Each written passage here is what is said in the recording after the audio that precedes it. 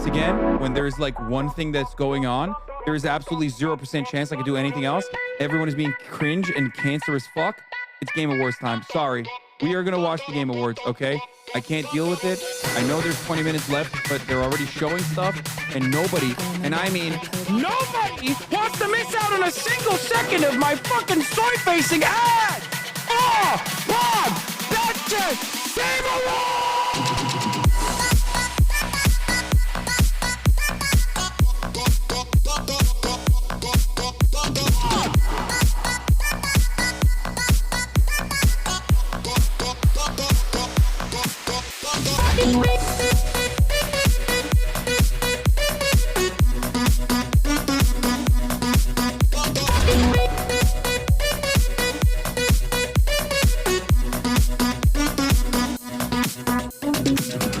I can't focus on this anymore because all you motherfuckers keep talking about the PlayStation event. You dude, fucking leave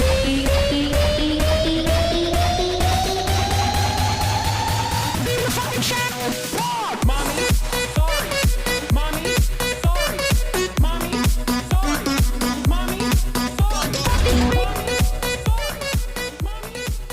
What's going on, everybody? Oh, fuck. Dude, Megaphonics. I hope everyone's having a fantastic evening, afternoon, prenoon, no matter where you are in the world. I'm Hasan, Piker, and this is our broadcast coming to you live. And my audio is low, and I know because I was doing a round of interviews right before. Let me fix that real quick, of course.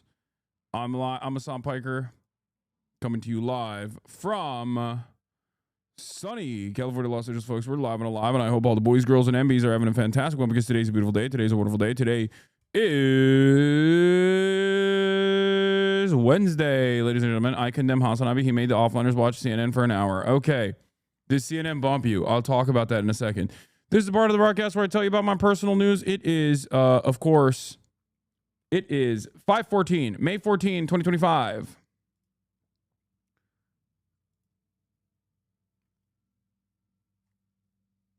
May 14, 2025. 11:14 a.m. and chat is being incredibly annoying. It's 68 degrees and sunny here in California, Los Angeles, and I suspect that all of the offliners were waiting for the opportunity to fucking complain that they sat around and watched CNN for half an hour. I'm sorry, we literally watch CNN all the fucking time. Shut the fuck up. It's not a big deal, okay? I'll tell you all about it in a second, though. This is the part of the broadcast where I tell you about my personal news about what's going on in the world of Hasan. Hasanabi, Piker, in between the time period where I press the stop streaming button and press the start streaming button. So help me God, that is what I'ma do. That is what I am going to do. I'm going to do that. I'm going to tell you exactly what's going on in my world. And what has taken place in my world is that, any word of comfort, my dog gets paid tomorrow. It's all good. She'll be all right.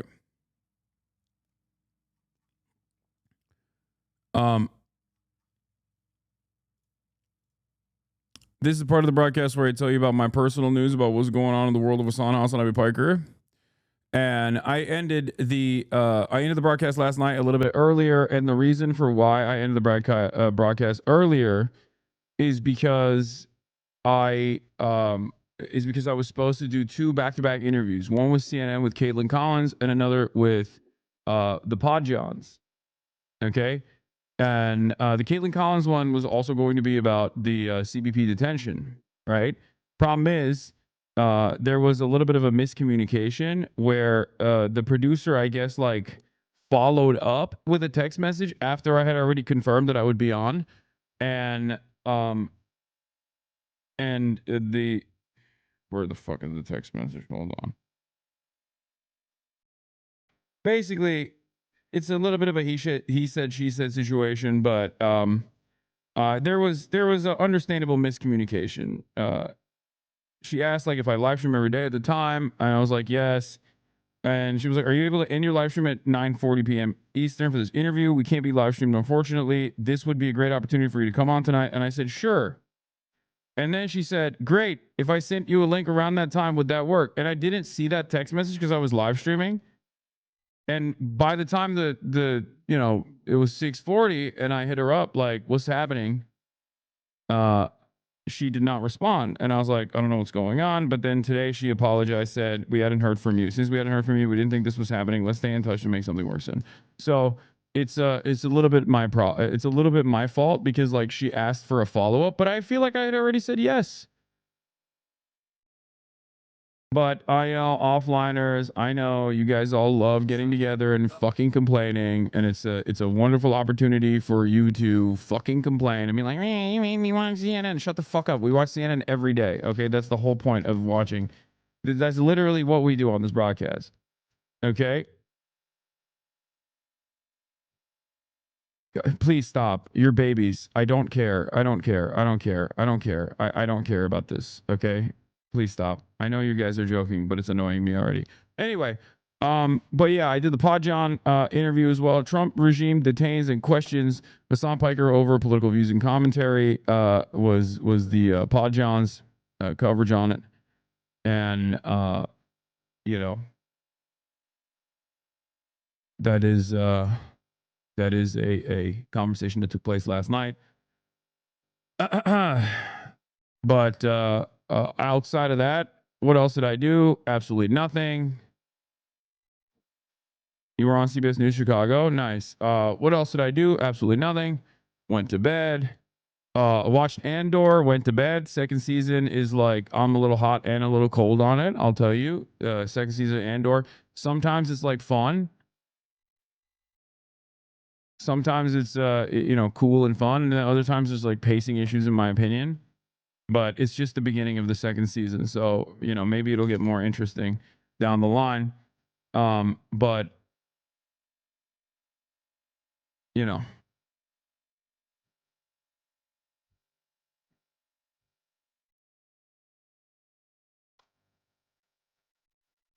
who knows? Pacing issues. That's TikTok brain talking. Okay.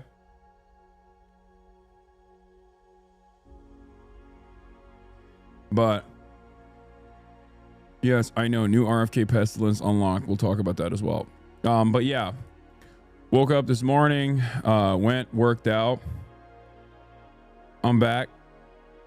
I'm back on my bullshit. I'm back on my freaking workout regimen. I'm back on my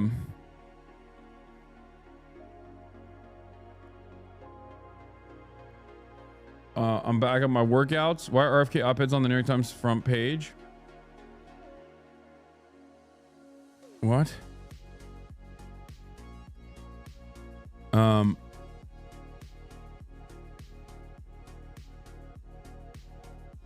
Define pacing right now. Okay, calm down. Yes, I'm the king of the libs. Okay, I am the king of the freaking libs. Don't you worry about a goddamn thing. I'll talk about that in a second. But what was I gonna say? What was I gonna say? What was I gonna say?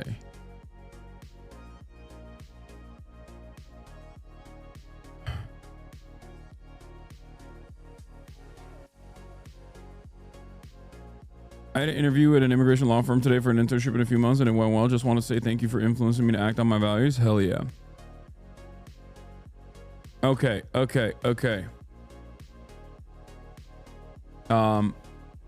Oh, what I was gonna say is I've already lost 1 pound. So it leads me to believe that now that I'm down to 239, it leads me to believe that the 240 number that I saw on my scale yesterday when I finally came back, from France and Chicago was, as a matter of fact, simply water weight. I think it's just water weight. So I'll probably burn through that again. And my goal is to, in a couple months, get back to like sub 230, hopefully in a month.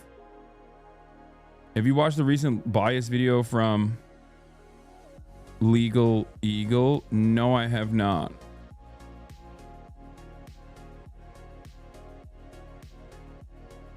Have you seen this TikTok impression? Okay, does anybody? Yes, I have. It's very funny.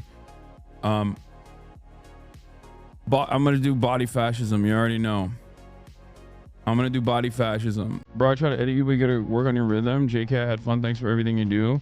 I'm a newbie to the clip complex. Let me know if you like it.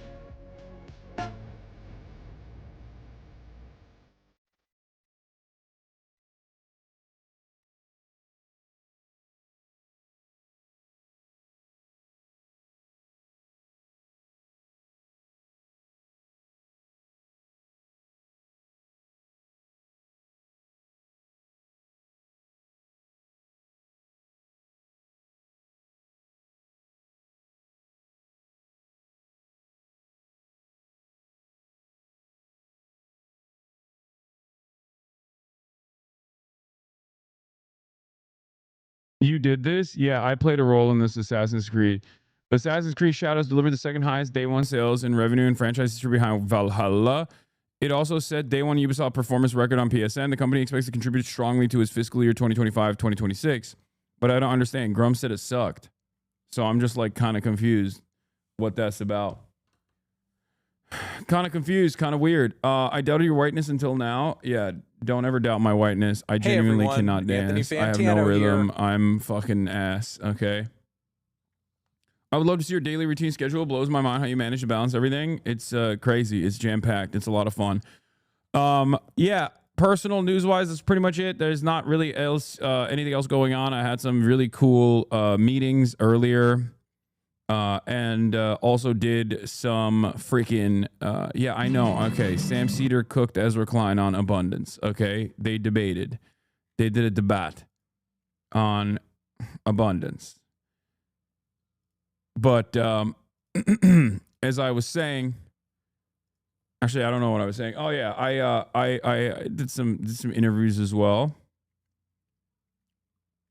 Lift the Gremlo embargo. There is no Gremlo embargo. Why is everybody being annoying? Do I have a hair trigger? What happened? What's going on here? Also, this is pretty funny.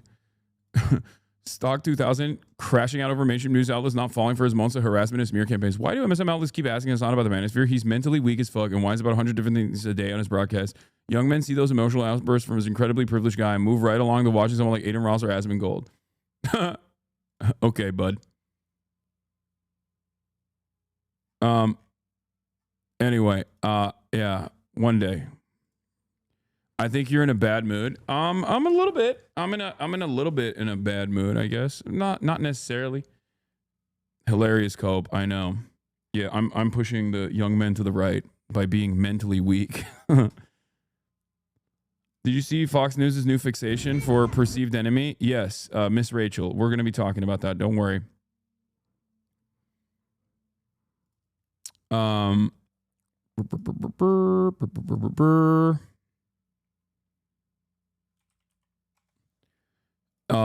Okay, let's blast off. The laughing emoji called you soy is over. Yeah, we've heard ever since I heard what he sounds like. It's so funny. I just like, to me, it does not matter.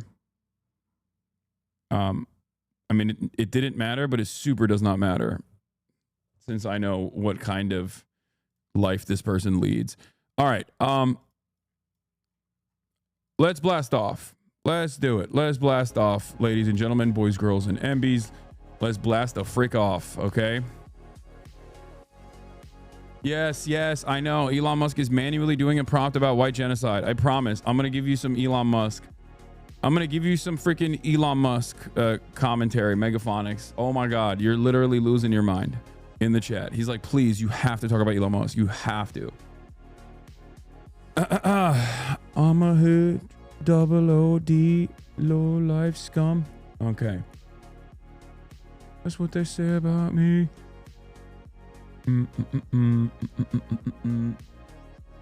We live to hate him. Thanks, Hasan. What?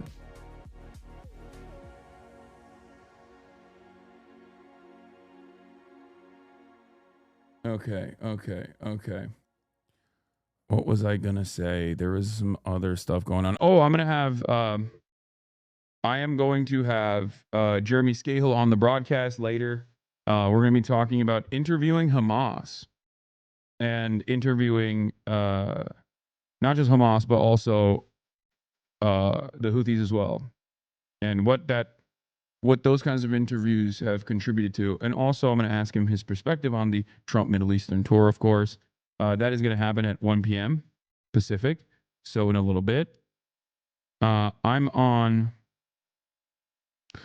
The Dailyshow. Trump's Middle Eastern tour continues as he meets former Al-Qaeda commander turned Syrian president, talking to Jeremy SCAHILL. his interviews with Hamas / Houthis and Trump's Middle Eastern tour and its impact on Israel's genocide. Brisha Liberal Psyop, aka The Daily Show. Good job. Thanks.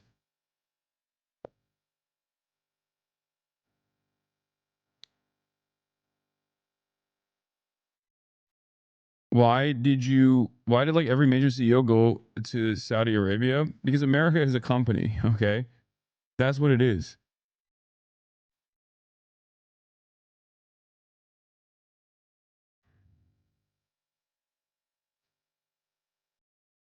That's what it is.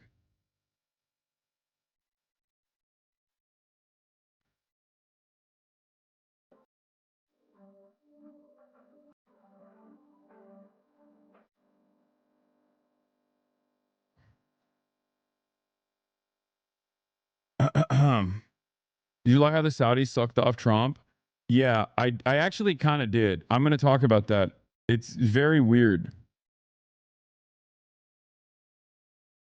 It's very strange. Like the way that they're glazing him is crazy. But we'll get to that in a second. Okay. I'm on the Daily Show. Trump's Middle Eastern tour continues to meet former Al Qaeda commander turned Syrian president, talking to Jeremy SCAHILL about his interviews with Hamas Houthis, and Trump's Middle Eastern tour and its impact on Israel's genocide. New tax. www. We'll of course cover the new tax bill and numerous other issues as well. There's a lot going on. But let's blast off. Yes, I am going to watch the Legal Eagle video. Please stop spamming it, okay? I will watch the Legal Eagle video about his biases. I know. I am shocked. I am shocked to find out that Legal Eagle is biased. That's crazy.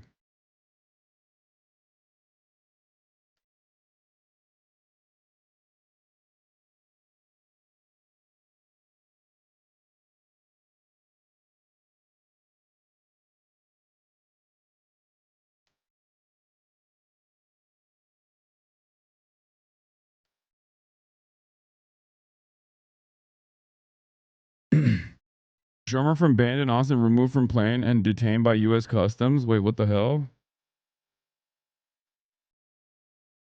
It isn't interesting. It's just him saying I'm a lawyer. I think the rule of law shouldn't be destroyed. I know. I know.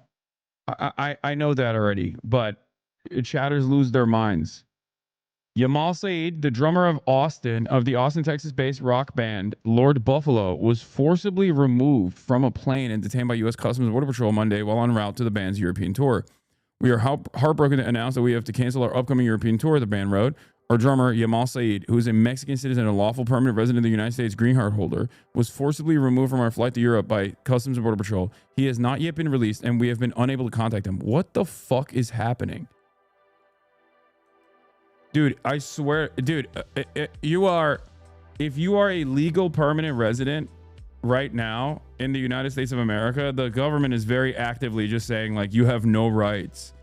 Like I think one of the things that the American government is doing right now is basically saying is basically saying like we are creating a process where citizens and non-citizens, like non-citizens as in even legal permanent residents with green cards and whatnot, are actually considered second class.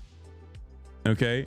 And I need people to understand that this is exactly what Nazi Germany did as well. Okay? Removing the citizenship status of Jews and other groups, other minority groups that they wanted to eradicate is how it began. Like within the legal structure, they utilized statelessness as a mechanism to justify apprehension, detention, and also execution.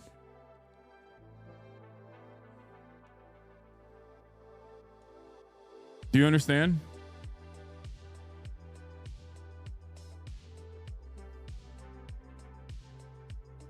This is how it works.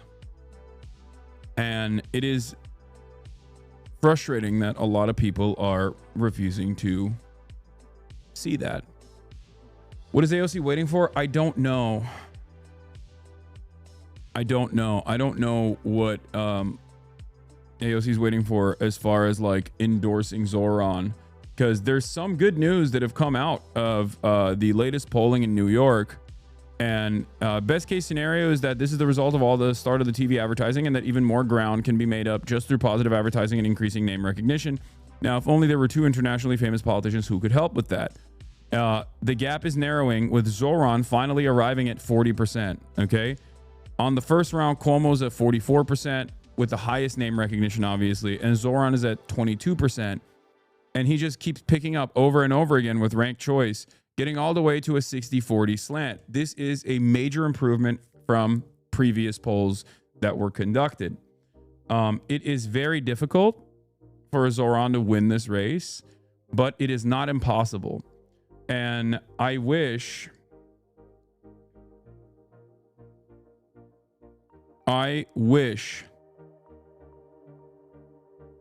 that AOC and Bernie Sanders would, because this is maximum impact zone at this point.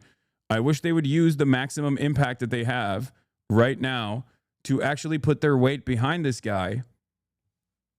Like, I don't know why they're not doing it. I don't know.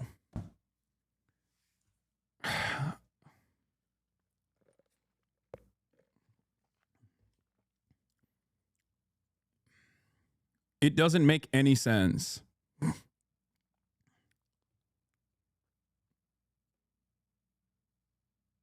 Even Jamal Bowman endorsed him. I mean, that makes sense. Jamal Bowman endorsing him makes total sense. For the record, he is not. I mean, he's aligned in values and also is not like a part of the party machine at this moment because he's no longer an active sitting representative. But I don't understand why like AOC would not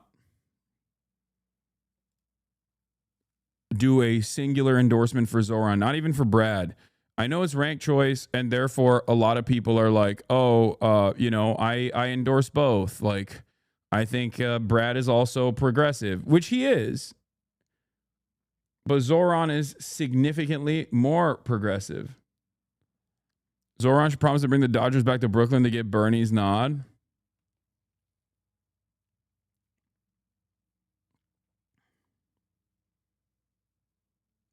Guys, okay, I know Grok is bricked and constantly talking about fucking white genocide because Elon most likely manually added white genocide as a prompt into Grok, and now it's broken. I know. I don't care. AI sucks. Please. It's like not that significant right now. We'll get to it. Oh my fucking God. The things that you guys care about sometimes. It actually wants, it actually caused me to want to stop streaming for a little bit. Holy fuck. I know, dude. I know. Elon Musk loves fucking Grok, and he loves lying and using Grok, and he is trying to get people to believe that white genocide is happening, and it's very obvious. Okay.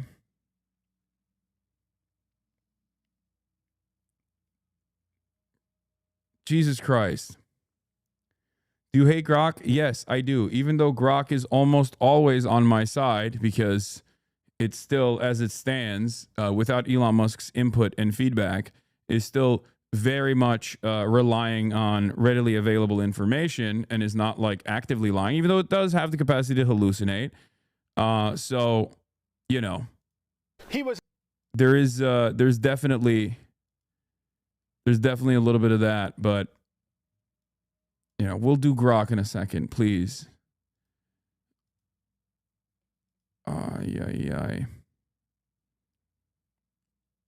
This is the CBS News Chicago, right?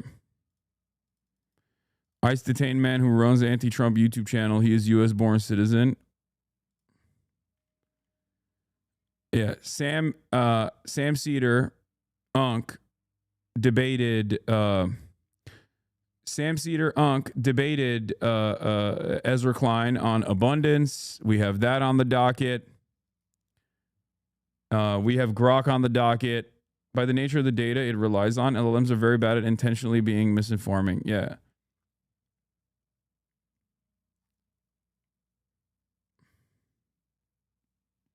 I have a fan account on TikTok, Hasanabiism, and it got reported and removed from For You page for the last week. Wanted to ask if there's anything you can do. No, unfortunately, I have no contacts at TikTok, and I don't know how that stuff works. I think you just have to like try to correct it and work within the confines that TikTok has. And even then, there's a lot of mass reporting that works, mass targeting that can take you out. But I think you can bring it back. It's happened to me too, and I am. You know, like I have a million plus followers on there and it happens all the time. It's really annoying, but you have to challenge those reports. They're usually good at replying to those challenges though. Anyway, Asmongold struggles to wrap his mind around a chatter's foreign policy analysis vis-a-vis Israel, Trump, and Iran before surreptitiously picking his nose and eating it. What is this? Leydan Alexander is now 21. Hamas cap. Israel wants to have the U.S. start a war with Iran, and Trump doesn't want to have to deal with that. That's why he's trying to stay away from Israel.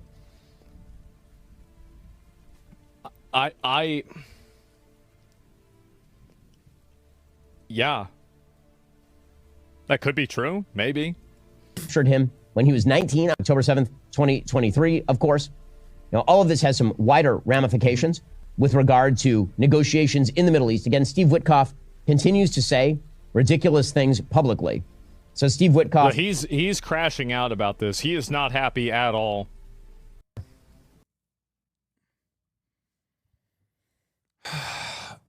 Yeah, based. Bro, you missed the part where he ate his booger? Where? I didn't see him. Oh, he did right here. Okay, I don't care. Okay. Dude, I love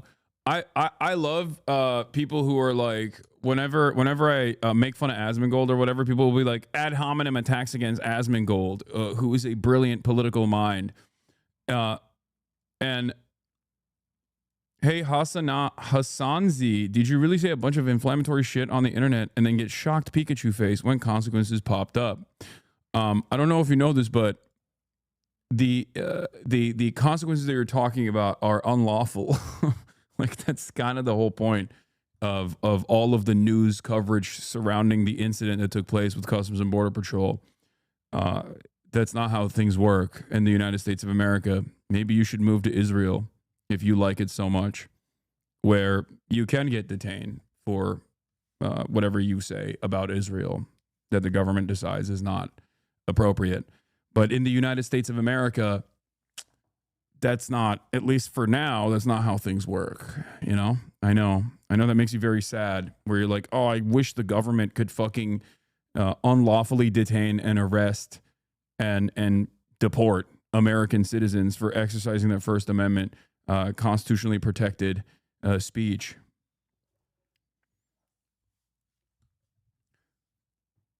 What's also really stupid is that once that goes away, it goes away for you as well. You know, I know you don't have the capacity to think that far ahead or think at all, but this is not just a threat for me. This is a threat for you as well. Hopefully you wake up to that, though. I'm worried about you even talking about interviewing Hamas or the Houthis. No, dude. That's and even if I were to personally interview Hamas or the fucking Houthis, there's nothing the fucking government can do about that. That is insane, okay? Don't be ridiculous. I am not from USA law, but interacting with terrorists? Okay, well then see yourself out of this conversation, okay? That's hilarious. When people LARP as like when people LARP as American hogs, I have no time for that. You know, if you're not an American, I don't have to hear from you. I'm sorry. Your opinion is worth less to me than you could ever comprehend. Like we already have enough right-wing dumb fucks in this country that we have to deal with, you know, that are actively advocating to take away their own rights. because they think that this will never backfire on them, right?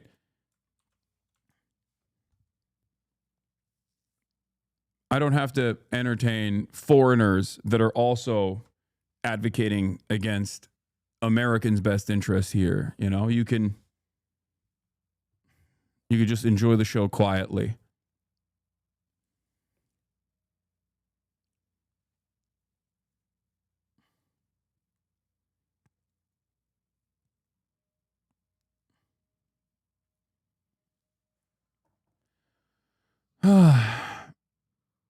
Just RFK Jr. said he doesn't think people should be taking medical advice from him. Nice. Okay. Another student has been released. Wonderful. A federal judge has ruled Badr Khan-Suri, the Georgetown researcher held in a Texas immigration detention center since March, must be released from custody and returned to Virginia as he challenges the legal basis for his deportation. So that's good as well. The courts are slowly but surely taking back some freedoms or demanding the protection of American legal permanent residents and American citizens and non-citizens alike, you know? And that's a good thing. Bro, this makes me think of Zen fascism every time our brain rot has exported. Yeah.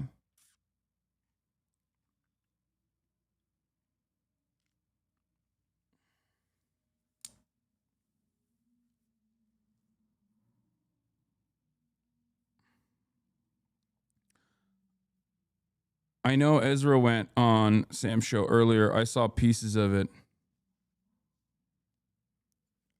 And I will watch it. I am interested to see someone whose opinion I respect tackle the abundance agenda, because I have not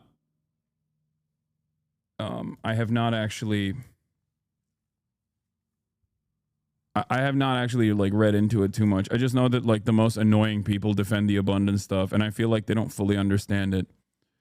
So anyway, let's get started. CBS News Chicago. Streamer Hasan Piker takes issue with the questioning at O'Hare International Airport. Was in town to speak at the University of Chicago, but says he was detained for several hours at O'Hare and questioned about his political beliefs. Federal agents say the prominent Twitch streamer is lying for likes. Our Sarah Maki is live at O'Hare and looking into this tonight. Sarah.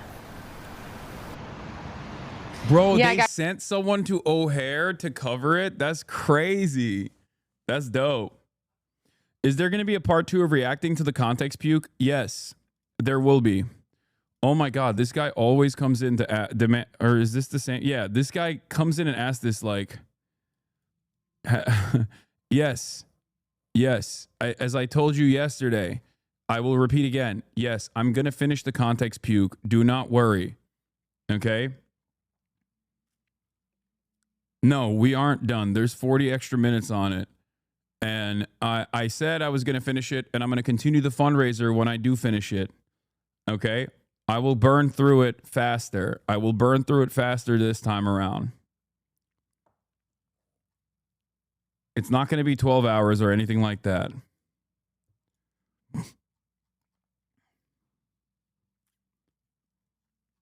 What treasured memory have you lost recognizing this chatter? Who knows? All right. Let's continue. Guys, with millions of followers, Hasan Piker often talks about left-wing issues and believes that is why he was pulled aside and questioned here at O'Hare. We talked with our legal analyst about what travelers need to know.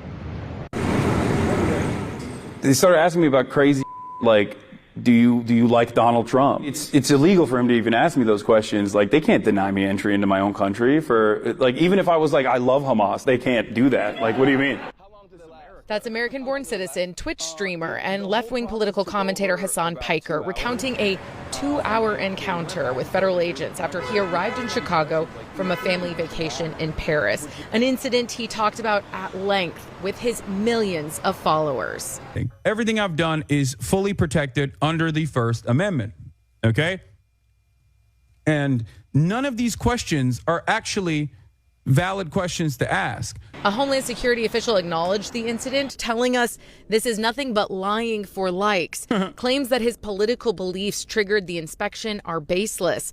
Our officers are following the law not agendas. And I suspect because this happened at an airport and an entry point into the country, that there were cameras everywhere. Legal analyst Irv Miller told us location is key. International travelers give up certain Fourth Amendment rights to search and seizure that domestic travelers retain. Immigration has an absolute right to ask you who you are and to see your identification, but they don't have a right to ask you questions and demand answers of things other than your identity and your... Yep. This is, you know what's crazy? For American citizens, I found out that Customs and Border Patrol technically doesn't even have a right to deny you entry for like stuff that would fall under Customs and Border Patrol's purview, like whether you have like agricultural products that might be an agricultural threat. Like that is literally the job of Customs and Border Patrol. Okay. I didn't know this, but even stuff that they are supposed to be looking at, like contraband, you have a legal right to say that you're not answering that and that they can't deny you entry. They can confiscate it, but they can't like arrest you, from what I understand.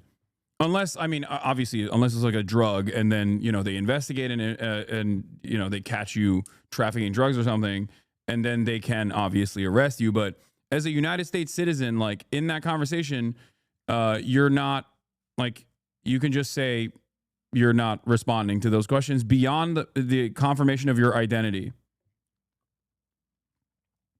And I didn't even know that. Of course, they have ways of making it more difficult for you, but you have ways of making it more difficult for them.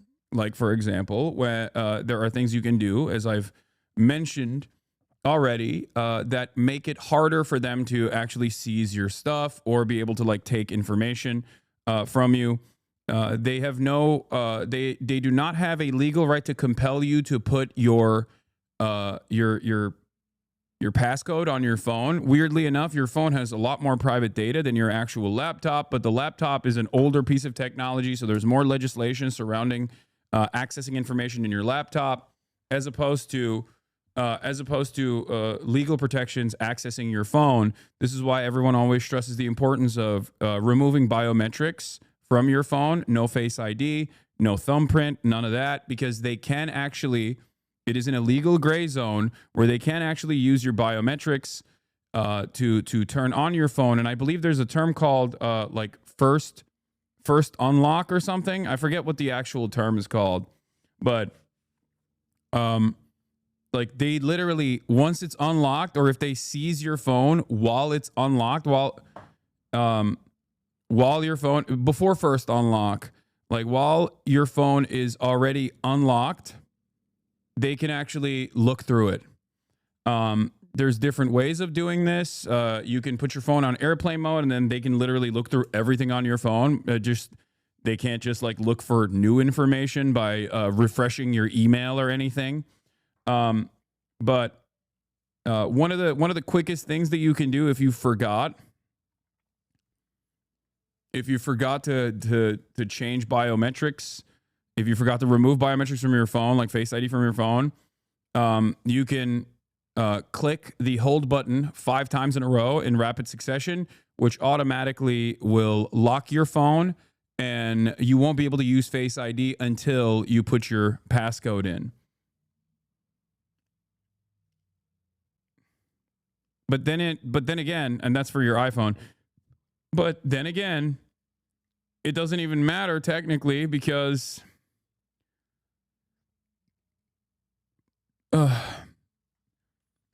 they can still try to get this information out of you or make your life difficult and detain you for a very long time if you refuse to play ball. So at that point, it's up to you. But that's the reason why I say you have to play ball.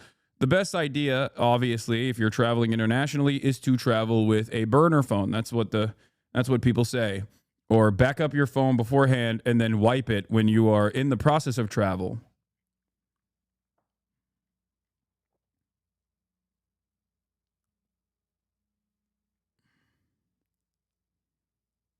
Of course, this is just for United States citizens, and I believe green card holders as well.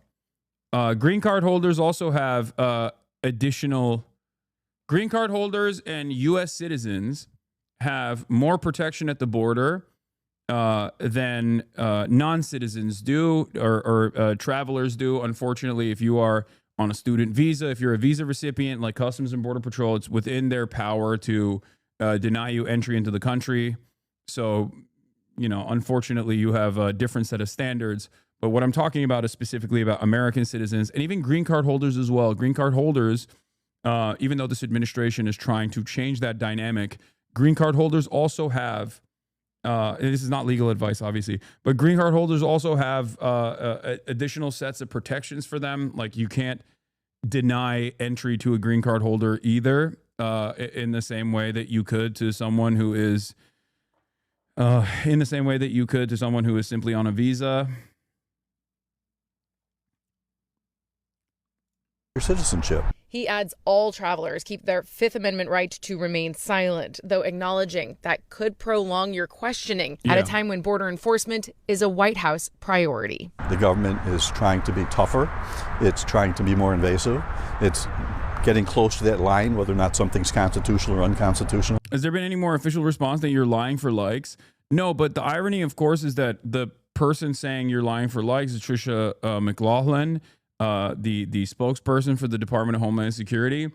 And while she said that, she also admitted that there was a detention.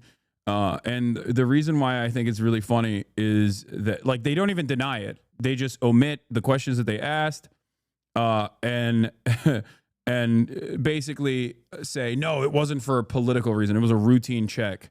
It's fucking bullshit. We all know that it wasn't just a routine check, especially given the line of questioning and how specific the questioning was.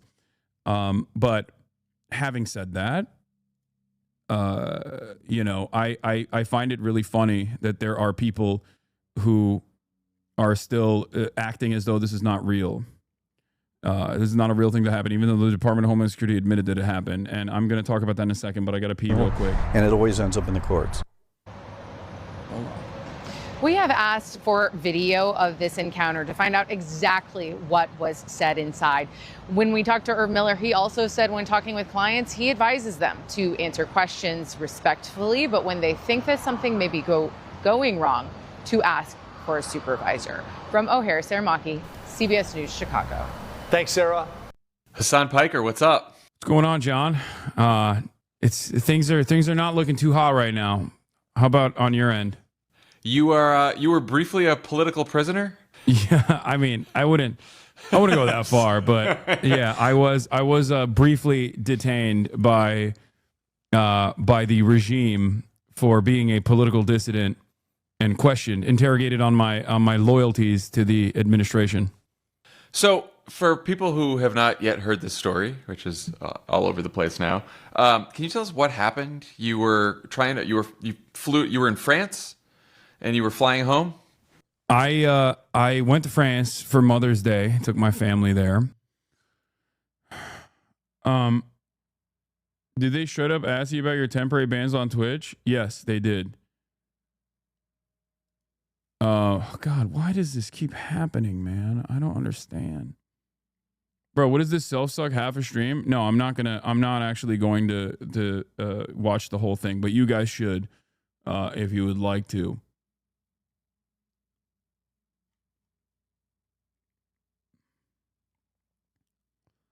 It's wild this happened, but Legacy Media has an axe to grind with you. After your name came up in a meeting where I work, someone blasted a Richie Torres press release to the entire network for awareness. No, that's not Legacy Media. That's Legacy Media does not have an axe to grind with me necessarily. Obviously, if they did, they wouldn't be talking. They wouldn't be offering this kind of coverage. But there are, of course, always going to be people in newsrooms that are fucking freaks. But no one worth a damn is ever going to take Richie Torres seriously, especially as it pertains to Israel. So, you know, fairly easy to counter.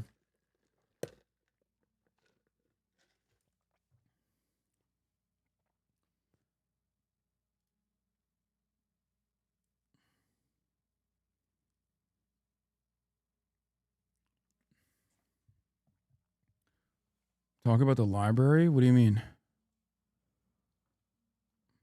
can't sub to you using Prime. Monthly membership is also enabled. I don't understand why this is happening. I don't know either, but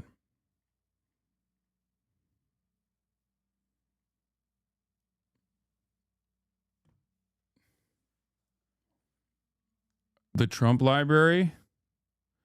Oh, here's the last thing I was going to say about this. Well, one, I have officially set my line of inquiry. I sent in my line of inquiry at dhs.gov/trip to get more information on why this detention took place and why these questions were asked. So we'll see when they respond what they will say. Because I also asked them, like, how do I make sure this doesn't happen again? Okay. That's one. What is this? They're right. My Prime sub needs renew, but it won't let me. Only gives me an option for 3 to 6 month subs. And that's weird. Okay. They ain't responding. Lamafeo. Who knows? Did the news network ask you for comment before claiming you lied? What? They did. The outlet that reached out after that statement, after the DHS statement, was NBC, which I did reply to.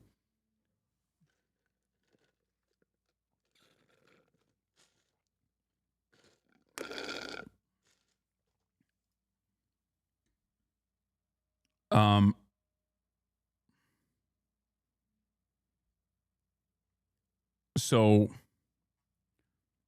what was I going to say?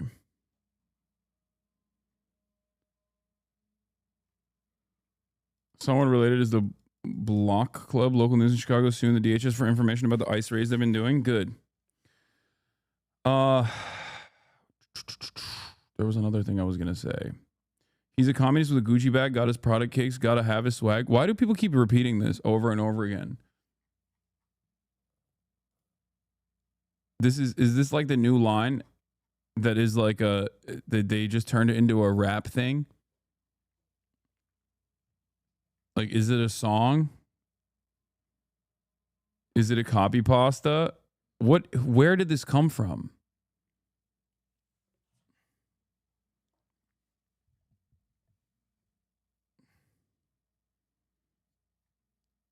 I don't know where this materialized from. This is what the heckler was going to rap in Chicago? I don't think so, but that's fucking awesome if that was the case. I wish we had more time in Chicago. I wanted to hear that man spit.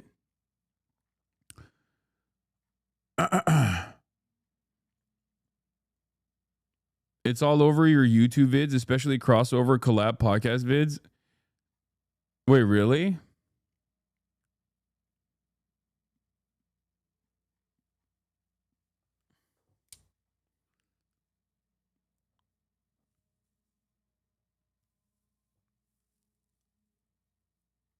Why do you keep sending me this Ludwig clip saying breaking news, I'm not racist? What does this have to do with anything? We're gonna look at the Daily Show appearance that I had, obviously, but the last thing I wanted to show you was this very funny interaction that basically explains how a lot of people operate online, and how that interaction looks like when they engage like a normal person. Okay. This guy, Derek Martin, okay, is the founder of Find the Path DC. He's on the board for Accountable.org, Campaign for Accountability.org. Like, this is the dude who fucking worked at the NSA, I guess. Okay. I'm not entirely familiar with his politics. I don't think he is someone who would agree with me on this, but he says the Trump administration is hassling Twitch streamers at customs now. Whatever you think of Hasan the Hun and his beliefs, I'm sure we disagree on some things. This is a dangerous road to go down. And what I find really funny is like this person, this lolly VTuber guy, okay, who is constantly making videos about me. That's like a super, like, Israel bricked this dude's brain. Very, very unwell individual. He goes, there's no evidence this happened. And then this person responds, we can debate whether his recounting of the incident is credible, but the government admits he was taken aside for extra scrutiny. He says, Hasan claims ICE detained him. This says they asked the guy that supports multiple U.S. designated terrorist organizations a few extra questions. To me, when someone is released, it suggests at one point they were not free to go. Like, he's like, look at the Department of Homeland Security statement. It says it right there. Why the fuck are you trying to debate this? Okay. To which I said, Derek, you are arguing with an Israel dick rider who watches the pornographic anime of children.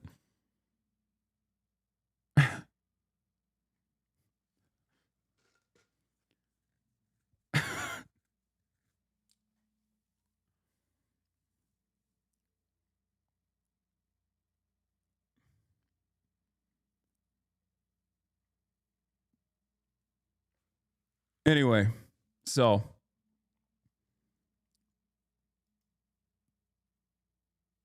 ad hominem, you called me a pedophile. Old Nick of Myra, thank you for the 20 gifted subs. Are they this dumb? Why would they tell such a provable lie? Yes. The answer is yes. Okay? I need you to understand something. Yes, they are this stupid.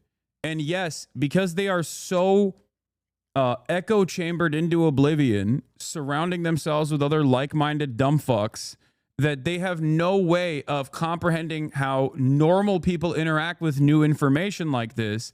And they think every single person is geared up, tuned up to 11 with their unimaginable Hasanabi hatred that is deep in their core, a very important part of their fucking identity.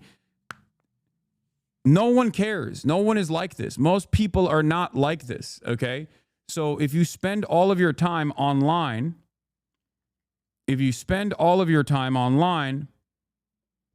obviously you are going to have a very different approach to this situation, because there's a lot of insane stuff for the past, I don't know, 4 or 5 years at this point that have circulated online, mostly slander, mostly smear, bullshit, right? So you can generate a lot of attention and get some clicks if you entertain this ridiculous nonsense. Get in the helicopter. What does this mean? I don't know what the fuck this guy's saying, but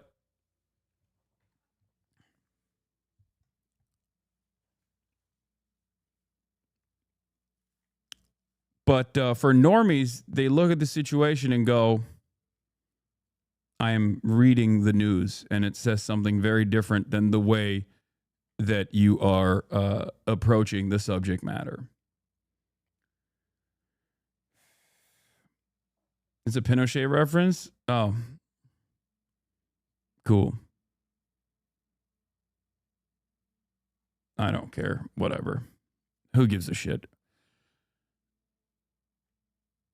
But yeah, that's also the reason why so many people, when they find themselves in this like weird fuck Hasan echo chamber, they cannot comprehend why like mainstream news will give me any time whatsoever, or will offer me any positive coverage whatsoever. Speaking of positive coverage, let's get to Hasan Piker, progressive king at Twitch, invites Jordan Klepper into the manosphere. Now, the original title for this video was Hasan Piker, liberal king of Twitch, to which I responded with liberal. And they changed it to progressive since then.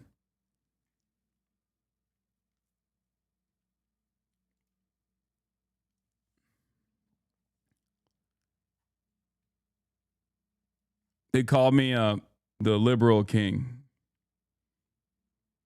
Is there a longer version? 5 minutes seems a bit short. I think there is a longer. This hasn't been televised yet, so this is like a sneak preview. And I don't know if the televised version is going to be going to feature me for a longer time. But this is just the brief version. Maybe it was televised yesterday. Oh, it was on TV. Crack, way more jokes on that one. Damn. I mean, this is a very We talked for like an hour, I would say, but of course it's supposed to be bite sized for the TV. You know, they put your bangers in there though. No, I had some other bangers too. I was ripping into Jordan. Was Clipper as chill to hang as he seems he'd be? Yeah, he was a chill hang. Bro, didn't know you got some funny in you. Disclosure, not paid chatter. Okay, dude. I feel like seeing that angle of the desk is forbidden knowledge. Yeah. It is. Because it doesn't look that good. Because it's not... Everything that you see is the set, basically. And everything you don't see, I don't really care to, like, create a visual space. Like, I don't care about I don't care about the aesthetics of what it looks like off camera.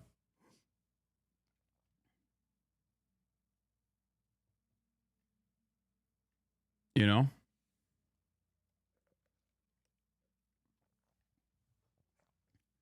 You lied to us and made us think the room was much bigger. It is pretty big.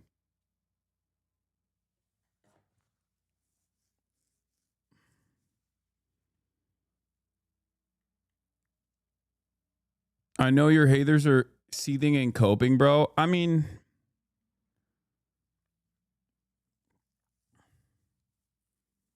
I don't care. It is what it is. You got to do what you got to do. From your first interview, one-on-one with a Trump supporter, yeah, very different now.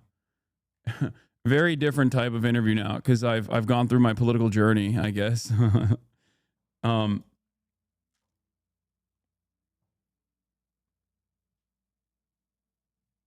Did you see Sam talk to Ezra Klein today? Yes, I did. And I want to watch it, but possibly later. He had a long interview with Ezra that, wow, seemingly went on for an entire hour, as a matter of fact, almost an hour, where this is a different E. Klein, not the E. Klein that all of you drama perverts are thinking of. This is Mr. Abundance. He's also wanted to come on my stream as well. The thing is, like, I don't know enough about abundance. It started off as an interview, and then I think it turned into more of a debate because of the differences in opinion between Sam Cedar and Ezra. What is this? How do I handle the situation? Is it okay to watch you for political commentary, but watch Asmongold and Tectone for gaming news? New to the movement, but just want to do what is right. Dude, do whatever you want to do. I don't give a shit. That's so funny. Like, what are you asking me for permission? I will give you the full rundown. Ezra is a full-on piece of shit. Okay, that seems a little bit aggressive. He's a full-on piece of shit. I think he's just a liberal, man. God damn.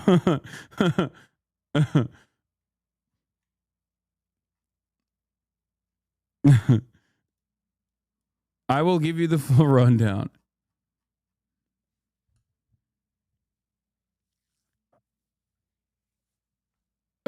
Chatter wants Bobby's news, but also doesn't want to get deported to El Salvador. Yeah, my hate for liberals is pure. Yeah, Sam was saying he could have gone another hour. Oh, I can see it. Full rundown. I hate him. Really mad. Abundance is neoliberalism with a new coat of paint. That's what it sounds like from everything that I have seen, all the bits and pieces that I've seen of the book. But like I said, I haven't read it. I have not read it. So I don't know. I don't know enough. I don't have an opinion on it. Other than a lot of annoying people have defended it. But I have a little bit of a soft spot for this E. Klein, I will admit. So, who knows?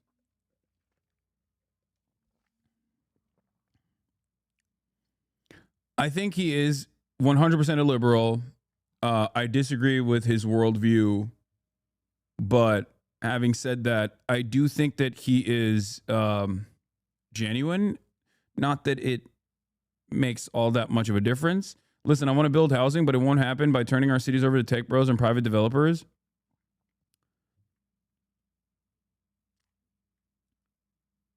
Is the Daily Show thing this 5-minute video? Yes. I also have, I don't have enough time to go through this whole thing right now because I have Jeremy SCAHILL coming on to specifically talk about HAMAS. Are Kleins your kryptonite or something? No, I mean, I like Ezra Klein. You were on the Iglesias' show, I guess the Slow Boring podcast, and mentioned that we hadn't responded. So we wanted to have you on to talk about the book. We had Paul Glastis on from Washington Monthly, your old haunt. Oh, where I interned. Love Paul. With a critique. That was, I think, like a middling critique. Some of the proposals that were brought up in the book. But let's just start with you outlining, like, what thematically, what is the book about? The book is about a very simple question, which is, what do we need more of and how do we get it? And then the parts of the book that I think have aroused more controversy, critique, energy, conversation, is that much of the book is exploring the question of why in the places Democrats govern, or in the times when Democrats govern, are liberals, are Democrats, are in some cases people on the left, unable to produce more of the things we need? Why is there so little housing in California and New York? Sam, where are you? Just so I have you in New York. You're in New York. So why in places like New York and California and Illinois, where you have a lot of Democratic control, have they become very unaffordable? Why is it very hard to cite enough clean energy, even though that's become a major project for the Democratic Party? Why is so much that we do so goddamn slow? Medicare released its Medicare cards a year after it was passed into law. Getting prescription drug prices negotiated on 10 drugs took 3 years and will only go into effect this year, just in time for Donald Trump to take advantage of it and brag that it was him who did it. So this question of the sclerosis of liberal government, how do we actually make it deliver the things it is promising to deliver, is the core inquiry of the book. And the culprits run across, I guess, like four sort of main silos, as far as I can tell. Like we have the regulation and bureaucratic red tape, and this is a problem both in terms of like building infrastructure and to some extent within the context of housing. There are that housing is also addressed by like local, I guess, incumbent groups that have power there. The infrastructure, again, some of that bureaucratic process is a function, and we'll get into this, is a function of environmental regulations that end up getting abused in some fashion. And then in the context of like of science and innovation, it is a sort of a risk-averse funding. But let me, before we go into some of the specifics, from your perspective, because I've been reading a lot of the, there's a lot of reviews of the book out there. It's also have you read the book? I have. Well, I've listened to the book. Let's put it that way. That's as good. And to me, I like your read better than Tarek's. Okay, but I've listened to both. They're exactly all right. If you that just gives me a sense of at what level we're talking. That's a different critique. But yes, I have read the book, and I've also read. There's a tremendous amount of reviews about the book. What is your critique of the book? I want to answer your critique of the book. Well, I will get to that. Okay. I will get to that. But from your perspective, is this a policy or a political book? Oh, I don't think you can separate those two. Okay, I mean, so wait, where is it?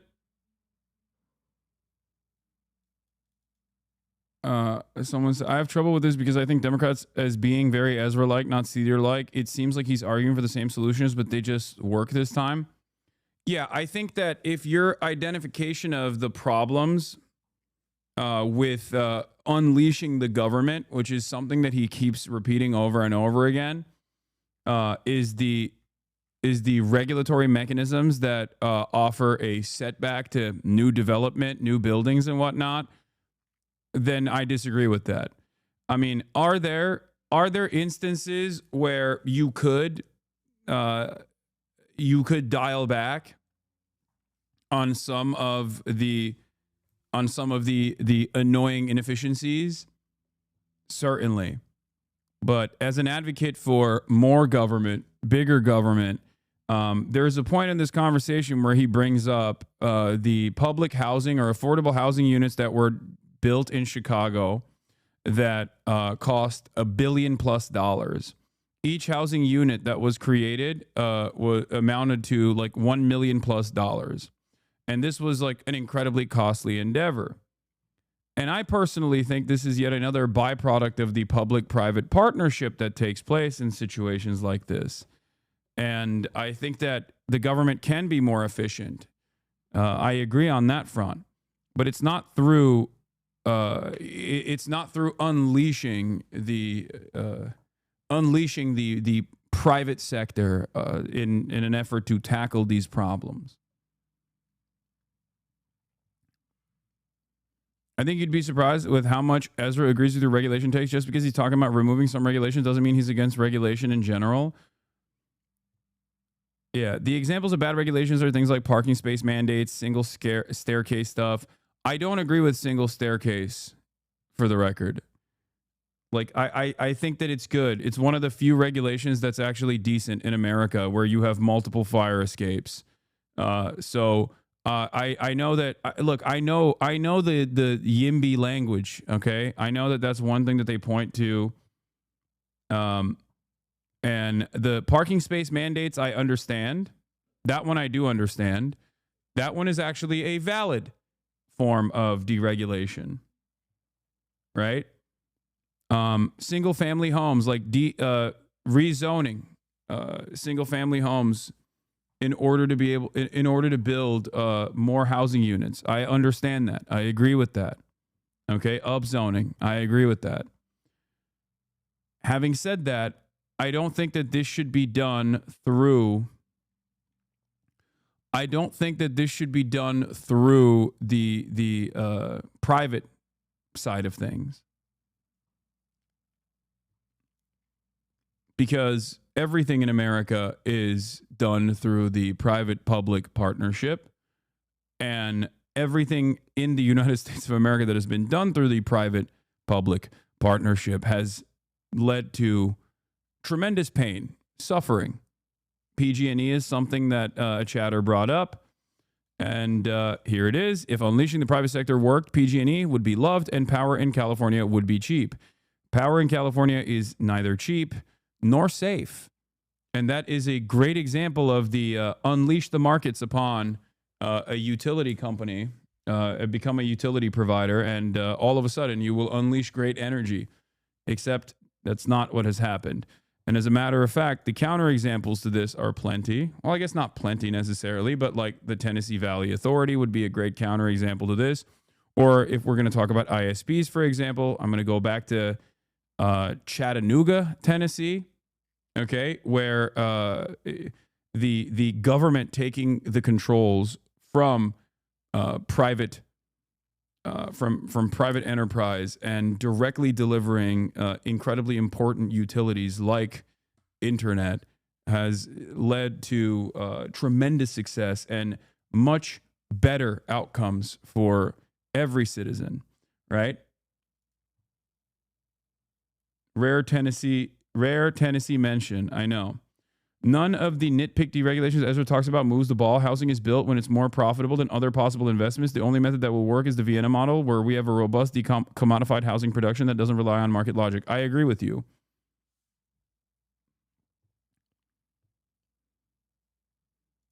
You know my career. I'm a policy reporter from way back, but I think something that has always been central to the way I understand that is policy, politics, and process. And I think this is very much a book about process and proceduralism are all intertwined. The idea that you can peel them apart, that you could say, oh, this bucket is policy, this bucket is politics, is not at all how I look at that question.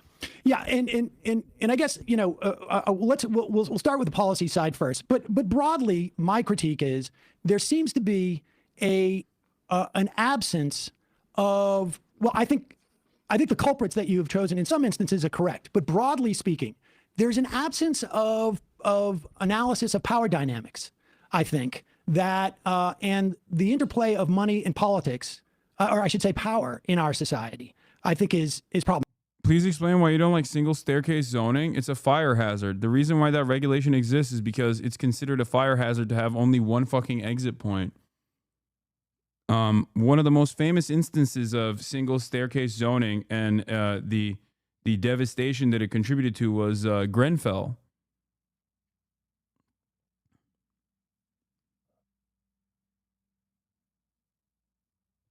It's outdated? Okay.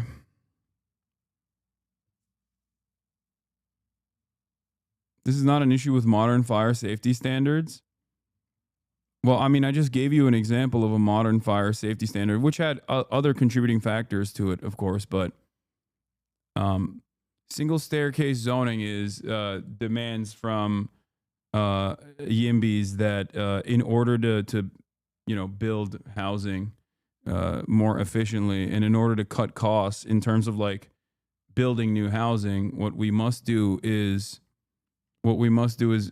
stop forcing stop forcing developers to put 2 staircases at least, and that 1 staircase is enough.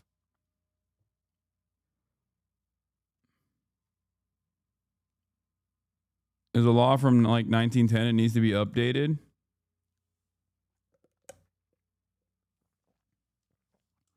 It's not just cutting costs. It costs density. I think New York City 4-floor walk-ups. Yeah, I personally don't think that maybe I'm wrong, but I don't think that it's like the fact that there are 2 staircases that you have to build that is like this big of a hurdle in building new housing. I mean, I think that, like, look, there have been questions about specific policies and assumptions. I've read critiques about your assessment of why China is able to do certain things and whatnot. But and I also think the power questions really filter through a lot of what you perceive to be problematic. And then I think broadly, I think it's also difficult to understand like how this is going to function as a political question. But we will get to all of that. We'll do the second in a minute. But let's do the policy about power. Let me talk about power. I have been interested to see this critique develop. And I just had Zephyr teach out on my show. There's an episode with her and Shukat Chakrabarti called Abundance in the Left that I think people would be interested to hear sort of do the power debate at some length. I think this has been very revealing to me about what my friends on the left, and I think of myself usually as on the left, though, liberal, not a leftist, I guess, mean when they say power. I think this is a book entirely about power, but it is a book that treats power highly situationally. So there is a structure of power that arranges itself around, say, a housing development in San Francisco. That is a different structure of power than arranges itself around the question of can you build interstate transmission lines, which is a different structure of power than arranges itself around the question of can you site rural broadband and build that in the way that you want to, which is a different structure of power than you see in a bunch of the other cases in the book. And one thing we are attempting to do over and over and over again is get extremely granular about what is happening. So one thing that bothers me about the power analysis that I hear on the left, let's take housing, because I always think it's very important to ground things in like a specific case. Texas builds more housing than California. It builds more housing than New York. When people move to Austin and Houston and Dallas, they build homes. When people move to San Jose and San Francisco and Los Angeles, they don't. Is your view, do you find it a credible view to say that the issue is Texas has solved the corporate power problem, but California is permeable to corporate power and dominated by oligarchy in a way that Texas, or for that matter, Florida, is not? Well, I don't know if it's necessarily, I think it's not necessarily corporate power. I think what we're talking about is money. I think we're just talking about money. So and Texas has solved the money in politics problem, but California does not. Well, I can tell you that, like, if you want to compare, let's say, San Francisco to Houston, right, you just have a lot more space in Houston. You have a lot more money in San Francisco. And so the power that rests with the money is more concentrated, literally, right? And has the ability in those instances to stop this housing project or that housing project. Like, look at Austin, for instance. You bring up Austin. Mm-hmm. In the course of Austin, and this was, I read this in the review, because obviously I'm not studying Austin or San Francisco for that matter. But Joe Wiesenthal wrote, that his observation about Austin was that it was cheap, and then it got very expensive. Then there was, and it was a function of costs went up, rents went up. It became expensive there. Rents have gone down in Austin because they built so much. They built so much. I really want to hold on what you said the first time. But San Francisco has concentrated money in a way that there was no change in the building codes, for instance. Like the argument that the building code responded in Austin. So you can just go look. I mean, I don't know if you guys are able to pull up data on the show and show it, but just go pull it up if we can. You can search Fred housing starts in Austin and San Francisco. You could just do this in general. You can look at this analysis across blue and red cities. But what is this the difference? completely- Let me just. I want to go through this example, but we can go through a bunch of them. Houston doesn't have a zoning code. That's why it's easier to build there. I mean, I was talking to a developer there, and he said, "Look, the thing everybody knows about Houston, if you're a developer, is it's a bad place to be a homeowner. It's a good place to be a developer." And this is what I mean when I say the whole book, in a way, is about power. That in these procedural questions, in this question of how do you get housing approved, what we have created in many blue cities is a lot of veto points. And that veto point can be used by corporate power. It can be used by moneyed interests. It can be used by local homeowners who are not power in the way we would normally think of them, but sure as hell are power when you're thinking about whether or not to build housing. It can be used by all sorts of players. And so I think that one of the places where Austin is still much more expensive than it was before the pandemic law. Houston has housing codes. They just put in ordinances. This is all bullshit. Quite diverge from some of my other friends on this is that I think when you create this level of proceduralism, this level of veto points, they get captured by interests over time. And that is a place where power can pool. Now, I think the place where I probably part, just to finish the thought, I think the place where I probably part is that I think that the left is often very attentive to power when it is coming from certain recognized villains, and much less attentive to power when it is coming from people who might in other contexts look like allies or just be local homeowners. But that can also be real power wielded in a problematic way. Well, but you listed off 3 entities that have power: corporate power, moneyed interests, and homeowners. And I would suggest to you that in all 3 of those that you just listed, that money is ultimately the controlling factor. So for instance, I can tell you, like, I don't know San Francisco, I don't know Austin, I know Worcester, Mass. And I can tell you that during urban renewal, we had, there was an entire neighborhood that was completely, I don't know if you've ever been to Worcester, had gone through 290.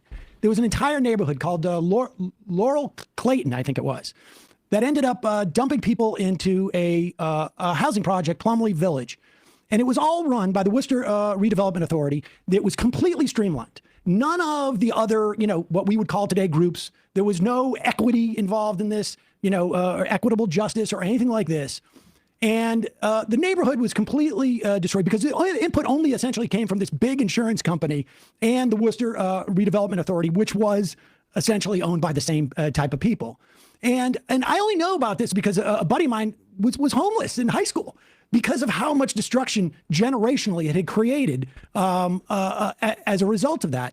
And so when you list off those 3 elements of power, in my mind, those are all moneyed interests. Those local homeowners, I'm sure there are stories of low-income people who own homes in an area that hasn't been redeveloped, is able to stop building. But I would imagine those are very far and few between. And I think we should be in agreement, right? If this is the case you're making, then I think we should be in agreement, because there's no doubt that I'm saying it's moneyed interest. It's sometimes money interest for sure, right? Well, what is it the other times? Let me finish the thought, okay. and then you can give me your rebuttal. When you create these highly legalistic systems, the people with the money to hire lawyers and lobbyists are going to be more capable within them.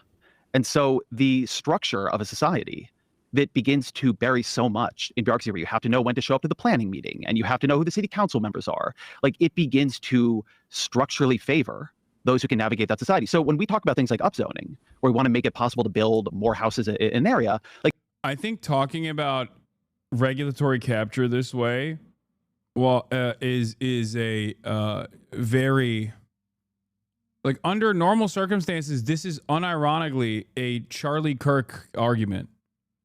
This is where Yimbys often lose me, because they start sounding like libertarians, which, by the way, a lot of libertarians are Yimbys, for the record, where they'll say, like, oh, well, it's because there's a lot of regulatory capture, which is used against people that want to do the right thing. And therefore, deregulation is actually a necessity.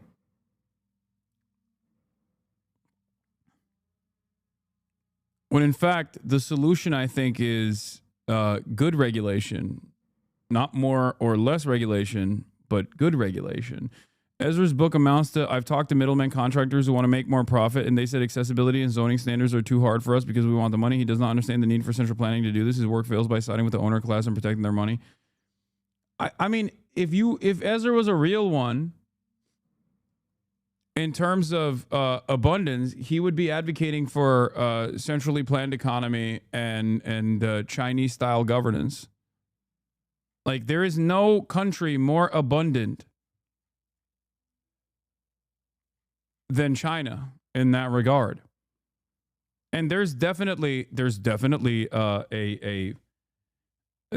lot of things that the Chinese government does that we would have to do away with some of the regulation in this country as well. So I guess from that angle, he could also, we could entertain the deregulatory aspect of that. Like, everybody knows it is almost impossible to upzone a rich area. And that is because they are able to bend this process to their will. Now, you can take a place like California. All right, well, let me address that. I mean, I get that point there. And I think that is what worries, I don't know about other people, but that's the type of thing that worries me, because the argument you just made is almost identical to the one that I would have every week with Tim Carney, who I know, back in the day, which is an idea that the problem with wealthy influence, and if you and I agree, then it is money. The problem with it is we don't agree that it's all money. Okay, money is one mechanism of influence. But I think it is the biggest one. Would you agree with that? It depends on the issue. So look, there are a bunch of these issues. Okay, well, let me finish my point about Tim Carney. He would say that you need to have less government. That way, it cannot be as corrupted or manipulated by moneyed interest. Now, I don't know if you think that money is the problem 51% of the time or 30% of the time. I don't think categorically asking that question is, but here, let me say where I disagree with Tim Carney, because maybe it'll clarify where maybe you and I don't agree. Tim wants a less capable state. I want a more capable state. Tim wants a state that does fewer things. I want a state capable of doing more things, including the things it has already promised to do. So when I look at California high-speed rail, I work backwards and I say, what the fuck happened that the state of California could not build high-speed rail, which they can do in Japan, they can do in China, they can do in Europe. Tim looks at it and says they shouldn't be trying to build high-speed rail. And so the disagreement I have with Doge, with a lot of different things, with a lot of my friends on the right, is they want to reduce state capacity. I come at this as a liberal who wants the state to accomplish very difficult things: decarbonizing the economy, building enough affordable housing, including, by the way, public housing, building mass public infrastructure, things like high-speed rail or the Big Dig or the Second Avenue subway here in New York City. And what I see is a state failing to accomplish its goals. Right. Now, they would say, don't fucking try. I would say, fix the state. And one issue with the state. Yeah, I don't agree. I mean, I don't disagree, but there is a point where I don't agree with him, which is that the problems with the state is not regulations. The problems with the state is that it is basically a slush fund for moneyed interests. It's an endless wallet for middlemen that greatly expand the timeline for projects with no real interest in actually accomplishing said projects. This is why I think like an anti-corruption candidate in America, Latin American style, would probably pop off, and look no further than Donald Trump. What is drain the swamp? Drain the swamp, quite literally, is an argument against corruption, against moneyed interest in politics. Now, of course, Donald Trump is a swamp monster himself, but there's a lesson to be learned from this commentary. Not just on Drain the Swamp, but even Donald Trump claiming that he is a peaceful candidate. He's a candidate for peace.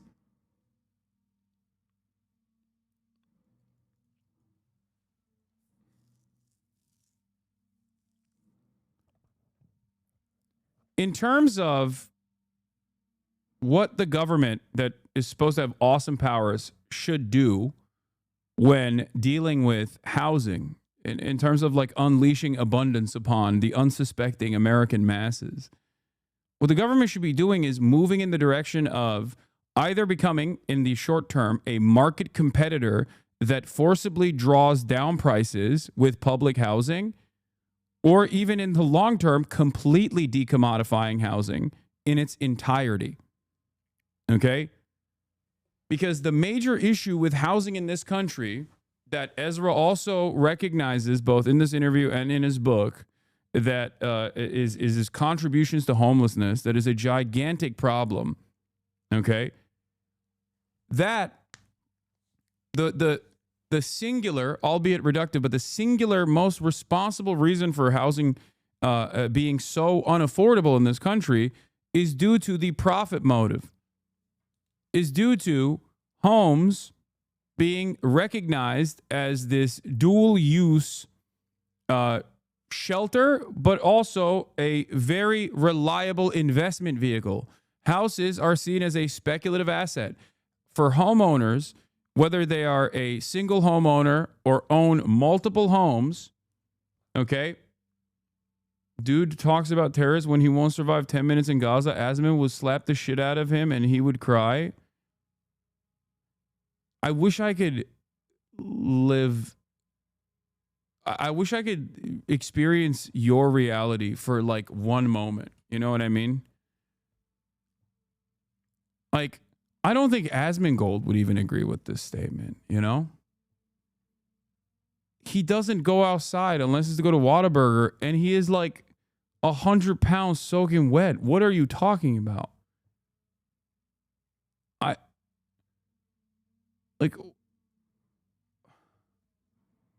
What? Why do you get rage baited so easily? I don't know how someone can arrive at this fantasy.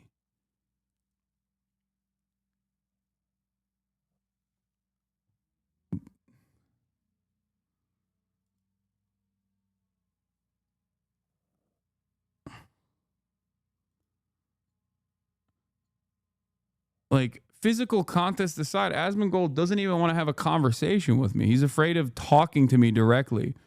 He'd much rather yell from his hug box instead. And you think he's going to go outside and be in the presence of the sun and then also physically engage with me? Like, what the fuck?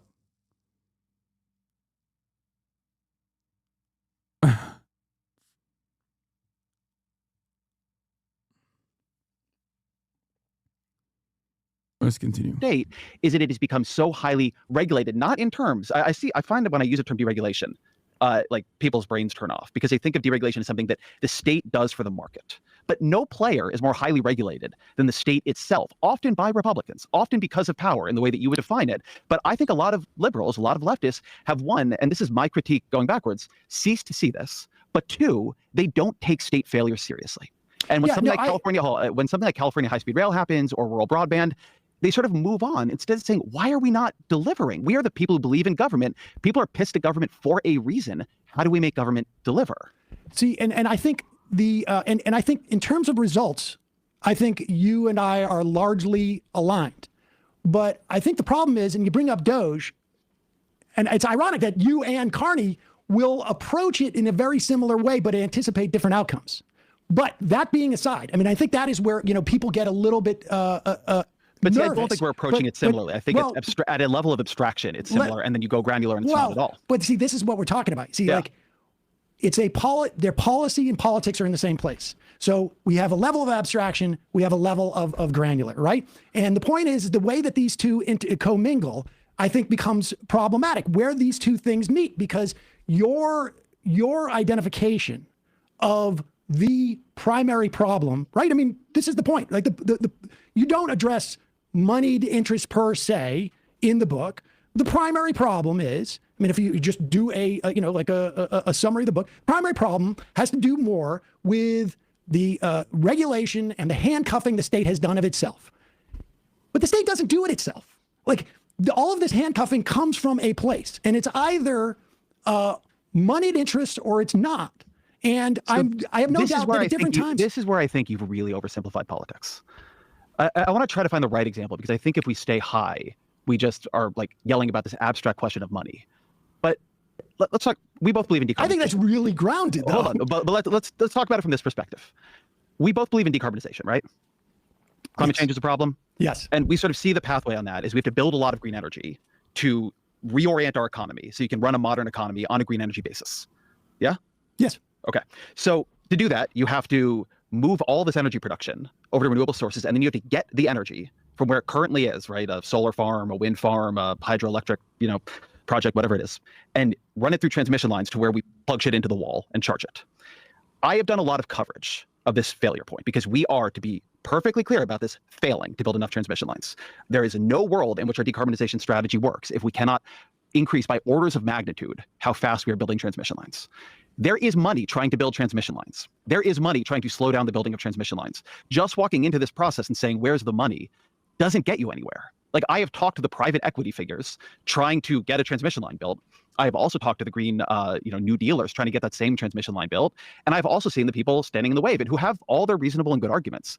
I don't find, when I dig into these things, that the way I can just repeatedly sort politics is, well, like, over here there's the money and the money is bad, and over here there's the not money and the not money is good. Usually there's money on both sides of it. There are sometimes unions on both sides. There's only one country that's doing this right, and it's China, because central planning is state-owned enterprise. Not necessarily. There's other capitalist countries that have done this correctly as well, as you know, better than anyone else, because you love talking about Red Vienna. Singapore has a pretty decent system as well, but again, it's places where, like, the state owns the land.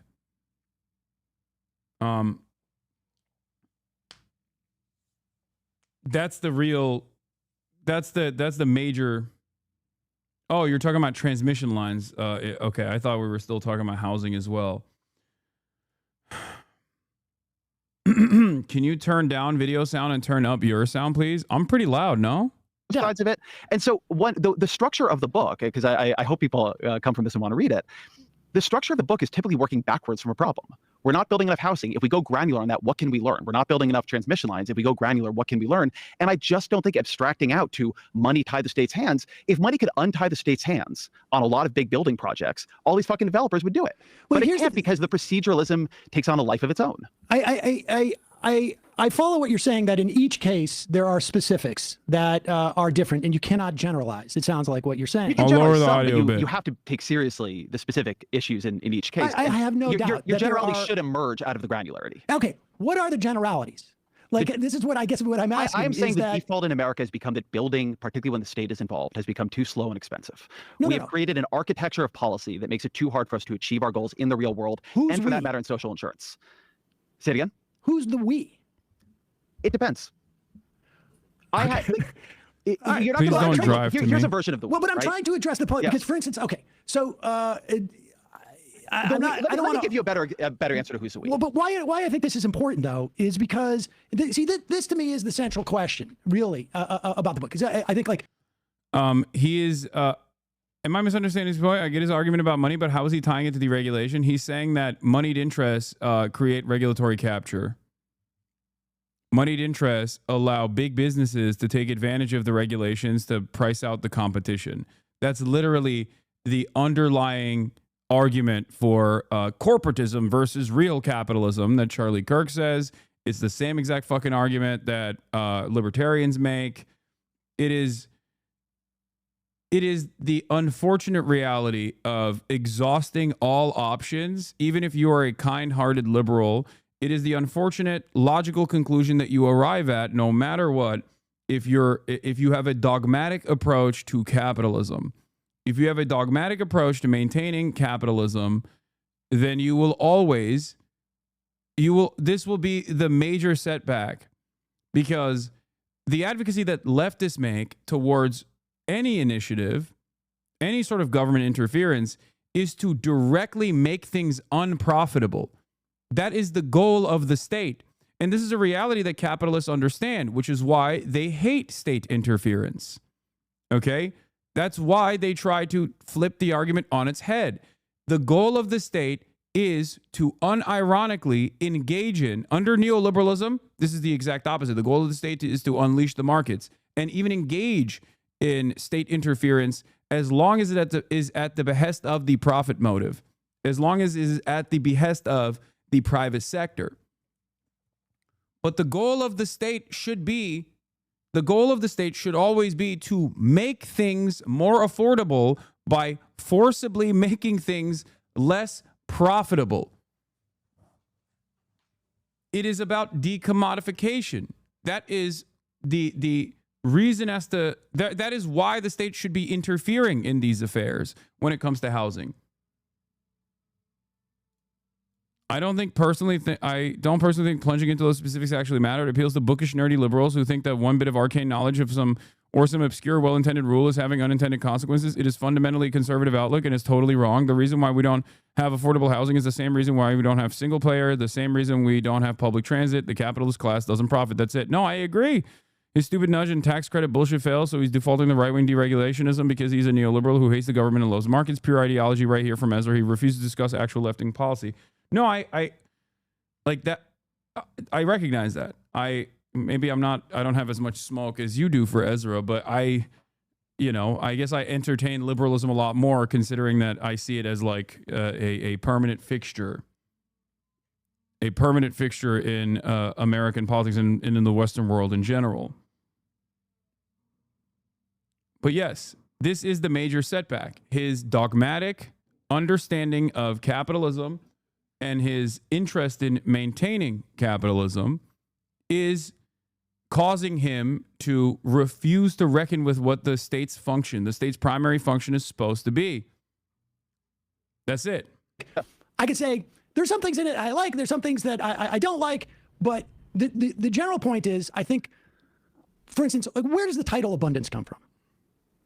From Derek's piece on abundance. Okay. We have seen an entire movement build up about abundance, correct? I mean, like, there is a lot of money behind this broad notion of abundance.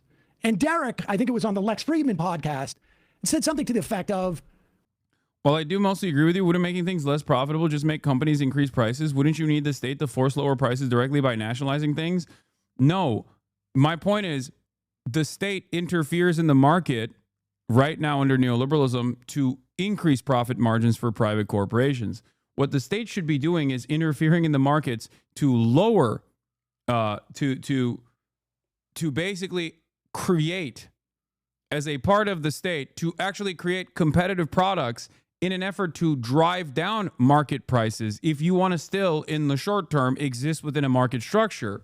This is precisely the reason why people don't like public housing. This is the reason why they don't want even the fucking public option, because it would be impossible for an expensive middleman that doesn't need to exist at all, as we all understand and recognize, like private healthcare. It would be impossible for private healthcare to exist where they would have to compete with the state. They would have to consistently limit the things that the state actually offers. They would never want that to be competitive. They would never want the state-owned product of healthcare to be competitive, that you can sign into, that you pay for with your taxes, whether you sign into it or not. They would never want that to be competitive with, United Healthcare, because United Healthcare would cease to exist in that process.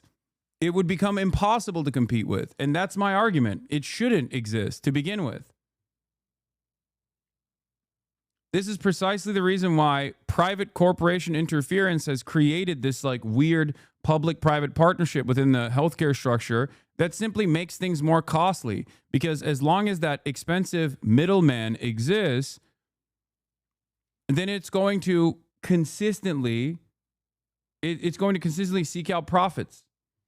You stop the production of the thing you want to make non-profitable. If products weren't profitable here, China's economy would collapse, just so you know, Hasan. Wait, what? First of all, I don't even care about China when we're talking about this, okay? I'm an American citizen. No disrespect to the Chinese, all right? As much as I love China, okay, go ahead. Don't Americans want to destroy the Chinese economy? Okay, then you just made an argument for nationalization in an effort to beef up American national security by undermining our market competitor. There you go. Regarding healthcare, private healthcare exists alongside the NHS within the UK. No, that's cowardly. It shouldn't, for the record. It should not, because as long as there's a private profiteering in this space, then private profit seekers will always undermine the pre-existing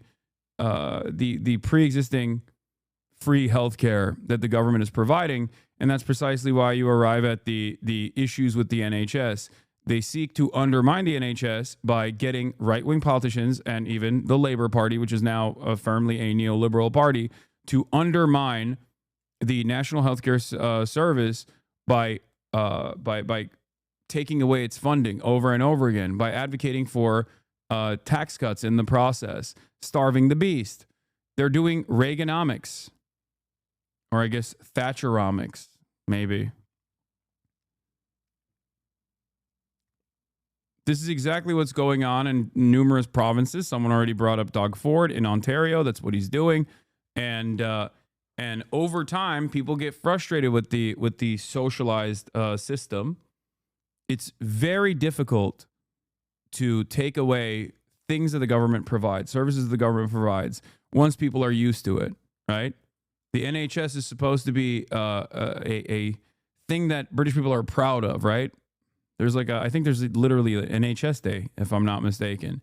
So it takes years and years, decades and decades of underfunding and trying to cripple the NHS structure so that you can start building a private alternative slowly but surely.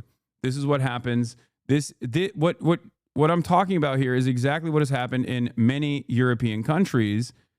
That has led to austerity, that has led to anger and resentment from the populations, that then they redirect their attention to like immigrants or refugees or Muslims or whatever the fuck.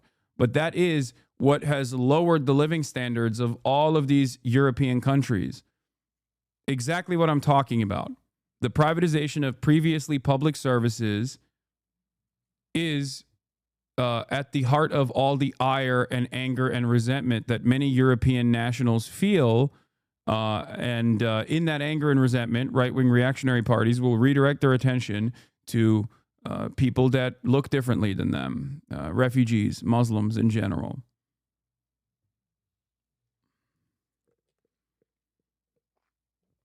Can you give a specific example of a socialized service being completely privatized?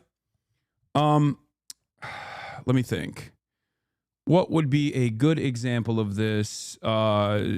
Swedish public education. It did not turn into completely privatized, but there were privatization initiatives that led to horrible results. Railways in England would be another great example of this as well. UK water. England has a lot of great examples of this, by the way. British Railways is a great example of this. The water, like British Water is another good example of this. Trash pickup in BC.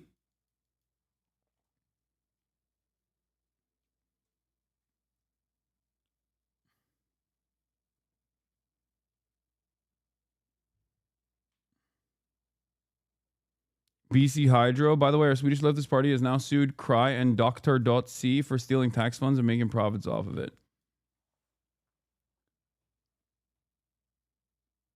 In the United States of America, it was the internet. I feel like the internet and its invention came at a point where America was already firmly committed to neoliberalism. So I don't even know if there was any time and place where we had a nationalized ISP internet service provider. On that note, I'm going to put this debate on pause. We will get back to it because Jeremy SCAHILL is on the line, and I will be talking to him. Ladies and gentlemen, without further ado, I bring to you Jeremy SCAHILL of Dropsite News. Jeremy, can you hear me? I'm calling him right now. Hey, I'm here. All right, perfect. Jeremy SCAHILL, ladies and gentlemen. Very excited to have you on the broadcast. Always an honor. You have had quite the eventful past month, I would say, with a lot of the reporting that you've done. And I'm very excited to hear your takes on Donald Trump's Middle East tour that he is conducting currently. But yes, Jeremy also wanted to offer us a gift for those of you who want to support his reporting and many other friends of the show that I routinely rely on. Go to dropsite.com/Hasan, right? For 20% off. Dropsitenews.com. Or dropsitenews.com. Dropsitenews.com/Hasan for 20% off. And you can support Dropsite News. And we'll put that as a chat bot as well in the chat. Jeremy, And you know, how are you I mean, doing? I'm good. I'm better than you after your encounter with the customs officials. Well, yeah, but you haven't entered the United States recently, have you? No, I haven't. And I actually, I mean, you and I, full disclosure, you and I talked, soon after that happened to you, and I had my own experience with being on the watch list for several years, actually under the Obama administration, when I was investigating Obama's drone program, and I was traveling to Somalia, Yemen, Afghanistan, elsewhere.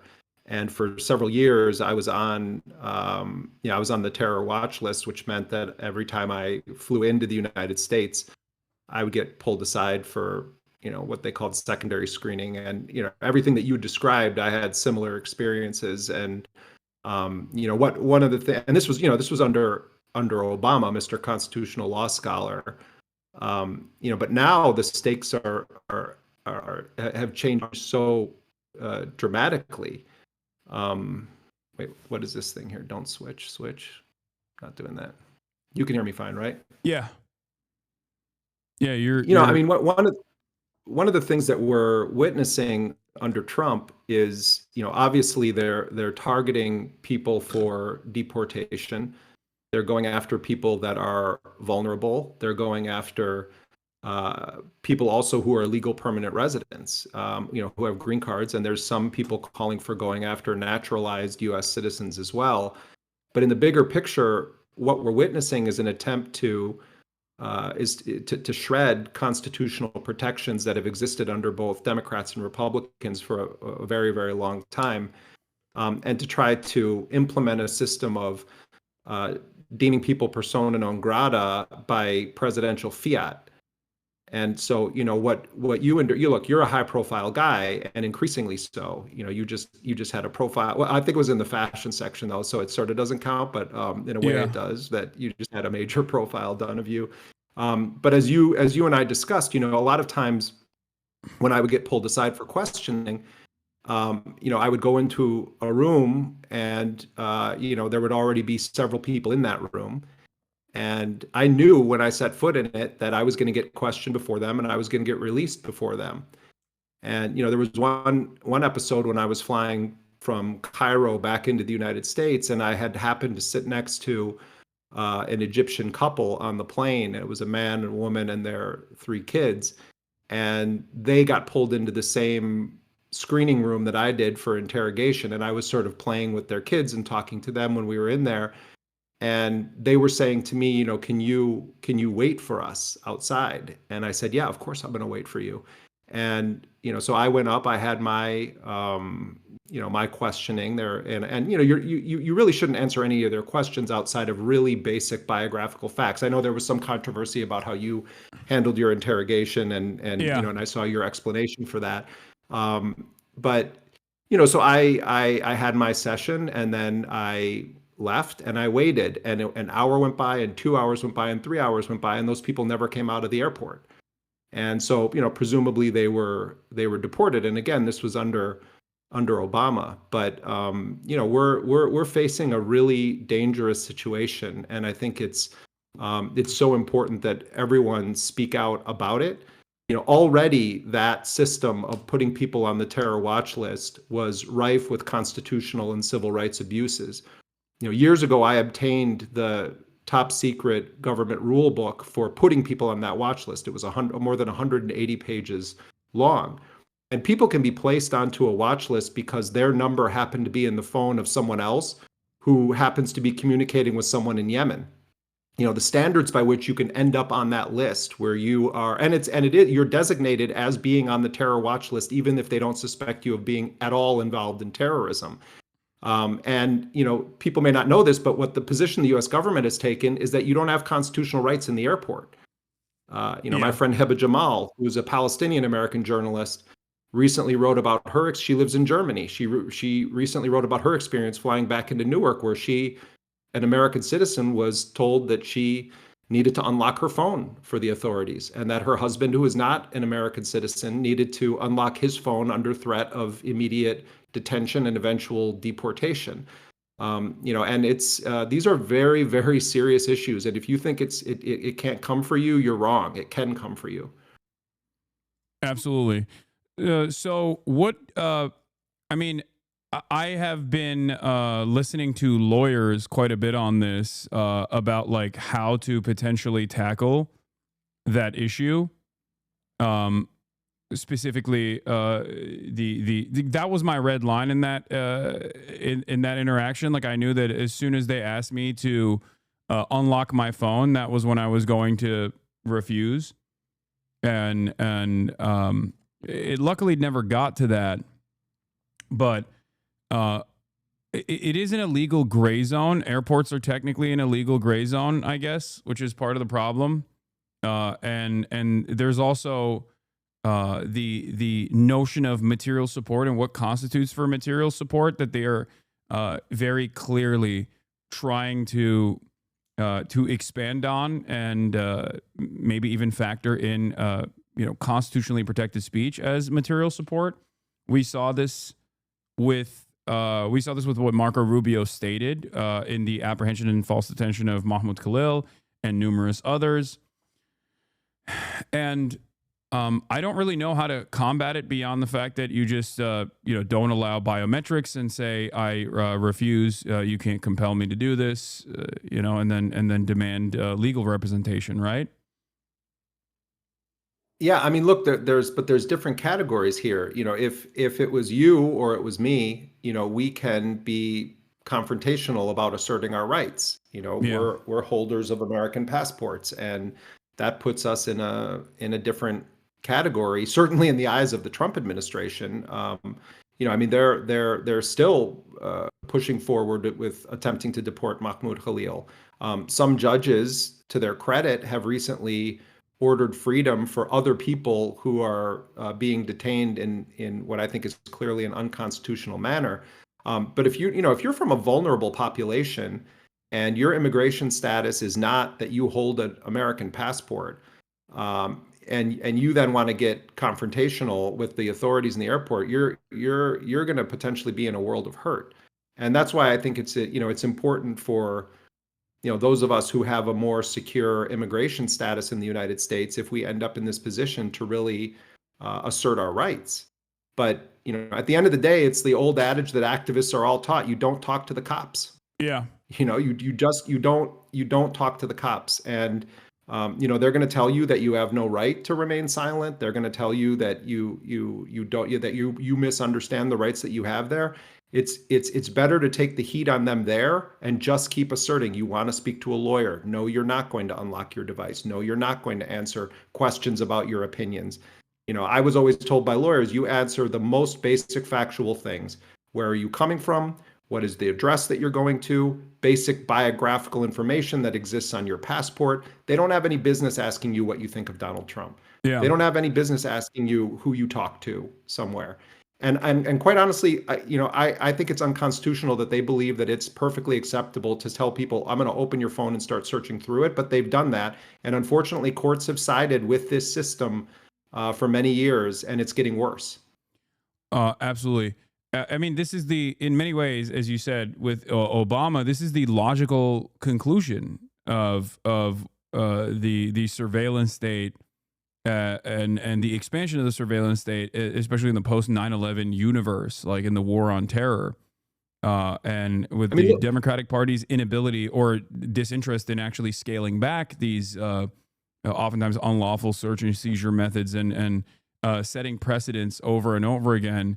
To allow further violations of our civil liberties and our privacy.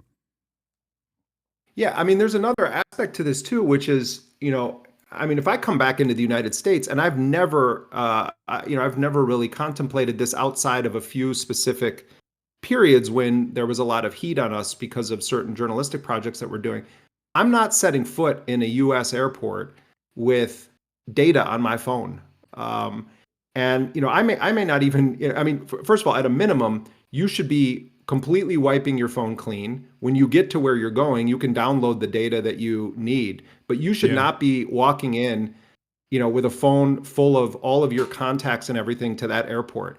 And, there's some people that say strategically, I mean, you get into the weeds of this, they say, well, if you pass them an empty phone, what does that mean? So some people say, well, I'll put some photographs on the phone, but I'm not going to have any of my social media stuff. I'm not going to have my contacts on there.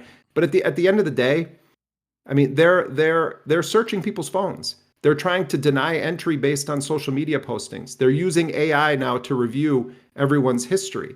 And as a journalist, and I know we're going to talk about interviews with Hamas and other other groups, but journalists shouldn't have to think like they're spies.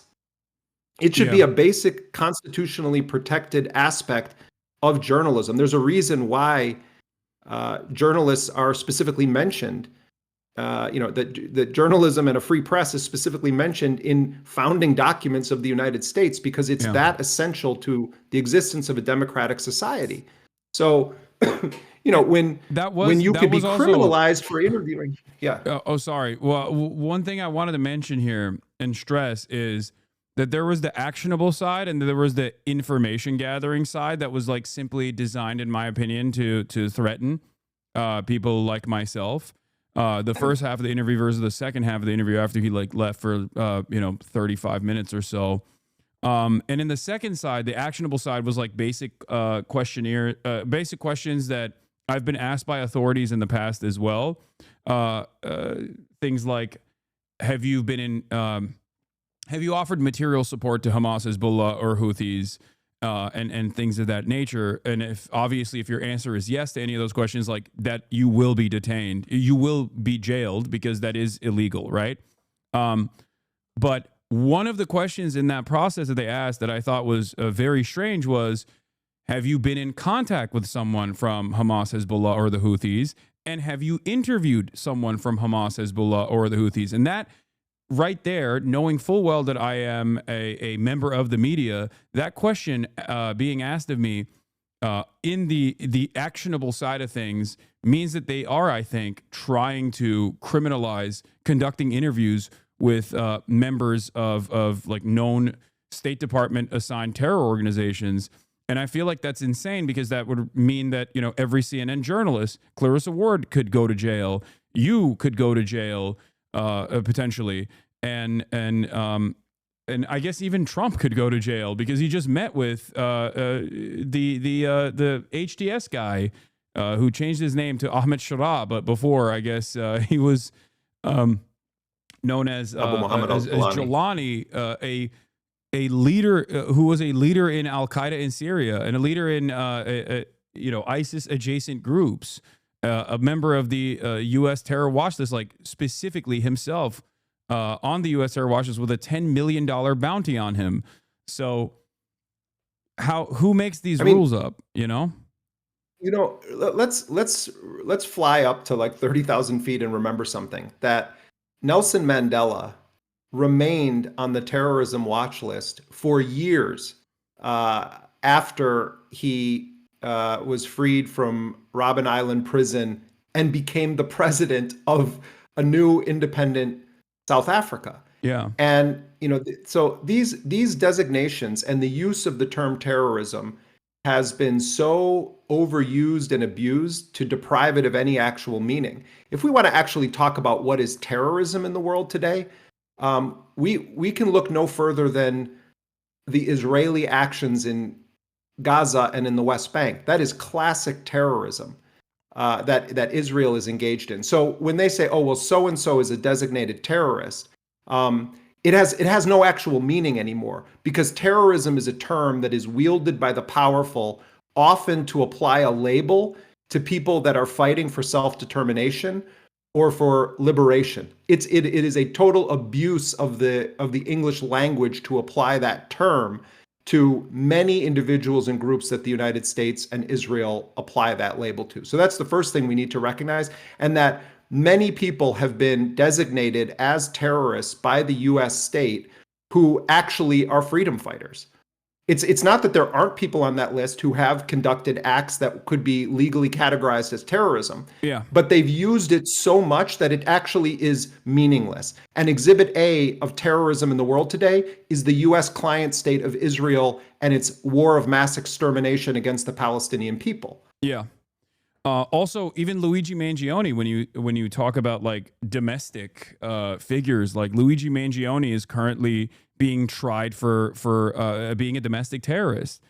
Like, does this mean that we are not allowed to conduct an interview if given the opportunity with Luigi Mangione? Like, it just doesn't make sense. It's a complete vague. It's definitionally vague, and it's deliberate that it's vague. It's just created to deny habeas corpus to people at a time when the administration is actually trying to move the needle on removing habeas corpus in its entirety.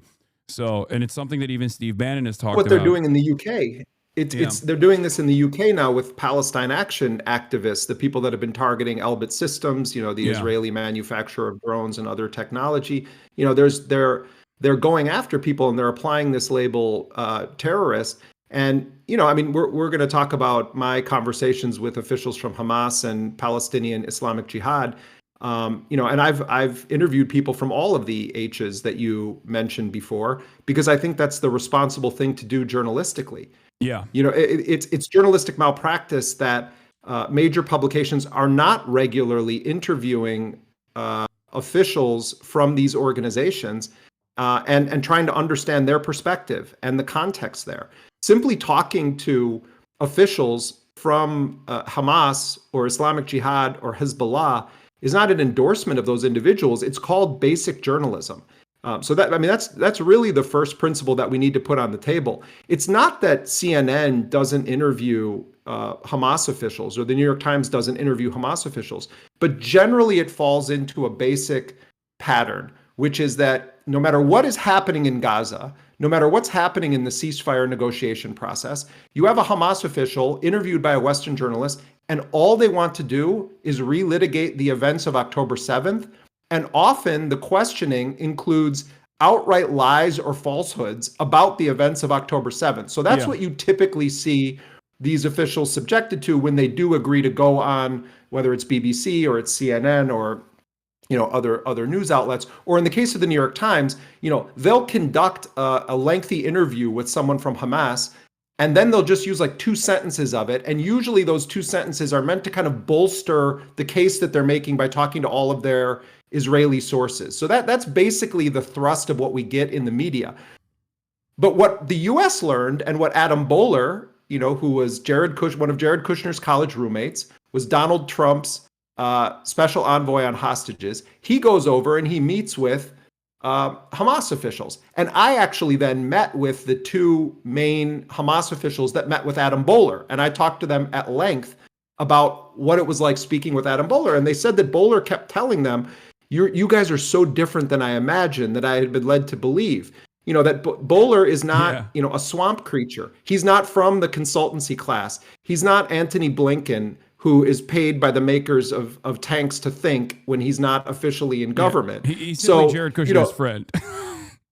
But right, he's like Jared Kushner's beer bong buddy. Yeah, but that's it's the same thing with Witkoff. Like he's not like a brilliant tactician. He's not a guy who's been inundated with like American foreign policy attitudes like Blinken was, but he has forced Israel to make concessions that Israel seemingly never took with the previous administration due to his lack of interest in abiding by U.S. standards up until that moment. Like sometimes that is what takes. Sometimes it is what it takes to actually come to a managed resolution. Well, also just on a factual level, from the beginning of Netanyahu's declaration of his war of annihilation against the Palestinians of Gaza, he sought to portray Hamas as akin to ISIS or Al-Qaeda. And, the fact that Hamas has never engaged in any operations outside of the territory of historic Palestine is an inconvenient fact that no one ever wants to talk about.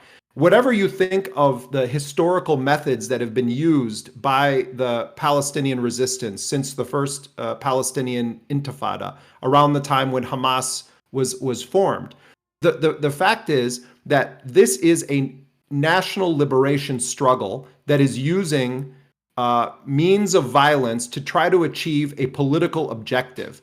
And so if you want to talk about Hamas and its tactics or its methods, at least have your starting point be based on accuracy.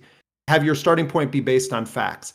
And so, Netanyahu went to great lengths to say that Israel is fighting for the very existence of Western civilization itself. It is complete nonsense, complete propaganda, but clearly it is believed by so many people in power in Washington. And so when that is the setup, and that's what you're told constantly, and the US has this slavish devotion to the Israeli narrative, and then a kind of normie like Adam Bowler ends up in the room, he immediately starts to feel this discomfort inside of him because he's saying, well, wait a minute, why aren't they trying to put a hood on me and film a beheading video with me? Or why aren't they talking about death to Jews? Why is it that they're pointing to a 2017 charter that says that Hamas is not going to stand in the way of a two-state resolution if it's the will of the Palestinian people? The whole mythology gets dismantled. And so Bowler has these meetings with, I'll tell you one funny thing. I spent a lot of time speaking on background with Hamas officials, and then I did some, I recorded on the record interviews, but a lot of it was just sort of talking to them on background, trying to understand their perspective on the current negotiations, on what's happening with Trump, on Netanyahu's threats to conquer and seize all of Gaza. But it comes up at one point where they were saying, the Israelis really tried to destroy Bowler after he met with us, and they did. Ron Dermer and these guys lost their minds, and they were smearing him. And, the first question that he's asked by Jake Tapper on CNN is basically, what was it like to sit with unrepentant Semitic people who just want to murder Jews? That was basically the opening question from Jake Tapper, who is a major facilitator of the genocidal narrative on behalf of the Israelis. That's his main role that he's served over the past 19 months. So that's the opening question to Adam Bowler. And then he's just getting attacked. And then these Republican senators start going after him and they want him removed. But Trump doesn't remove him. It seemed like maybe he was going to be gone. But then I'm talking to Hamas people and they're like, how come Bowler got put back into play? And I was like, well, he was one of Jared Kushner's college roommates and he's a close friend of the Trump family. And they were like, what? They didn't know that Bowler had that family connection to Trump. I'm telling that story as just a vignette because it's sort of a surreal thing that played out there. And then Bowler goes not only on US TV, but on Israeli television, and he pretty accurately describes what Hamas's answer is to the question of what is your resolution to all of this. And he says Hamas is proposing a multi-year all-for-all deal with Israel, where they would have what's called in Arabic a hudna, a long-term truce, that they would release every single Israeli captive. They would want huge numbers of Palestinian hostages released from Israeli custody. There are upwards of 10,000 Palestinians, and among them women and children, and a couple of thousand people from Gaza who were kidnapped and held hostage explicitly for the purpose of exchanging them in these exchange deals. So Bowler goes on Israeli television and US television, and he's pretty accurately describing what Hamas's position is. He even so said from they're there, not beasts, to Jake Tapper, I believe, as well, which is the worst. Yeah, the whole thing. person to They're see. going to have horns growing out of their head. But so then the most recent thing that happens is, so the Israelis. What I was told by Hamas was that the next step in this was going to be that they were going to have a direct meeting with Steve Witkoff, who is the envoy for Donald Trump's golf buddy, who's now in charge of ending the Ukraine war and dealing with the Gaza ceasefire negotiations. And so the Hamas assessment was that the Israelis, by smearing Bowler and making this big deal about it, and they were the ones that made public the fact that the U.S. had done these negotiations, that they sabotaged then this direct meeting with Witkoff. And so then what happens is March 18th comes and Israel resumes its scorched earth bombing of Gaza. And to this moment, they've killed almost 3,000 Palestinians. Since Israel unilaterally broke the ceasefire and resumed the terror bombings of Gaza.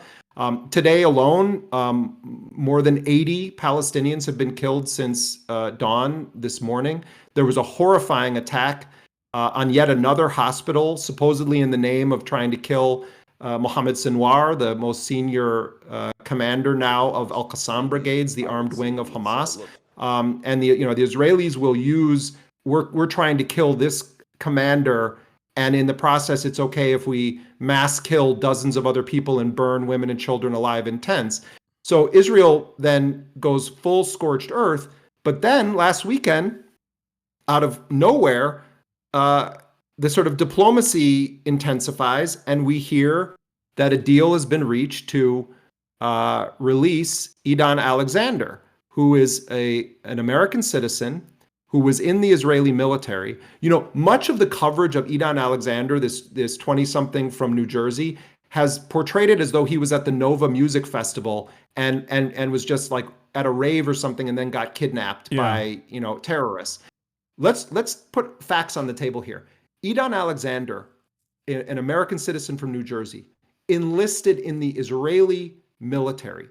He was in the Israeli army, active duty, on October 7, 2023, when he was taken captive by Palestinian fighters at a military base that is used to constantly mow the lawn, as they say, in Gaza. And he was brought back, and Hamas and the Qassam brigades considered him not a hostage, not a civilian, but a prisoner of war. Idan Alexander was the first male soldier released since October of 2023 by the Palestinian resistance, and it came about as a result of direct negotiations by the Trump administration through mediators, Egypt and Qatar, with Hamas. This is an extraordinary, whatever anyone thinks about Trump, there are extraordinary things happening right now and happening in the Gulf. Things that never in a million years would the George Bushes or the Joe Bidens or even the Barack Obamas of the world have done. Trump not only authorizes direct negotiations with Hamas, and not only on the issue of American hostages, but a comprehensive discussion with his envoys. He also makes a deal with Ansar Allah, commonly known as the Houthis in Yemen. And what was that deal that Trump made? And this was brokered by the Sultanate of Oman. Trump makes a deal that says, if the Houthis agree to stop firing at American ships, we're going to agree to stop bombing Yemen. And, you know, my colleague Shoaib Al-Mosawa and I did a story that we understand played a role in this. We interviewed Mohammed al-Bukhati, who is a senior figure within Ansar Allah, many weeks ago. And he told us on the record this very thing. If the Americans agree to stop bombing us, we'll agree to stop attacking American ships. And by the way, they hadn't attacked a civilian cargo ship under Donald Trump at all. That was also part of the big lie. But putting that aside for a moment, the significance of this is that the U.S. made a deal that didn't include Israel. Why does that matter? Because Ansar Allah's entire reason for the maritime blockade and for launching attacks against Israel, and just a few days ago, they did a devastating attack on Ben Gurion Airport. They are regularly penetrating the much vaunted Israeli air defense systems. Yeah. And Ansar Allah cannot be stopped right now. They have weapons production facilities deeply embedded in the mountains. This is a tiny group of people that control part of Yemen that are the poorest nation on the planet. And it has almost no water to speak of. One of the poorest countries in the world, and it's not even an official government in the eyes of the United States. So what Ansar Allah has been able to do puts to shame so many Arab countries that have done nothing more than issue sort of strongly worded statements condemning what Israel is doing in Gaza. So Trump makes a deal that doesn't include Israel, that says, okay, we're going to act in the U.S. now, don't attack us, we don't attack you. But what they didn't do is say, you can't attack Israeli-linked ships anymore. What they didn't say is, you need to stop striking Tel Aviv until the siege is lifted and the genocide is halted. That's extraordinary. Trump makes this deal with them. As we speak, they're negotiating with Iran. You know, there has been a sea change in the posture of Trump from his first administration to this one, where the whole point of the first administration was, let's build a coalition that hates Iran and try to normalize all of these agreements between Israel and Arab nations. And now Trump goes and he denounces neocons, he denounces the interventionists, he makes statements that are almost unheard of in the context of post-war on terror, post 9/11 American posture in the world. And, you know, I don't mean to be heaping praise on Trump. I'm just factually recognizing that there are events happening that are extraordinary right now. And at the heart of it is Trump's willingness to sort of talk to anybody. And actually, that's what journalists should be doing too. Yeah. So going back to, there's a couple things that I want to address here, and I want to get your opinion on, or at least stress the importance of. Given the fact that the Trump administration cutting Israel out of the ceasefire negotiations that were conducted in Oman with the Ansar Allah movement, given the outline of that ceasefire negotiation was so similar to the initial reporting that you conducted, do you feel like that played a role in the Trump administration seeing whatever demands that the Ansar Allah movement might have had, considering that they seemingly did not have any other back channel communications with them at the time? And I mean, in fairness, the reason why I ask this question is because I want to stress the importance once again of conducting these sorts of interviews with members that are designated as enemies of the state or terror groups, and how that journalism can lead to positive results overall, or results that even the American State Department might inevitably consider to be beneficial. First of all, if you pay attention to the communications of Ansar Allah and sort of their political posture, which very few Western news outlets do, or probably even Western governments to a large extent, this has more or less been their position for a while. They haven't said, "Oh, we want to be in a war against the United States." As happens with Hamas, as happens with Hezbollah, there's a cartoonish portrayal of what is Ansar Allah's political agenda here.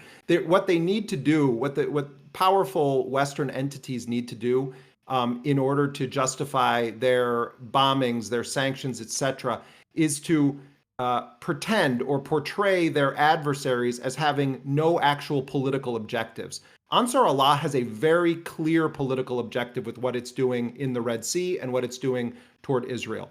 They opened a solidarity front because of the Israeli genocide, and they have said that they're taking their lead from the Palestinian resistance on the ground in Gaza, and they have kept their word. When the Palestinians have engaged in a ceasefire or a truce with Israel, Ansar Allah lifts its blockade and respects the ceasefire.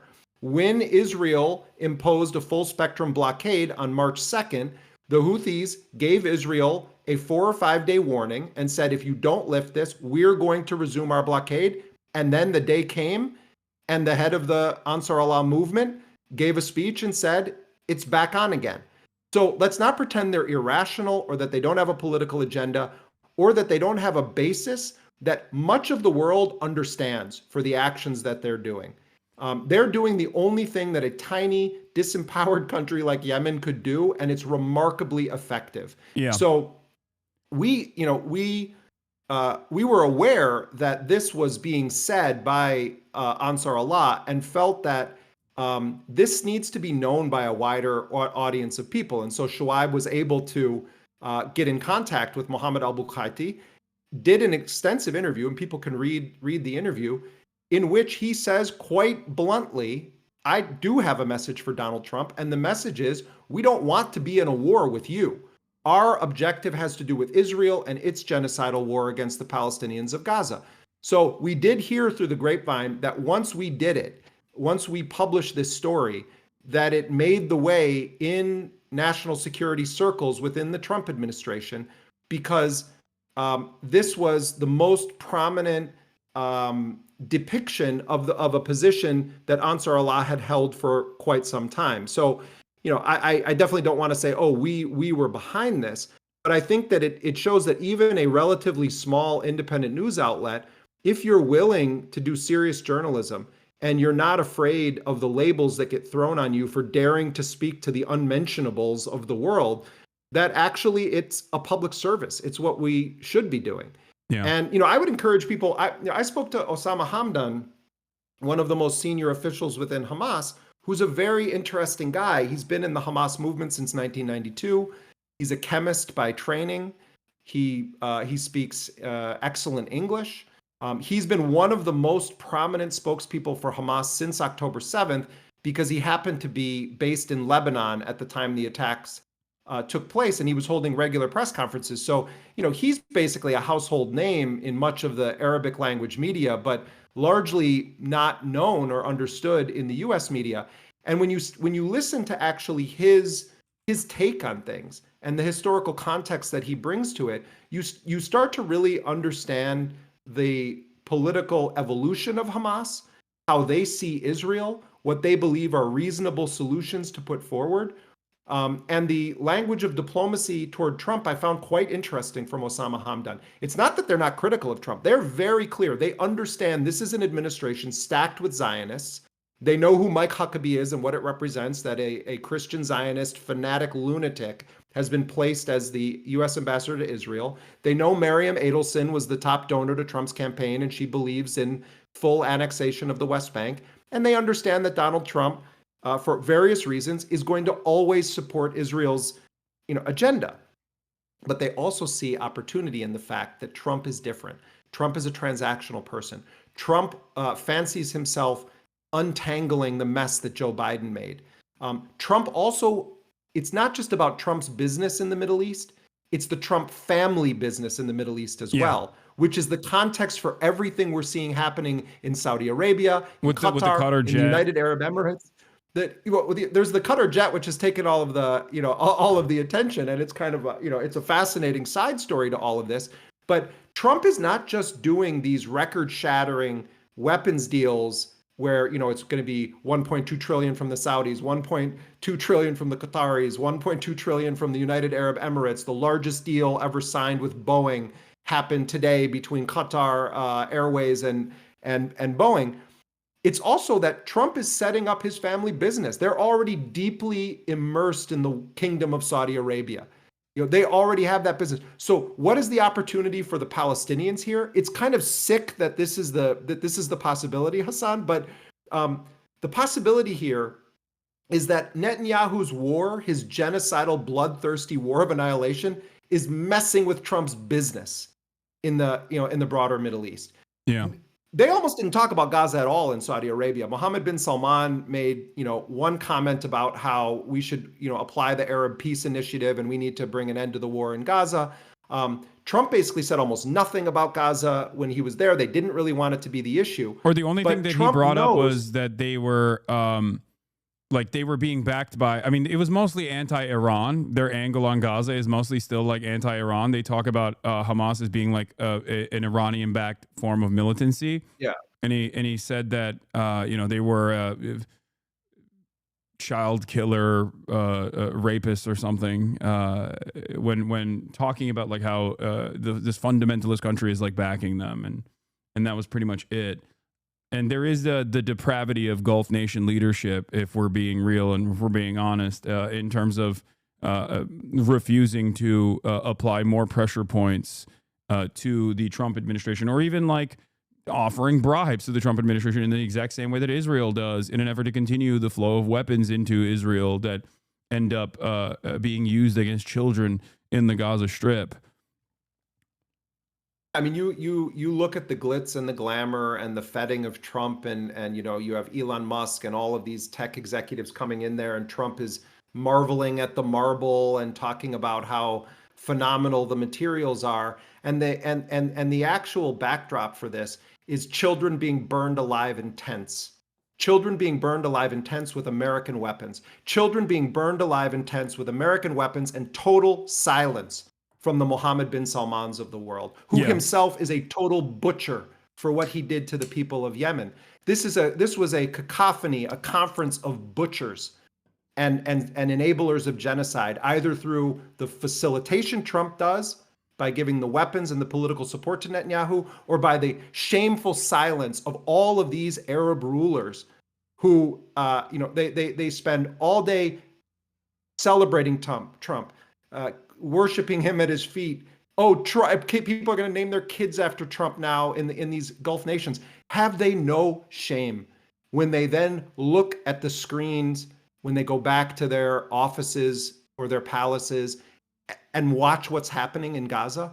The backdrop to this is burning, incinerating children and women, and targeting tents with so-called suicide drones, and bombing hospitals, and killing Hassan Slaya, one of the best journalists in Gaza, as he was receiving treatment in a burn unit where he had multiple fingers amputated because Israel tried to assassinate him by bombing a tent on April 7th.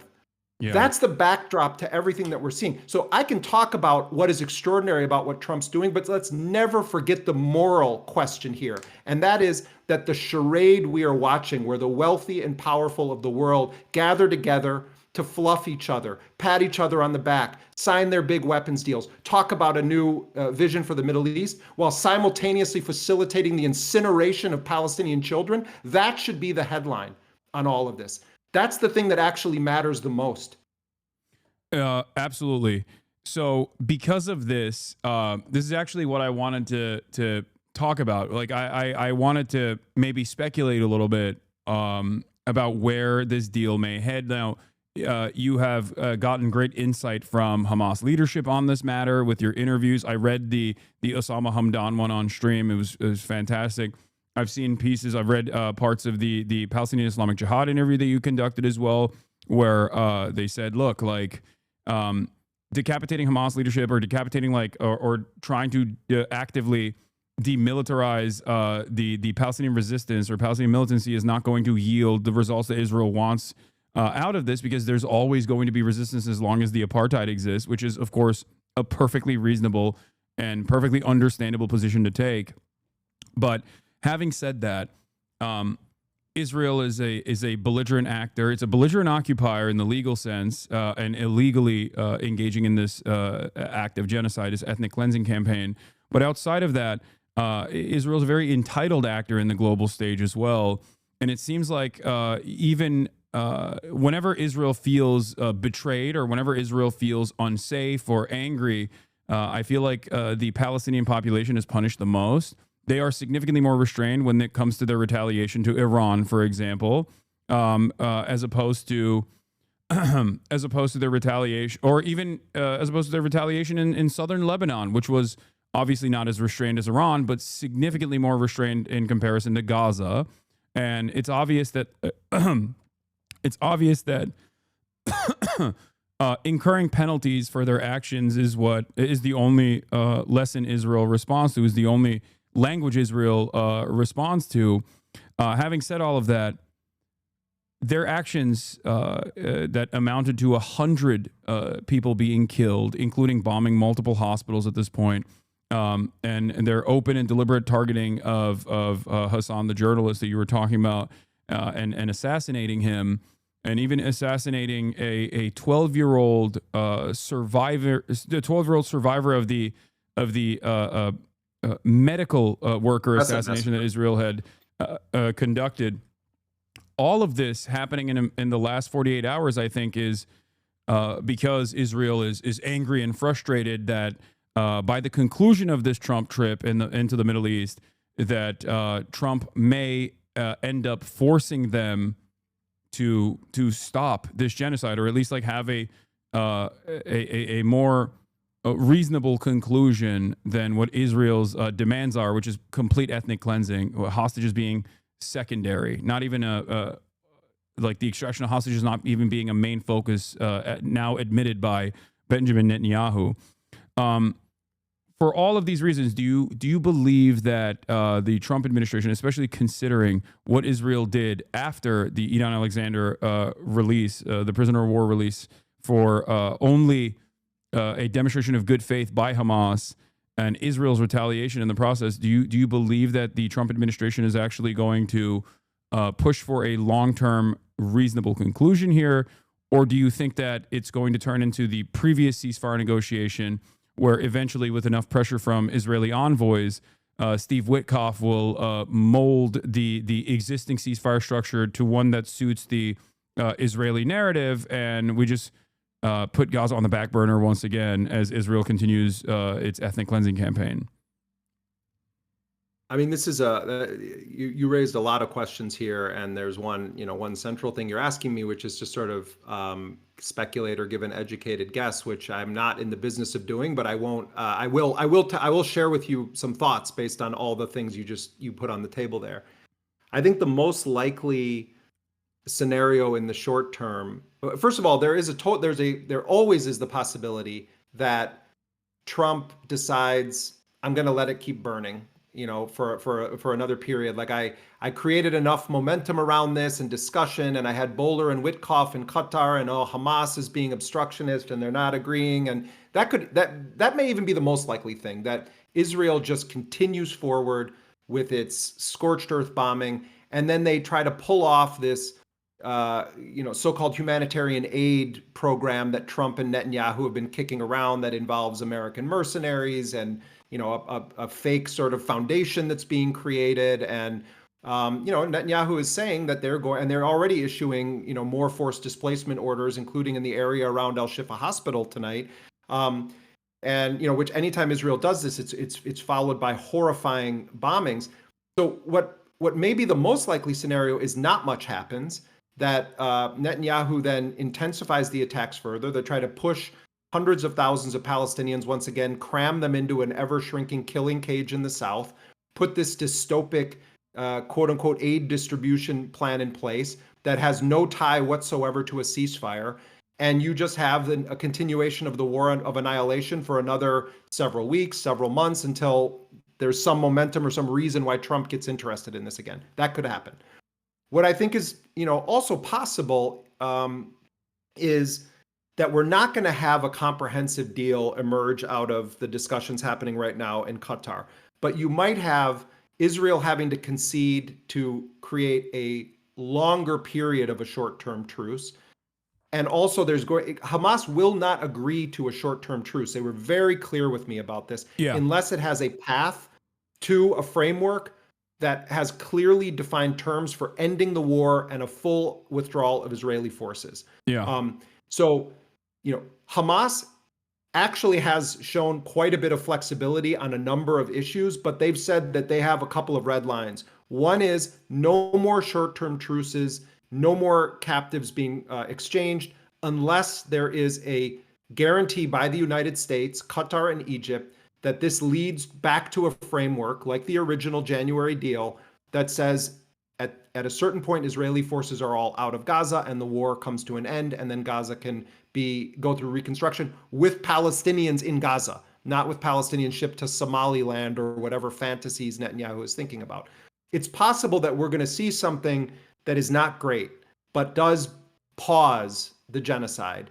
And maybe instead of it being 40 days, it's going to be 70 days or 90 days. And then the scramble will become, how do you now prevent Netanyahu from just doing what he said he's going to do, which is, even if we sign an agreement, I'm going to go back in when that agreement is done and burn Gaza back to the ground again and again and again, and keep pummeling an already dead body. And, they're bombing. Look what they're bombing. They're bombing places they've bombed.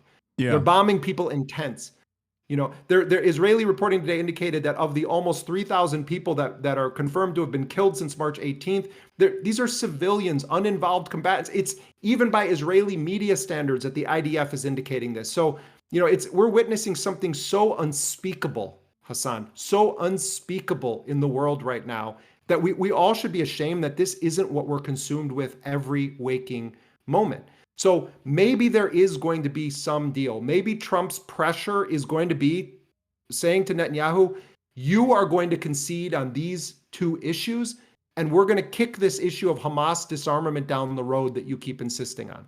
Because the other point that Hamas makes is they're not just trying to take Hamas's weapons. They know that there's been a massive degradation of the weapons in the hands of the resistance. And let me remind people, you have a smart audience, but let me remind people, most of the weapons used by the Palestinian resistance are manufactured in Gaza.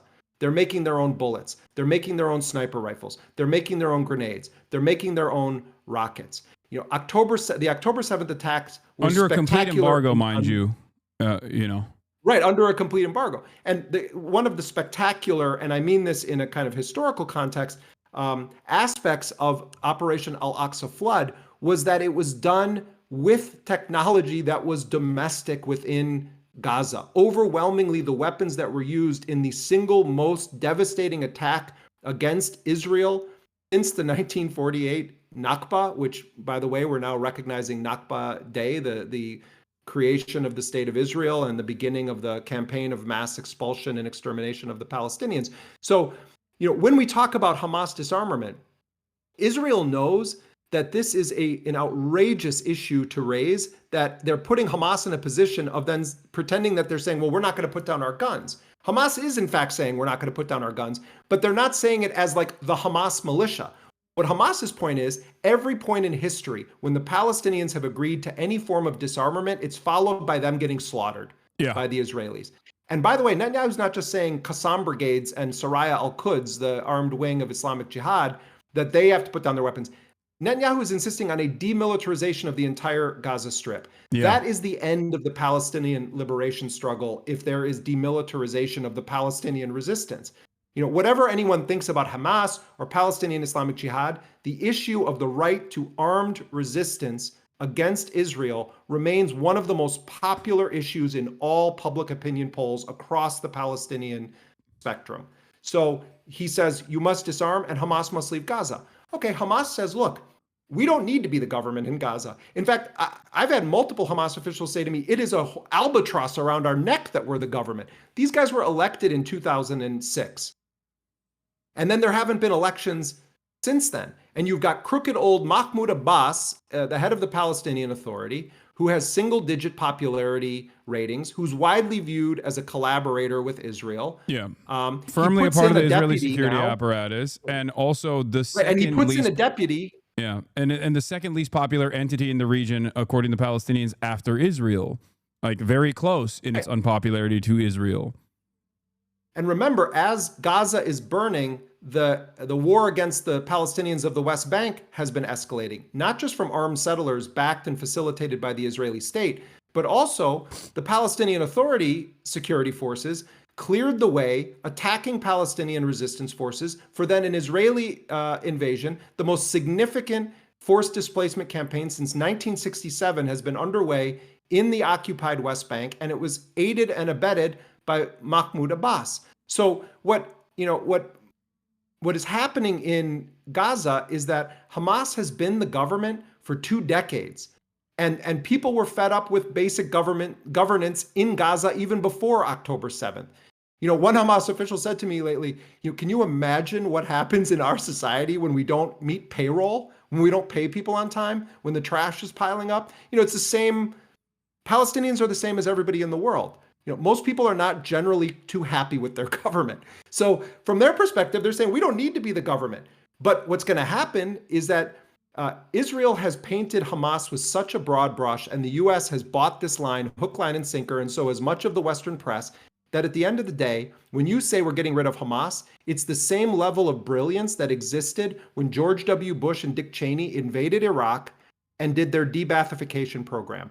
When you fire all of the civil servants because they happen to have been affiliated with the former government's political party or the single party system that existed in Iraq, that means you're firing the teachers, you're firing the postal workers, you're firing the doctors in many cases, you're firing the people that are the paper pushers that nobody ever thanks or sees what they do. That's what we're talking about here. So Hamas is saying, okay, put anybody in who you think is going to be competent. But at the end of the day, you're going to come and ask us because we've been the only government there since 2006. Yeah. So speaking of that George issue W. Bush, also is a red herring. Speaking of George W. Bush, ironically enough, that election was conducted against the wishes of the Palestinian Authority in 2006, which understood how unpopular they had become due to their consistent collaboration with the Israeli state and due to the failures of the ceasefire, the so-called peace talks with Israel, and what that had yielded for the Palestinians in the West Bank, which was Bantustans forming due to settlements propping up all over the West Bank. And that was a Bush gift as well to force an election in all of historic occupied Palestine, which of course Hamas was seen as a anti-corruption party, which led them to win over the Palestinian Authority and Fatah. And remember that. I mean, I'm glad you're bringing this up because remember that Ismail Haniyeh, who was assassinated last summer in Tehran, Iran, who was the political leader of Hamas for a very, very long time, was supposed to be the prime minister of Palestine. And there was a civil war between Hamas and Fatah, and Hamas consolidated its control of Gaza. You had international sanctions, right? American facilitated coup d'etat. And the United States and other Western countries decided very swiftly that an election that actually Jimmy Carter, had observers on the ground for, that the wrong people won the free and fair election. And so we're going to punish them. We're going to collectively punish them. So that's when they implement this sweeping blockade around Gaza. They start the policy of intense collective punishment. Hamas had been criticized by some other resistance factions for standing in those elections. For instance, Palestinian Islamic Jihad has taken a position, and I've twice interviewed the number 2 figure in Palestinian Islamic Jihad, who's actually a pediatrician by training, Dr. Mohammed Al-Hindi. And, Palestinian Islamic Jihad will not participate in elections organized by what it considers to be an illegitimate entity, which is the Palestinian Authority, but they are very much a part of the body politic, the fabric of Palestinian society. And another more basic point, Hasan, that seldom goes unmentioned, Hamas is not some foreign entity that descended on Gaza one day. These are people of the community. These are the men who are in the Qassam brigades or in Soraya al-Quds are fathers and sons and daughters and brothers of Palestinian families. And Osama Hamdan shared with me, he's a senior official in Hamas. He was telling me just about his relatives. Some are in Fatah, some are in PFLP, some are not in any political affiliation. And he was just talking about how there's such a cartoonish way in which Palestinians are talked about. And he's like, asked me, do you have relatives that voted for Trump? And I said, yeah. And he said, well, why aren't Palestinians allowed to have that complexity in our family lives either? It's a good question, and it's a fair question that he asked me. So, when we talk about this, there is an internal Palestinian dialogue about what Hamas is, whether people, want them to be the government, and that's for Palestinians to decide. But what we're watching is a lie-filled narrative that distorts facts, that necessitates a portrayal of Hamas as being so beyond the pale, akin to Al-Qaeda and ISIS, that the only solution then is to mass murder everyone. Yeah. So when Israel says Hamas must leave Gaza, what does that mean? That you're talking about potentially then the families of everybody has to go?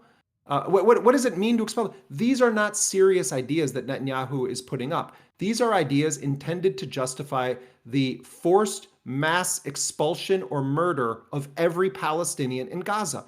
If Hamas was to say, we will agree to demilitarize the Gaza Strip, they would essentially be surrendering on behalf of 76 years of Palestinian history and people. And it's why the most recent public opinion polling of Palestinians in both Gaza and the West Bank has shown that most Palestinians support Hamas's position in the negotiations on issues such as disarmament, and issues such as surrendering to the Israelis or making a deal to release the captives without a firm deal to end the genocide. Yeah, absolutely. I mean, you mentioned this already, but Hamas is, or the Al-Qassam brigades are almost entirely comprised of orphaned soldiers. Like the reality of the matter is, as long as Israel keeps killing the Palestinian population, there will always be an understandable moral obligation and a legal one to resist against such actions from the indigenous population. This is a reality that Israeli military officials have recognized. This is a reality that former Israeli prime ministers have recognized. This is a reality that Shin Bet officials have recognized as well. They have a legal right to resist against this unjustifiable occupation that is conducting a genocide right now. And I think going back to the importance of your journalism, the importance of journalism in general, that seeks out the truth by talking to the groups that are considered terrorists by the state.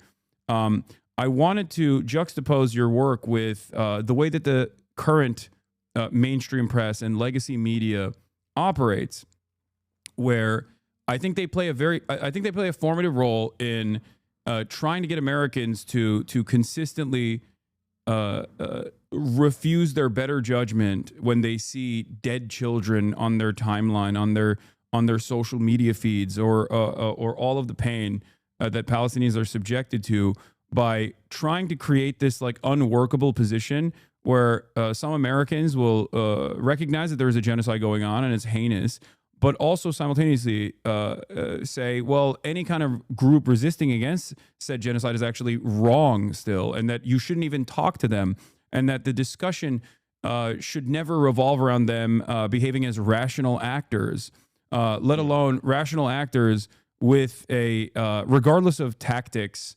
rational actors with an overarching desirable goal to end this occupation and to end this genocide. And that is something that you alluded to in the beginning when you talked about like how Western press will often immediately demand Hamas condemn its own campaigns or its own operations or itself.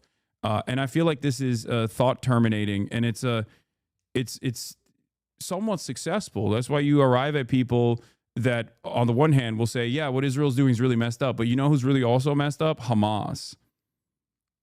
You know, I mean, this is the whole history of armed resistance against established power or against colonialism or against apartheid, that you must portray anyone who uses armed force to try to overthrow your system of oppression is a terrorist. I mean, this is also the way that Black Americans who rebelled by force of arms against slavery were characterized at the time. It's how indigenous people in the United States were characterized by European settler colonialists who began to expand their occupation of native lands in the United States. It's a story as old as war itself. And so, you know, when I look at the history of Palestinian resistance, you look at the evolution of thinking, the evolution of tactics. You know, Hamas and Islamic Jihad are relatively new to the Palestinian resistance scene because this has been going on for so long, for so many decades. And, you know, large chunks of the story of Palestinian resistance involve secular-oriented Palestinian nationalists or liberation fighters. And part of what happened is that, you know, Hamas and Islamic Jihad started to rise up out of a period where Israel had expelled and exiled all of these Palestinian resistance figures, including people like Dr. Mohammed al-Hindi, who I've interviewed from Palestinian Islamic Jihad. And they kind of put them all in the same place in the camps in Lebanon. And you know, it was a heady time in the Islamic world. And then there's also that component, which is that they're constantly assassinating any Palestinian that rises up and has an ability to be a uniter of the Palestinian cause. It's why Marwan Barghouti continues to rot in a prison cell, because the Israelis fear that figure, who is not from Hamas, he's actually from Fatah, but he's number one on Hamas's list of prisoners that they want freed in these exchanges, and has been from the very beginning.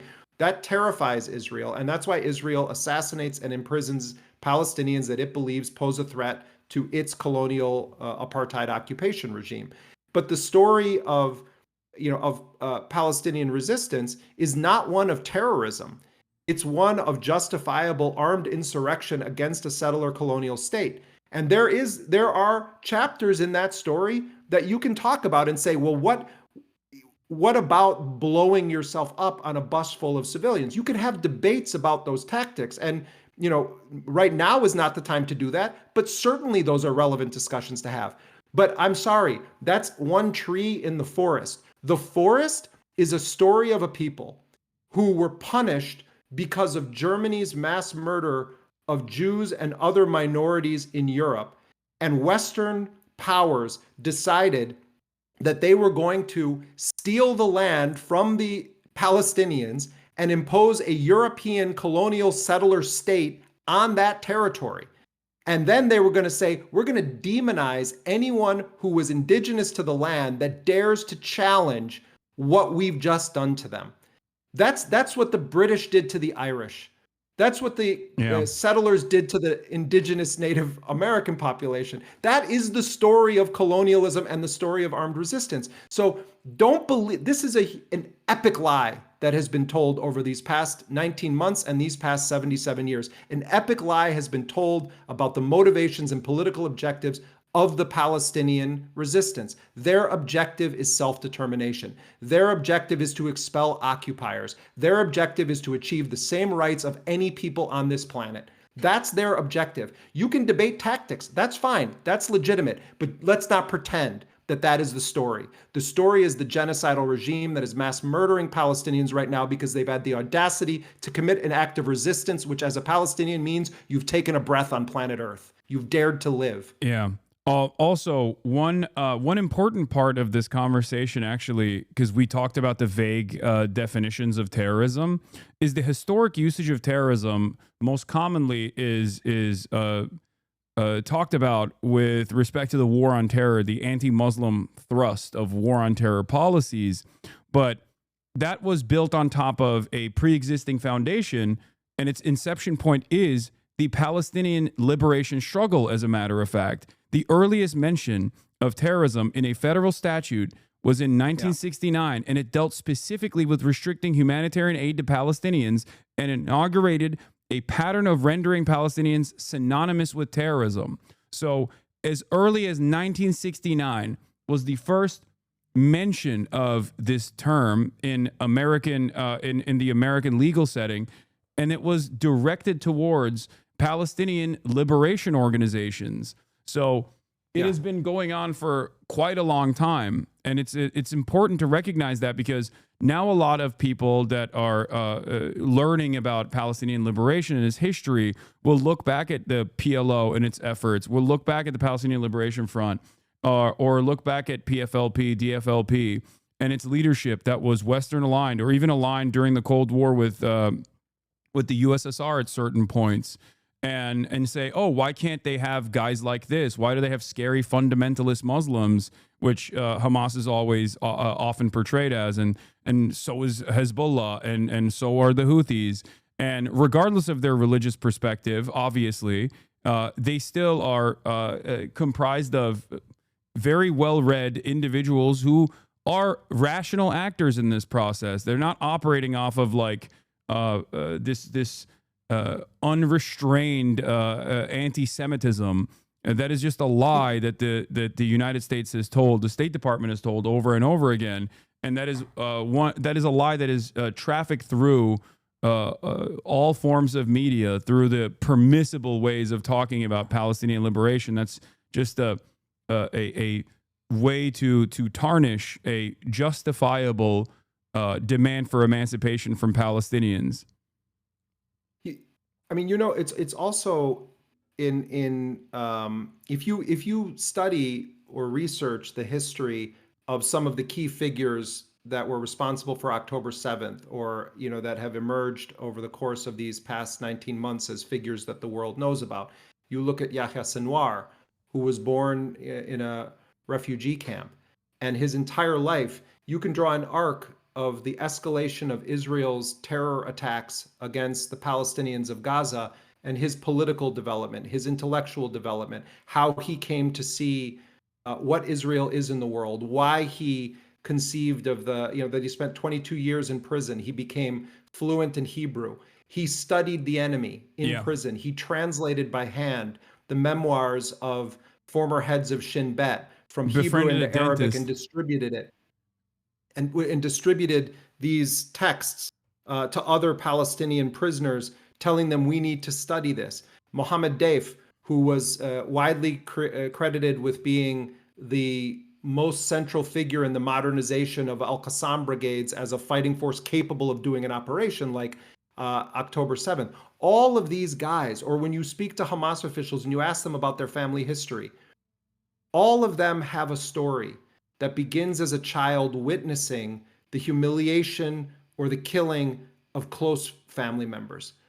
And when you start to humanize these people that are demonized in the media, and you actually are about the business of being intellectually honest, and you say, where does a Yahya Sinwar come from? Where does a Mohammed Daif come from? Who is Abu Obaida, the spokesperson for the Al-Qassam brigades, who's one of the most recognizable voices now in the Arab world when it comes to the situation in Gaza? When you start to understand their history, you're really studying the history of Palestinian resistance, and you're studying the history of a gratuitous, violent enemy that believes in the extermination of those people. And then you start to say, well, let's look at this from a different angle. Let's look at this in a very big sense.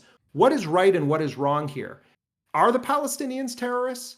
Is it terrorism to have grown up in a concentration camp where your family members are systematically killed and humiliated? Is that terrorism? Or is there a deeper discourse that we should be engaged in? And that's how Palestinians have always been portrayed. And the United States and Western journalism has been a major player in promoting lethal myths about the Palestinian people. Again, there's all kinds of debates that can be had, about Hamas, about tactics, about what happened on October 7th. And they have had these discussions. But that's all they want to talk about. But that's all they want to talk about. No one wants to talk about, do the Palestinians have a right to use force to get rid of a Western-backed genocidal colonial apartheid regime? If your answer to that question is no, they don't have that right, you're not a serious person, you're not a student of history, and you're just a propagandist for one of the most heinous crimes we've witnessed in our lifetime. Yeah. Two things I want to mention here, giving more historical context to this as well. Other friend of the show and also Palestine historian, Zachary Foster, who conducted, I believe, his PhD in Princeton, has written extensively on the Palestinian militancy, specifically lasering in on Hamas and its tactics and how its tactics have evolved, where he says the violence committed by the Israeli military in Gaza during the first year of the Intifada, where 142 Palestinians were killed and 0 Israelis were killed, was the same time that Hamas officially transitioned from a charity organization, because it was an Islamic charity, a Muslim Brotherhood cutout that simply worked in charitable works, and it turned into a militant group. And even then, its tactics were not the ones that Israel recognizes and associates Hamas with. The militant violence was almost entirely still directed towards the members of the military and police forces within Israel.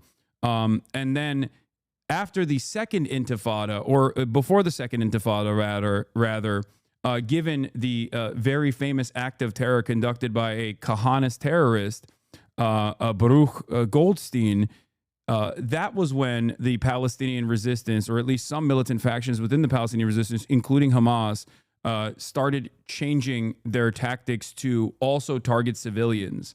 And it's the same standard that exists always in any kind of liberation movement, where the standard of violence is always maintained by the oppressive force here. The colonial entity is what dictates what kind of violence exists as retaliation for the endless amount of violence that it subjects its colonial subjects to. And that is the reason why that standard has evolved over 76, 77 years at this point, and has turned into the final culmination of October 7. But having this conversation, or trying to have an academic conversation around like militant resistance, especially in a setting such as this one, is completely not allowed. Like this conversation that I'm having, many people do not want me to have. They want to simply say, what you are saying is insane. You are crazy. You're a terrorist. You're offering material support to terror groups, and you should be banned or maybe even criminally punished for this. It should be. The idiocy of the line that this is material support is almost not even worth a response. But what I would say is, if you actually believe in a free press and you want journalists to serve a function of providing the public with information that they can use to make informed decisions, then you want journalists to talk to every possible player in every story that you can. And so, I reject fundamentally the notion that by interviewing people that are designated as enemies, that we're committing some crime. The crime that we're committing is called journalism. And if that's a crime, then let 1,000 million journalists bloom. I mean, we should be speaking to everybody. It's one aspect of Trump that I really do respect, that he is willing to authorize his administration to speak apparently with almost anyone. He directly meets with Abu Muhammad al-Jalani, Ahmed al-Shara, who, State Department designated terrorist, was ISIS, was Al-Qaeda, he's talking to Ansar Allah, he's talking to Hamas. That's what a sane, rational country should be doing. We should be favoring diplomacy. We should be trying to not have wars. Now, there's a whole other aspect to Trump where he'll do things like, authorize massive bombings of countries and drone strikes, etc. So let's not pretend that he's, some perfect character here. But the basic instinct of let's talk to people, let's go with that, because I actually think that is one of the paths to peace in our world. But this accusation of material support because you're talking to people or you're explaining context or you're trying to correct the record is very dangerous, particularly because of what's happening in the United States right now, where there is this attempt to criminalize criticism of Israel and to conflate criticism of Israel or Zionism with anti-Semitism, and to try to make that by fiat the law of the land in the United States, or by law. There's enough Democrats that are down with this program that it becomes very, very dangerous. But at the end of the day, what you try to do with your show, what we try to do with our journalism, is to not bend the knee ever to the powerful on any of these questions. And we respect our readers enough, as I know you respect your audience enough, to let them make their own decisions. Our job is to talk to anyone that we believe has a story to tell that's relevant to the public interest, and I'm going to continue doing that because I think that that's basic journalism, and I wish that the New York Times was doing it. And I've had friends who work at the New York Times say to me, this just isn't really allowed at the New York Times. We can talk to Hamas, but we're not allowed to really get into, their perspective in that way. And there's a reason people don't want to do that. You know who targets civilians nonstop? Israel. You know who justifies the killing of civilians in the name of killing, some former bureaucrat for Hamas? That's what they're down to now. They're whacking people that were in the civil government of Hamas and then putting out press releases saying they've killed some important commander. And they're willing to kill as many women and children as happen to be in the area. And they specifically are targeting and murdering our colleagues, journalists, and their families, nonstop. So, we want to talk about October 7th. 1,300 people were killed that day.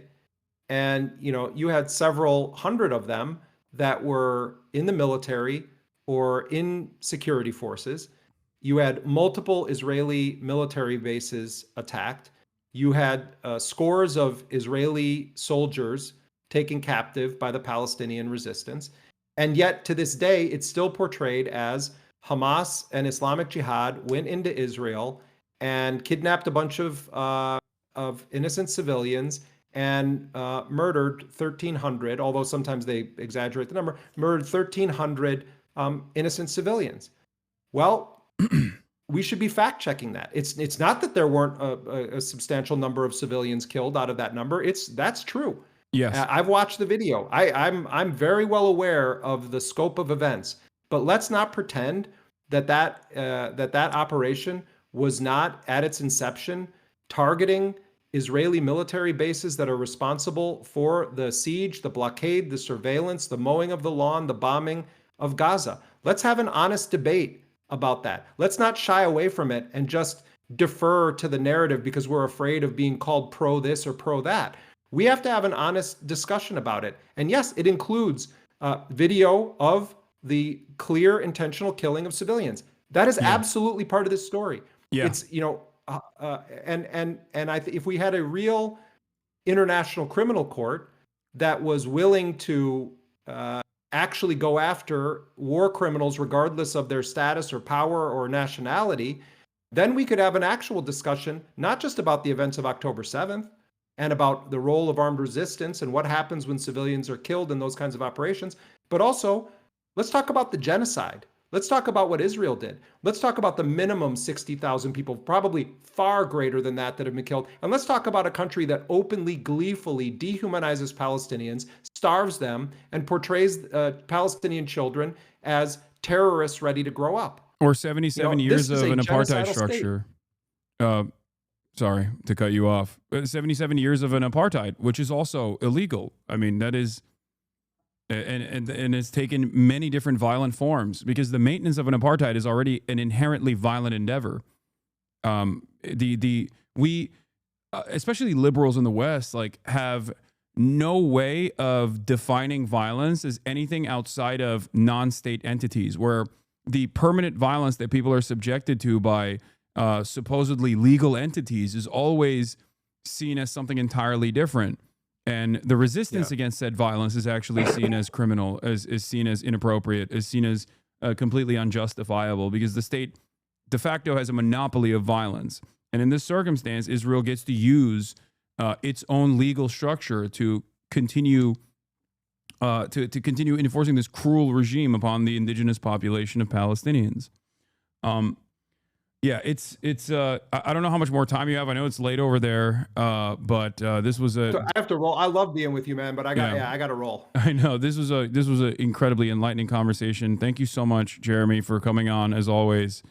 I love your crew, man. You know, every time I've ever been on your program, I get like really nice, kind communications from your crew of people, and it's you have a special audience. And you know, if people are able to support Dropsite, I mean, first of all, we don't ever put anything behind a paywall. So if you don't have the change in your pocket to support us, it's completely fine. You're not going to like not have access to our content, but it is how we fuel our journalism. And if people aren't super familiar with us, we also put a premium on trying to work with and help develop reporters from on the ground in Gaza, in Lebanon, in Syria, and and elsewhere. And yeah, so but much gratitude to you, Hasan, and to your whole crew here.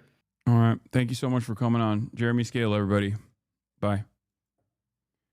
All right. That was Jeremy SCAHILL of Dropsite News, formerly The Intercept, one of my favorite journalists. It's I stress this a lot, but it is quite remarkable that a person that I have so much respect for, a person whose journalism and a person whose work has guided my worldview and have been so important throughout at least my adolescent years, I can just frequently have on the broadcast now. It's pretty crazy. But yes, they do fantastic work. And I highly recommend you go and subscribe to Dropsite News. You go to dropsitenews.com/Hasan for 20% off. And yeah, that's it. SCAHILL confirms chat is part of the crew. Don't get any weird ideas. I hope you guys understand why I talked about the importance of the work that he conducts as well, given that there are so many fucking morons out there who keep talking about like, oh, well, you're fucking offering support to terrorism. You're offering support to terrorism. Yeah, you're a fucking moron, okay? And I am still grateful that there are reasonable people in even the places that I am able to be platformed on that recognize that what I'm doing is not as black and white as some of the dumbest slop tubers would present it as. So, if you haven't already, MSNBC social team will be reaching out to you shortly. Wait, what? For what reason? I have a NBC interview that I'm going to be conducting while live, but that's later. Not MSNBC, I don't think. Or is it MSNBC? Yeah, no, I have an NBC interview, an on-stream interview with Gotti Schwartz in a little bit. That's going to be at, I believe that's going to be at 5:45. So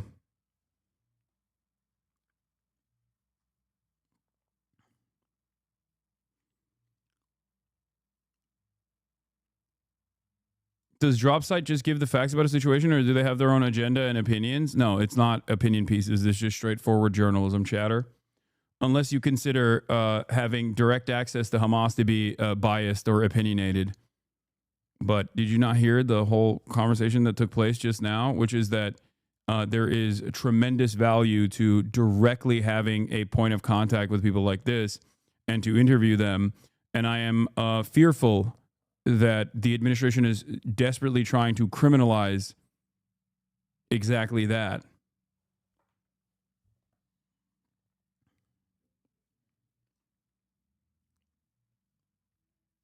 So, for the record, if you are wondering why some of these incredibly respected journalists come here and do these sorts of interviews, as opposed to your favorite slop tuber, maybe you're like a fucking hater or whatever, it's because there is a lot of value in understanding or developing developing a broader understanding, a more nuanced understanding of the history of resistance, militant resistance against entities such as Israel and numerous other colonial entities throughout history. Okay? Something to consider. There is one other interesting piece that just came out from friend of the show. Yeah, okay. MSNBC is trying to reach out. Well, they know how to get to me. This was from friend of the show, former colleague of mine, Ken Klippenstein. Feds begin political vetting for American citizens, he writes. This is at kenklippenstein.com. Hasan Piker interrogated at border as Trump's war on free speech intensifies. This is one of the more comprehensive investigative reports on the matter. I talked to Ken extensively to aid him to the best of my ability. He's a national security reporter, for those of you who don't know, has done brilliant work in the field. And this is what he wrote. Hasan Piker, an American citizen, was singled out and interrogated on Sunday at Chicago's O'Hare International Airport. Piker, who is of Turkish background, was returning to the U.S. after a trip to Paris. For 2 hours, Customs and Border Protection detained him and asked whether he supported Hamas, Hezbollah, or the Houthi rebels in Yemen, according to Hasan's account. His story, first reported by UserMag, has circulated widely. That's Taylor Lorenz who wrote about it. But it caught my attention because I once worked with Hasan. He's a well-known Twitch streamer and a political commentator, outspoken about the Gaza war and Israel's conduct. The most disturbing part of the Hasan Piker episode, I learned in the course of my reporting, is what the border agents did was completely legal. Homeland Security issued a statement confirming the incident, emphasizing how routine it was. Upon entering the country, this individual is referred to for further inspection, a routine lawful process that occurs daily and can apply to any traveler, DHS spokesperson Tricia McLaughlin said on X. As outrageous as it sounds, federal authorities have broad power to question and search U.S. citizens at the border without a warrant, probable cause, or even reasonable suspicion. Though the Fourth Amendment protects against unreasonable search and seizure, the Supreme Court has recognized the so-called border search exception. This authority applies to anyone located within 100 miles of a land border or coastline, the border zone, which incidentally covers 2/3 of the U.S. population. It's also known by the ACLU as Constitution-free zones. I've talked about this extensively. Constitution-free zones are where also BORTAC gets to operate freely. BORTAC is basically the SWAT team, or the heavily militarized, highly trained, internationally trained version of Customs and Border Patrol.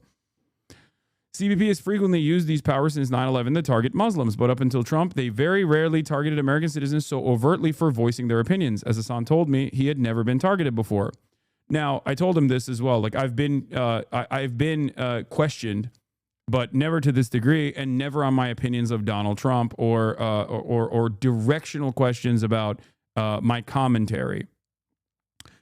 How was Hasan selected and why? That part remains a secret. Which federal agency or intelligence service flagged him is unknown, but how they targeted him is known, and its capability is ripe for abuse. Homeland Security operates a system called TEX, not an acronym, which supplements border screening based on input from immigration, law enforcement, and counterterrorism agencies. Any of these agencies, FBI, ICE, CBP, can enter an alert known as a lookout, designating a traveler as a person of interest in an ongoing investigation.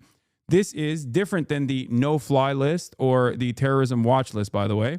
That has a much higher standard, but TEX, on the other hand, having a lower standard makes it even more terrifying because it's a broad application. These lookouts can require anything from enhanced screening to full seizure and copying of a traveler's electronics, including contacts and data. Many text lookouts are tied to international flights. Turkey, for example, has been a frequent trigger for enhanced scrutiny, both because it's majority Muslim and a known route for foreign fighters heading to Syria. Text designations are individualized. Someone known to travel to a country like Turkey can be flagged in advance. Piker's travel history alone could have triggered a text alert. He told me he hadn't traveled to Turkey in nearly a decade, but that CBP had asked him if he traveled to other parts of the region. Upon return, travelers are matched against terrorist watch lists, the no-fly list, and texts.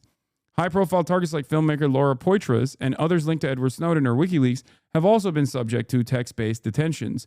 Text can also be used for target exploitation, a euphemism for extracting passwords and contact networks through device searches to create link analysis, feeding intelligence databases.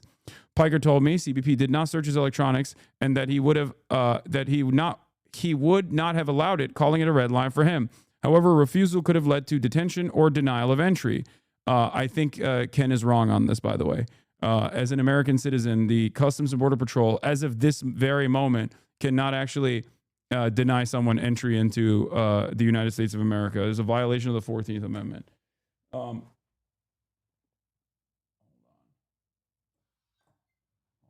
Doors open. My food is here. In a video recounting his experience, Piker says CBP agents asked, have you ever been in contact with Hamas, Hezbollah, or the Houthis? Have you ever provided financial or logistical support to them? This line of questioning suggests an effort to gather potential evidence of material support for terrorism, a serious federal crime. But the Trump administration has made it clear it intends to pursue such cases aggressively. White House counterterrorism director Sebastian Gorka has even suggested that those who oppose Trump's deportation policies could be considered to be aiding and abetting terrorists. Piker also said CBP asked if he ever interviewed a member of Hamas, Hezbollah, or the Houthis. In January 2024, Hasan interviewed Yemeni TikTok influencer Rashid al-Haddad, who calls himself the Pirate King. The internet dubbed him Timothy Chalamet, a play on the actor Timothy Chalamet. The interview very quickly went viral, but not everyone was amused. While Voice of America noted al-Haddad wasn't a member of the Houthis, a U.S.-designated terror organization, it cautioned that he promoted a controversial cause. The Anti-Defamation League claimed Piker's connections were unclear and accused him of spreading Hamas propaganda. There is, of course, nothing illegal about interviewing a member of a terrorist group. Journalists do it all the time. What makes text concerning is the secretive nature of the designations. It only takes one agency, based on internal criteria, to flag someone. As I previously reported, Sebastian Gorka is spearheading a new international counterterrorism strategy that includes redefining actions by American citizens as supporting terrorism. During a recent congressional hearing, Director of National Intelligence Tulsi Gabbard stated that the intelligence community has identified foreign funding of pro-Palestinian protests in the U.S. This effort to link Americans to foreign terror groups is aided by aggressive information sharing between federal government and the private sector, including Twitch, where Hasan is most active. A 2024 GAO report found that the FBI and DHS are already sharing domestic extremism threat intelligence with social media and gaming platforms. An update in early 2025 confirmed these mechanisms are in active use and have been further developed. Twitch's 2024 transparency report revealed its second highest enforcement volume ever for terrorist propaganda in the wake of the October 7 Hamas attack on Israel. Twitch forbids displaying terrorist or extremist content even for the purpose of denouncing it. In 2023, Twitch joined the Global Internet Forum to counter terrorism. A Twitch employee told me the platform has increased its external engagement, code for threat sharing with the government. Did Twitch flag Hasan's interview, triggering the text alert? There's no way to know. I don't think they did. I don't think they did that. Because if they had done so, they would have banned me already. For the record. Yeah, Ken is correct. They could further prolong your detention to seek a warrant. Prolonging your detention is not the same as outright denial of entry. No, I know. I know that. They can prolong my detention.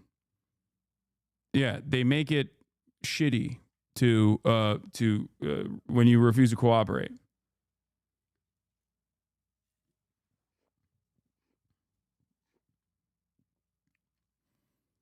And it could have been any number of other social platforms Piker resides on. Twitch did not immediately respond to my request for comment. Regardless, this kind of harassment is insane and extends Trump's border crackdown to U.S. citizens. I think it was just a threat, Hasan told me. Let it be a warning.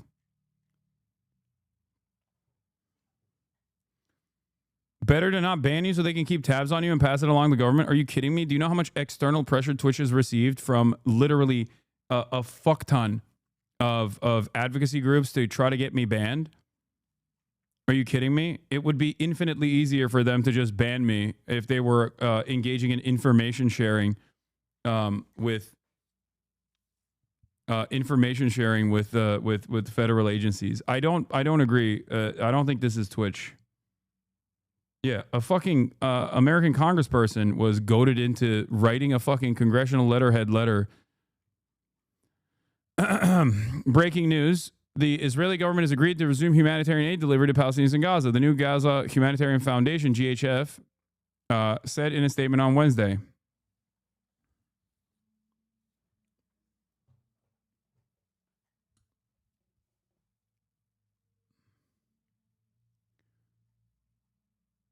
Anyway, or maybe they see me wearing my apolitical hat. So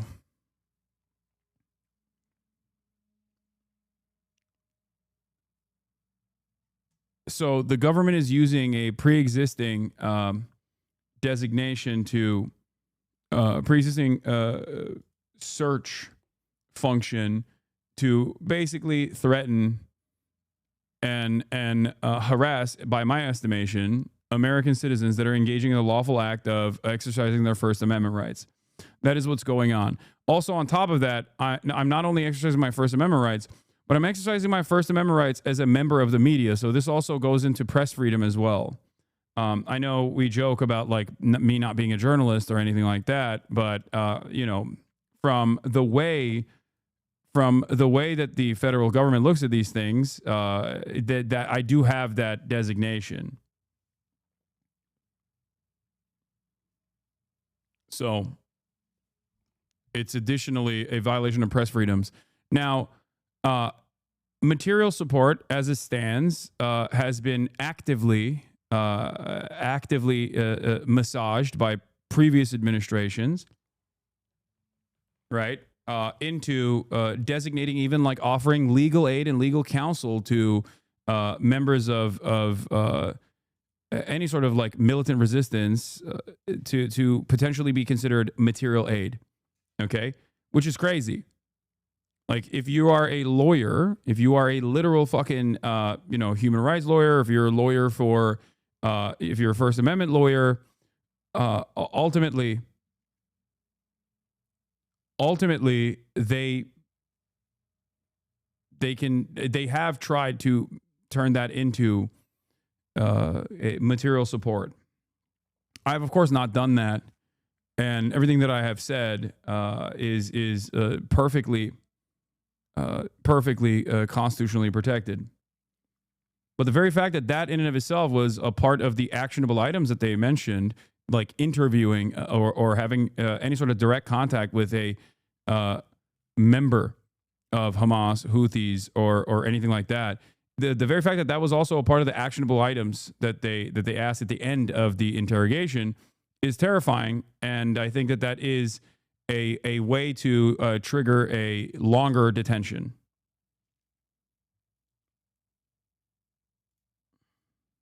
Please glaze China more, please. What?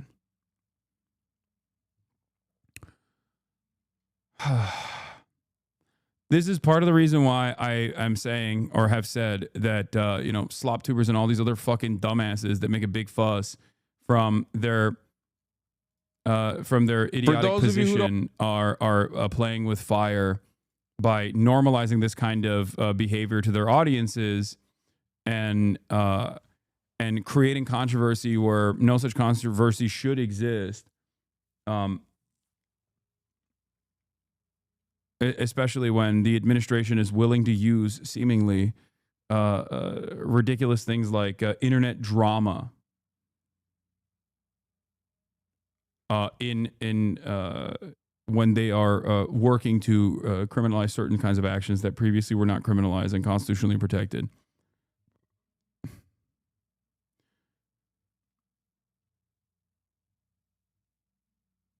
Anyway, but yeah, here is the reflection from TikTok to this to me explaining this this issue.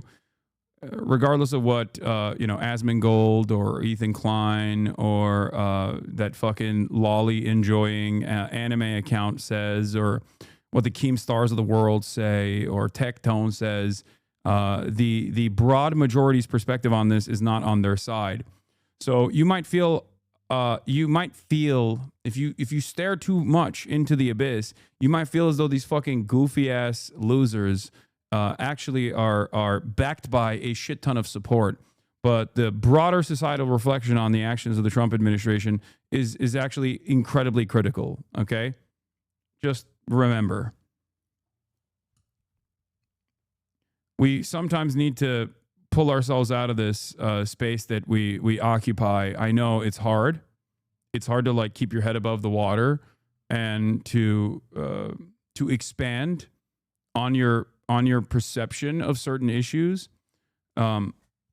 because the spaces that we occupy are so heavily fucking dominated by people that have these sorts of opinions and their fans that actively brigade every fucking comment section or whatever. But this is still a important reminder. This is still a very important reminder that just because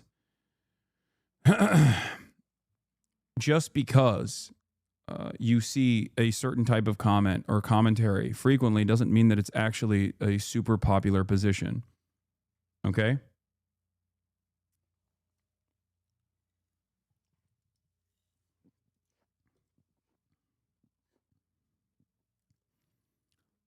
Anyway, two Israeli officials tell me that there's been no progress in the talks in Doha over the new Gaza hostage and ceasefire deal. One Israeli official said Netanyahu is showing zero flexibility.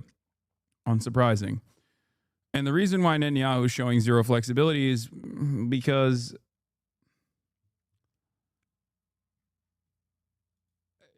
the Trump administration is not actively pushing them to show flexibility, and they have to. That's my assessment.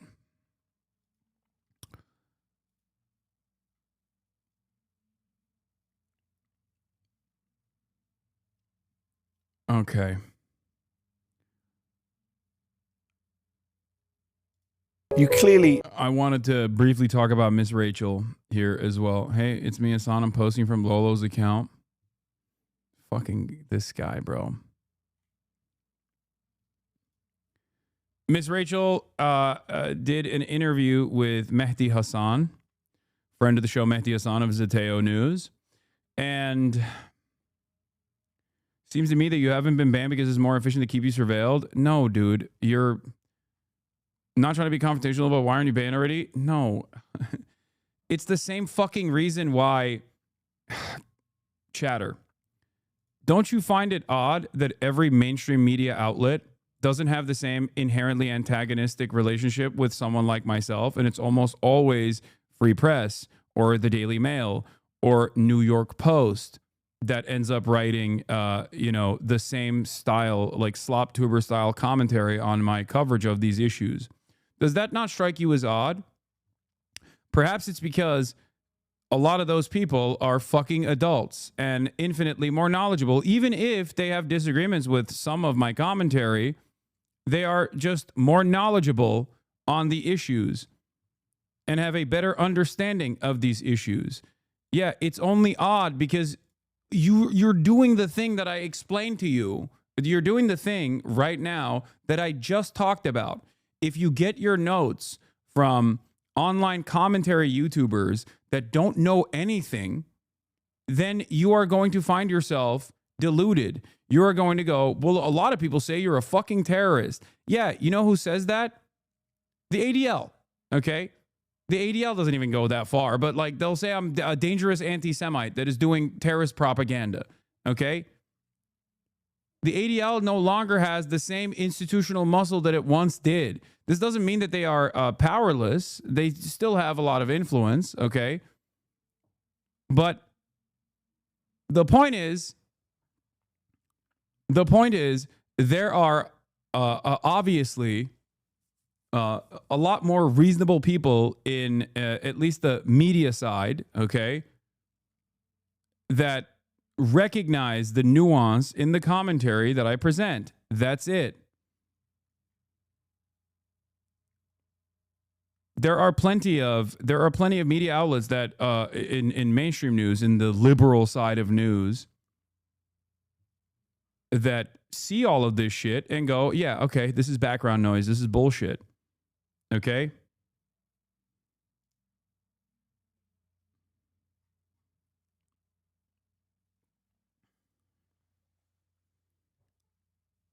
And there are obviously the same like reasonable contextualization occurs even at the Twitch level. Otherwise, like if they were at the mercy of like online mobs, and sometimes they are, right? Especially on actionable items, especially on items that like go above a certain point in my commentary, like the what do you call it? The fucking Rick Scott statement that I made, which I apologize for because it was, hyperbolic language. They will end up issuing a suspension on situations like that.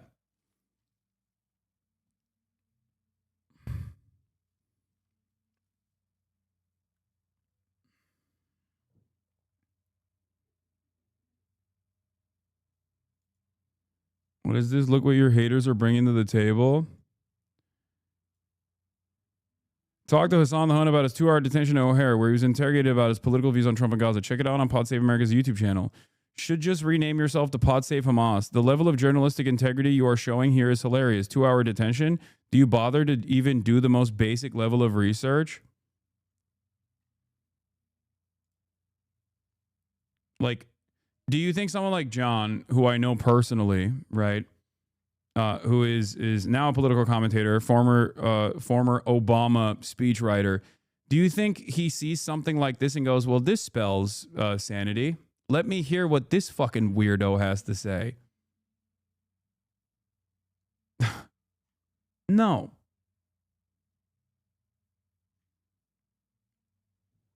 Like, they don't understand. They don't even think about like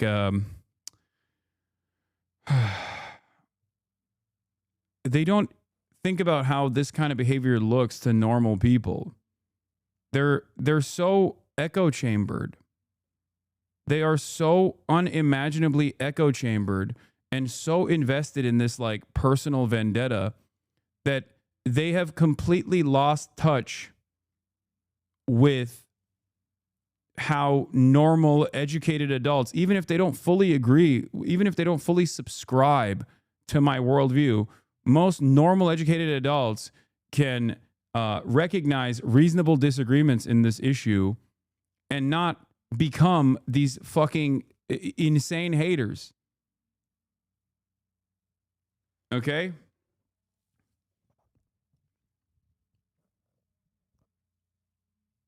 It's important to see this.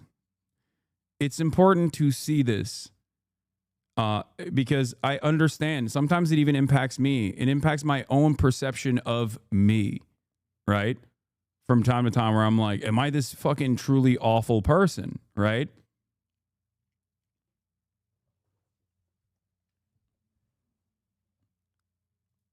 Because of the endless sea of hate that I'm inundated with.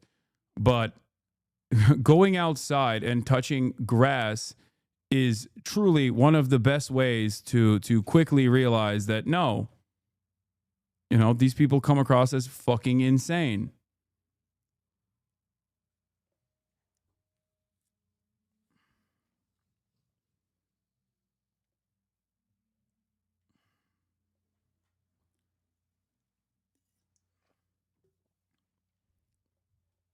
I think you said this once, but people no longer have disagreements on opinion, but on facts. It's more so just a personality issue at this point. People just like people develop their political worldview off of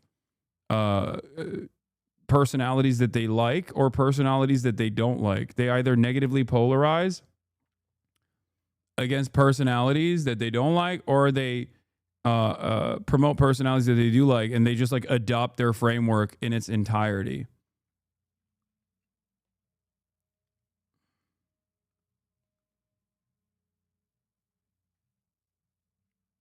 Anyway, I don't like Hasan is not a coherent ideology. Okay? You're just being fucking annoying.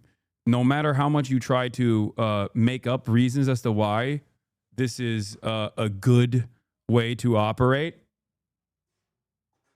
most normal people will go, okay, I don't care. I like them.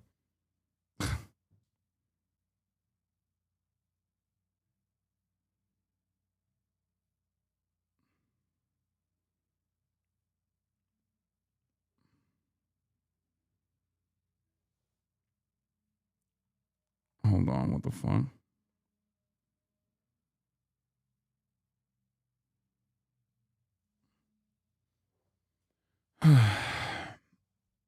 Can you have Miss Rachel on the broadcast? Potentially. Love kids. Is that why you decided to speak out about what's happening in Gaza, specifically with children? I think it should be controversial to not say anything. Did you also, like millions of other Americans, just seeing these horrific, tragic videos? The idea that caring for a group of children in an emergency situation means you don't. Oh my God. Thank you for sending this to me. Isn't this the group that was shitting on me at University of Chicago?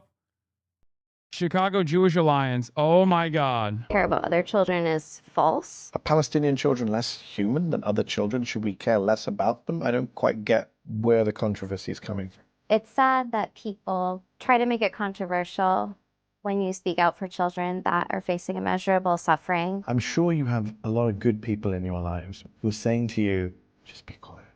It's not worth it. What do you say to them? Our compassion doesn't have boundaries or borders. We just love kids. Why do you feel this urge to speak? Miss Rachel's a YouTuber for children, okay? Kids love her. And she did the most unimaginable crime of all, which is recognize the humanity of Palestinian children that are being ruthlessly slaughtered by the apartheid state doing a genocide.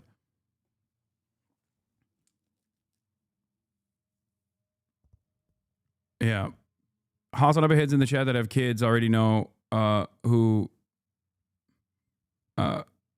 Miss Rachel is, I suspect. The debating question, are Palestinian children worth caring about? This article is truly depraved. This is, I believe, from the New York Times. What an insane framing. Why tot celebrity Miss Rachel waded into the Gaza debate. Facing criticism, Rachel Accurso defends making the plight of children in Gaza a primary focus on her social media feeds. The idea that like you can frame the conversation like this with an inherently antagonistic framing is so insane. And I think this is the type of shit that actually makes people check out. Okay? This is the type of shit that makes people go, what? Miss Rachel doubles down support for children in Gaza? The fuck do you mean? Like, this is not a double down moment. You should be...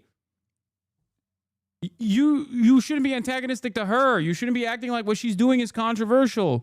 The real newsworthy argument here is why this would be seen as controversial to begin with. Accurso's activism has divided Jewish parents distraught by the relative dearth of posts about Israeli children with whom many Jews worldwide feel a powerful connection. Miss Rachel seems to be someone who's really, really good-hearted, but in the context of everything that's going on, she says, I care about all children. But really, she's talking about the children of Gaza. Stacey Hackner, a teacher at London Cheddar, a school of Jewish instruction, said in an interview, that has left a lot of Jewish parents feeling quite isolated. Me. Why not me? Accurso's unique position opens her up to a felt sense of connection or even parasociality to other parents, said Brooke Aaron Duffy, a professor of communications at Cornell University who studies the intersection of labor and new technologies. If you look at the images, Professor Duffy added, referring to Accurso's posts of children in Gaza, it is showcasing the young children who are experiencing these vulnerabilities. It's not unabashedly political, but within such a polarized climate, everyone is up for scrutiny and critique, especially if you have that level of audience engagement. If you talk about the children that are being genocided, in the process of those children being genocided, then it makes me feel bad. It makes me fucking feel bad. It's genuinely so fucked up that Miss Rachel is literally just a person that sees all people equally and is nice to all kids, and she's being smeared this way. Like, look at how wonderful this interaction is with a 3-year-old double amputee from Gaza. I met Rahaf from Gaza. She has the best laugh. She falls a lot, but she's ready to get right back up again and ready to play.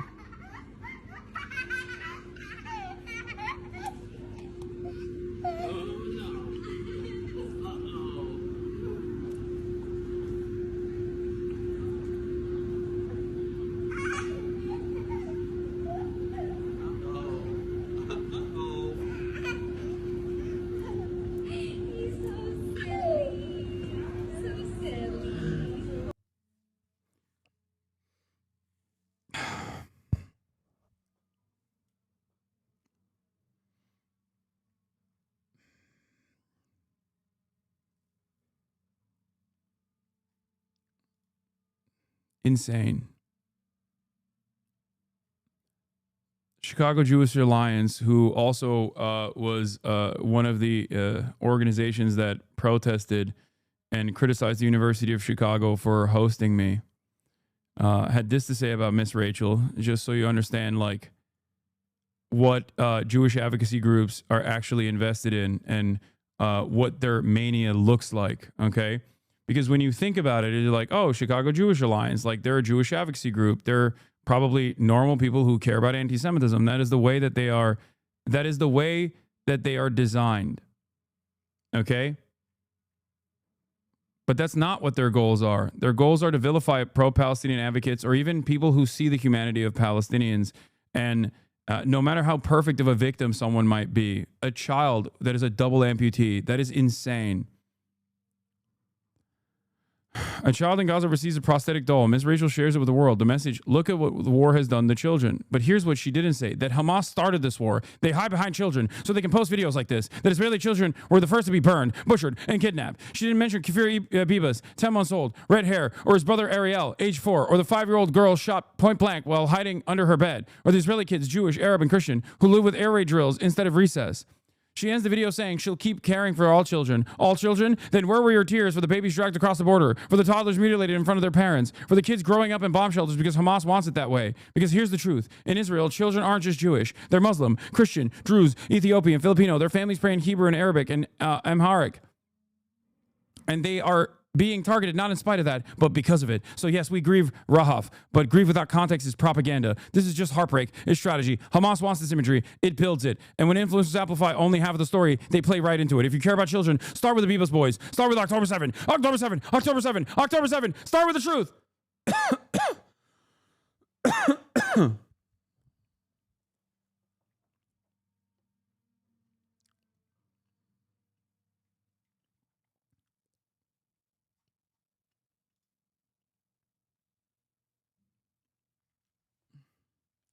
Freaks, bro. Freaks. Somewhere along the way, Zionist groups decided this is the way to talk about it, like reframing everything within the context of like Jewish grief and recentering the conversation around how American Jews feel and what Israelis feel in general. And that's not the case. Like, many American Jews also fucking look at what's going on in Gaza and go, I'm going to either shut the fuck up about this or I'm going to speak out about this. The average person is going to look at the imagery from Miss Rachel and see what that organization is saying and go, you are fucking insane. You are a psychopathic person. You are a sociopath. Who the fuck thinks like this? You're an evil monster. That's it. That's it. And it's crazy. Like, why do you present yourself as a fucking evil monster? I do not understand. And the only way, and I'm going to tie this back to fucking slop tubers again, the only reason why you would find yourself presenting this this monstrous perspective as though it's something that will bring people to your fucking side, okay? The only reason why you think this is because you are so echo chambered that you have not even began to try and understand the perspective of others, someone who is even 5% not on your side is immediately branded as a fucking enemy. That's it. That's it. That is how you find yourself in this unique predicament where, like, the average person looks at what you're saying and goes, oh my God, you're a fucking psycho. You are a fucking psycho. Because all of these conversations are happening within the backdrop of a live streamed Holocaust of mostly children. It's so insane.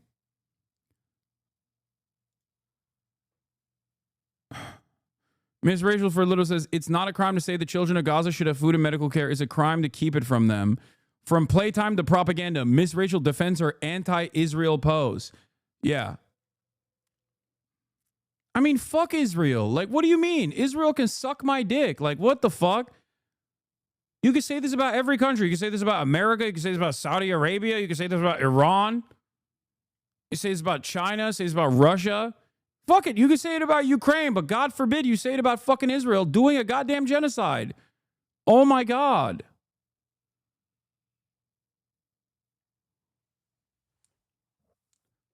You are positioning Israel as being anti-children when someone comes out and says they're pro-children, and you immediately go, look, when someone comes out and says, I'm pro-children, I think children should survive, and you immediately go, wow, well, this person sure seems to be anti-Israel. Well, now you've revealed that Israel is anti-children.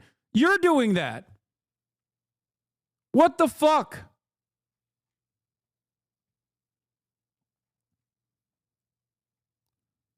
If you go after people that are humanizing Palestinian children, like I am a much better target for criticism by Zionist groups, because I do talk about the context and the nuance and the history of why militant resistance against unjustifiable things such as genocide and apartheid exist.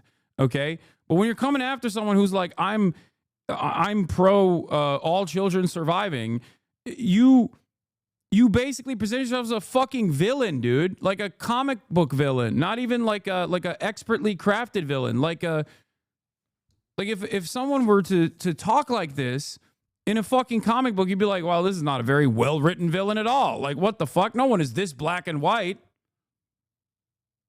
What the hell?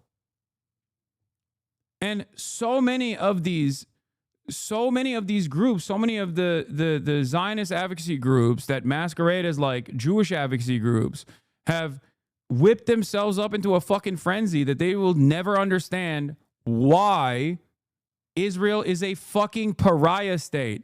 And they will never understand why the normal average person that hears them speak like this, look at them and go, dude, you are a fucking villain. You are a psycho.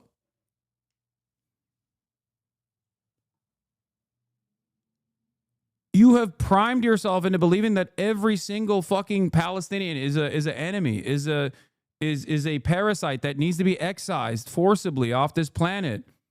It's the same thing as Nazi Germany.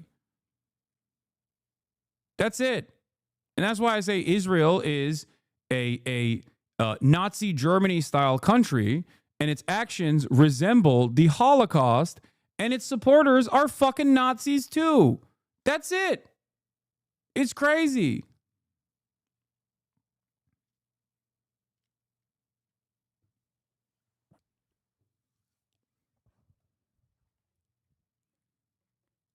Speak out for Sudanese kids and Haitian kids, and right now, obviously, the kids who are suffering most in the world, the Gazan kids. Silence wasn't a choice for me. Her mom grabs her phone and has her little boys on FaceTime. And her boys are adorable. I think they're around age 7 and 9. And they're in Gaza. And here I am, like, thinking, like, trying to be sweet and talk to her boys in, like, the Miss Rachel voice. But I'm also like, what if my son was over there and my husband, and then I'm here with my little girl losing her legs? And then I'm thinking about the boys, and I was asking if there's any way they can come here. And this wonderful woman was saying, because I was asking kind of her to, she was translating, and I said, is there any way for them to come here? And she was saying no. And she was saying they don't eat anymore on FaceTime with them. Sorry. No, it's a horrific situation. And yeah, look at this dangerous Hamas propaganda. And then the translator, I remembered she had said, like, thank you for seeing our children as human, when I had spoke out before. And so I want those little boys to have everything my little boy has. And their mom's a teacher like me. She's a math teacher. Wow.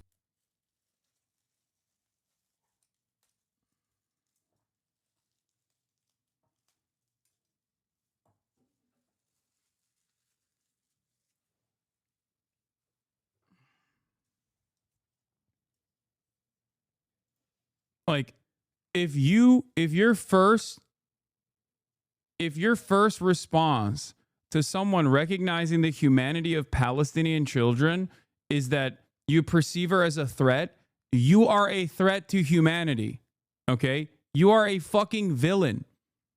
You are a bloodthirsty monster where you go, oh my God, I can't believe she cares about Palestinian children. Why doesn't she see the world from my lens? Why doesn't she see the world in the way that I do? And why doesn't she recognize that these little children are actually little parasites that are going to grow up to be fucking Hamas? It's all lives matter. It's literally an all lives matter argument. But in the backdrop of this is not like systematic discrimination, but something that most American black people will also recognize as infinitely worse than what is happening to contemporary black voices in the United States of America. A fucking genocide. Okay? You are literally, all lives mattering, a fucking Holocaust. You're a psycho.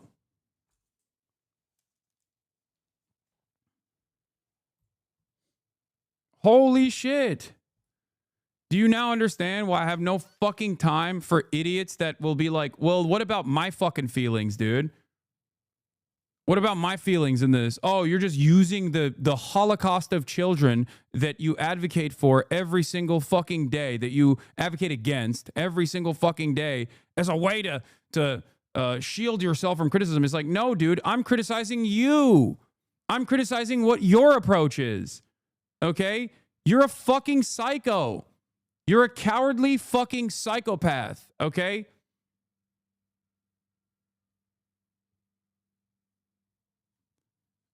Anyway, here's the funnier version of like the Israel Defense Brigade.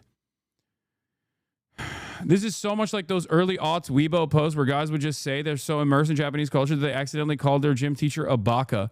Here's something deeply educational that happened as I was leaving Israel. I'm checking my luggage in Athens after leaving Tel Aviv. I get to the agent. He says hello. I absentmindedly say shalom, like I've been saying for 3 weeks.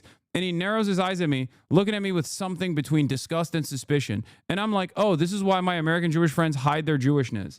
Dude, this is one of the funniest things that has happened with like the Israel dick riders is that they fantasize about like being more Jewish than fucking Jewish anti-Zionists. Okay? I don't know what the hell this is. Like, is this like what an there's far too many posts like this from Christians in England who are like, oh, these Jewish people came up to me, or not Jewish people, sorry. These people came up to me and were like, are you Jewish? Are you Jewish? And I'm Christian, but I was terrified. And it turns out they're fucking Orthodox Jews that wanted to talk to them about converting to whatever. I forget. You know what I'm talking about? We covered this before. Like, I've been stopped before because people thought I was Jewish so they could talk to me about how the fucking Messiah is coming back. Yeah, Hasidic Jews that look for other non-Orthodox Jews to convert them internally to Chabad. That's it. That person thought that this was about to be an anti-Semitic attack against them. Satmar Hasids.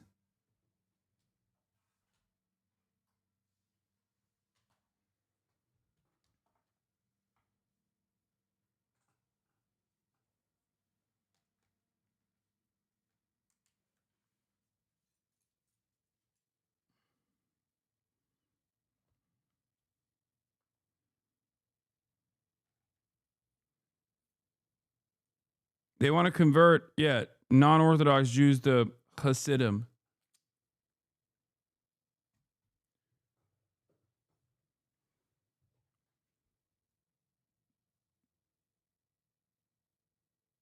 Yes, on High Holiday, you may be offered a very pricey citron to pray over. Exactly. Well, I had not experienced that. You got to see this one next. Oh, I don't even want to see Jerry Seinfeld's disgusting face, dude. Look at his response as people are like yelling at him for being a genocide supporter, which he is, by the way. Remember, he actually paid for the fucking projector and the counter protesters that terrorized the UCLA college campus encampments that were pro-Palestine. He actively played a role in terrorizing students on UCLA campus. Yeah, 1738's very own Jerry Seinfeld. Fuck you, Jerry Seinfeld. Free Palestine. You support the genocide of babies in Gaza. Free Only Palestine. You. Free Palestine. Fuck you, Jerry Seinfeld. You support the genocide of Palestinian children. You rabid fucking dog! Free Palestine! Free Palestine!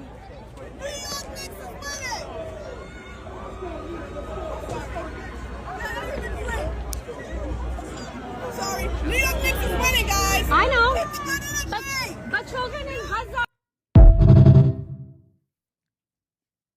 Gross. Fuck you, Jerry Seinfeld! Free Palestine!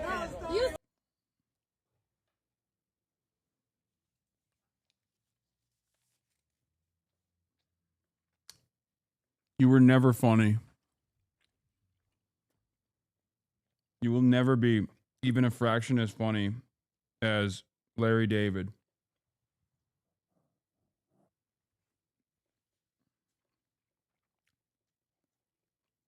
No, stop. Not my Jerry. Don't ruin my childhood memories. You didn't know that he was also a pedophile? What are you talking about?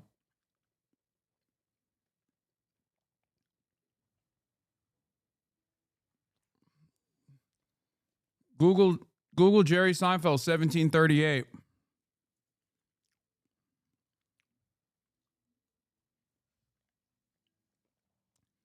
I'm like, hey, what's up? Hello, is what Jerry Seinfeld said to a 17-year-old when he was 38.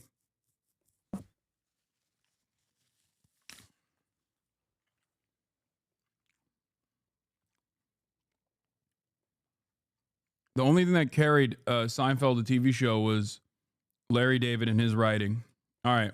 If there is an image to define this trip so far, well, this is it. A surprise for sure, and such a reflection of the quirks of history. Because Ahmed al-Shara is now the Syrian president, but he was an Islamist commander, aligned to al-Qaeda, a militant who fought the Americans in Iraq, jailed by them in the notorious Abu Ghraib prison. There was no sound on the images released, and so we don't know what they said, but as an indication of what seems uncharacteristically to be Donald Trump's message here of cooperation, opportunity, looking forward, it had all that. But you have to stay down. You have to stay down. I'm working with you. There is a tussle on this trip. He has to stand. Down. To decipher what the American president is up to here. Because at face value, we're getting a fresh vision of his foreign policy worldview. And it is at odds with Trump, the disruptor. The morning meeting with Gulf Arab leaders was about investment first, but under it, geopolitical cooperation.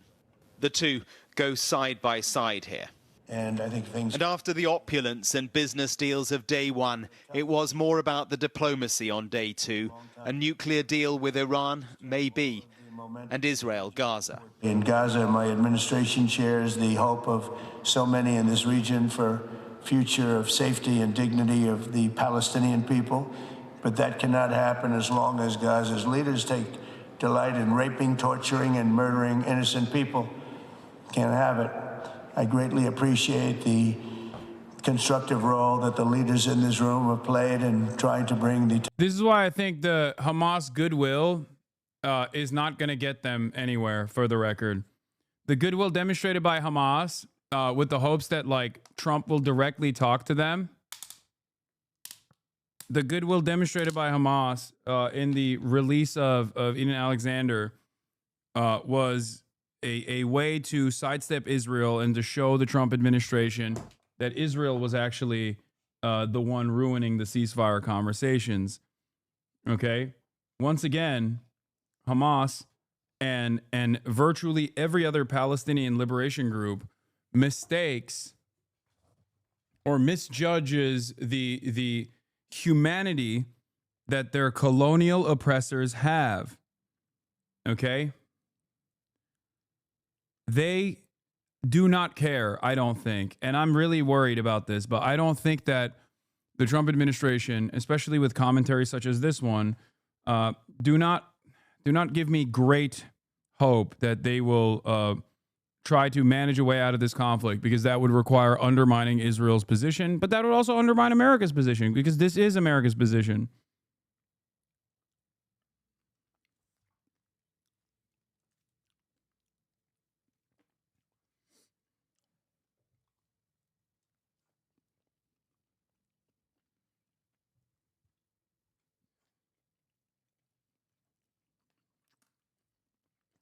Terrible conflict to an end.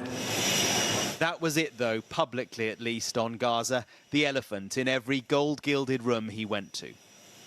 The farewell from the Saudi Crown Prince reflected the closeness of this relationship, the trappings of power shared.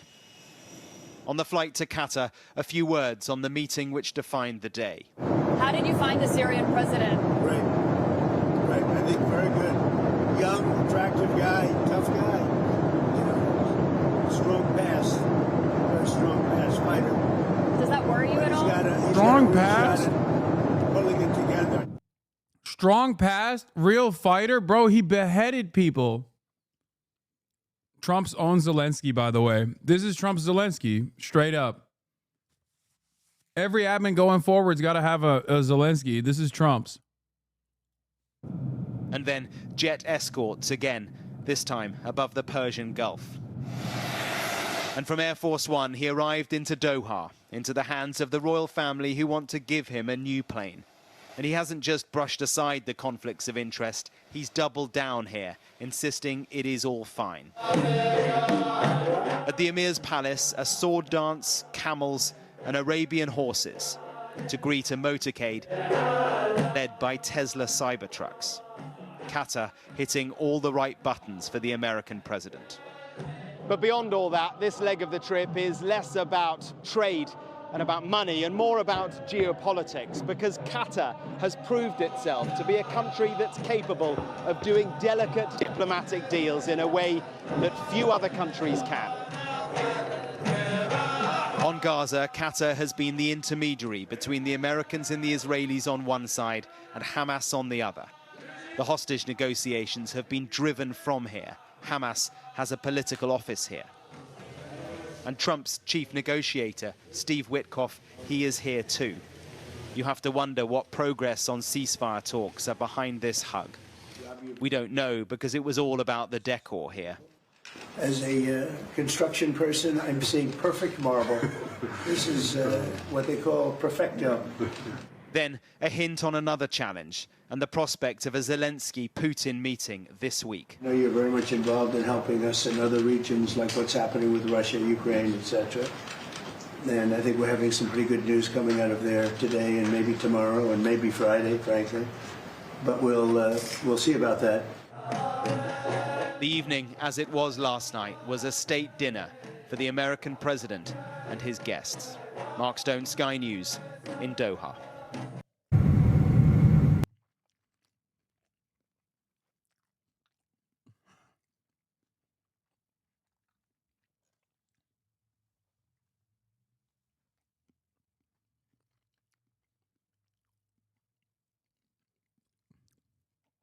As Noam Chomsky says, it's terrorism when they do it. It's counterterrorism when we do it.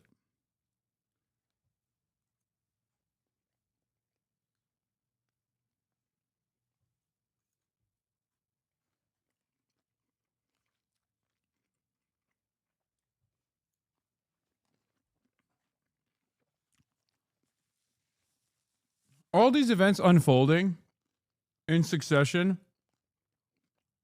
make it so that even the dumbest person can understand the hypocrisy, right?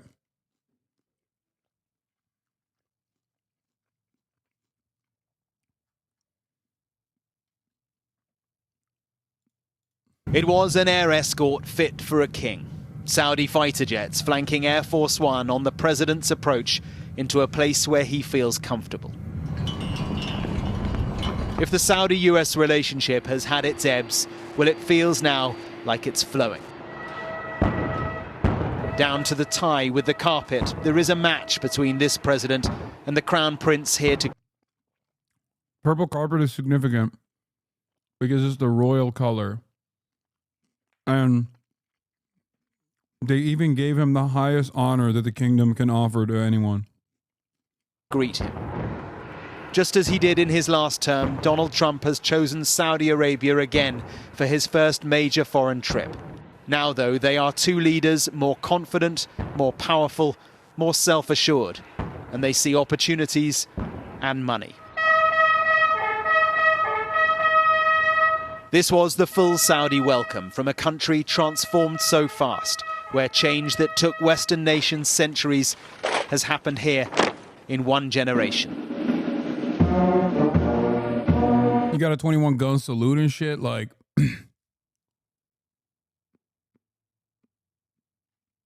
They got a mobile McDonald's for him in Riyadh. They brought in a mobile McDonald's truck.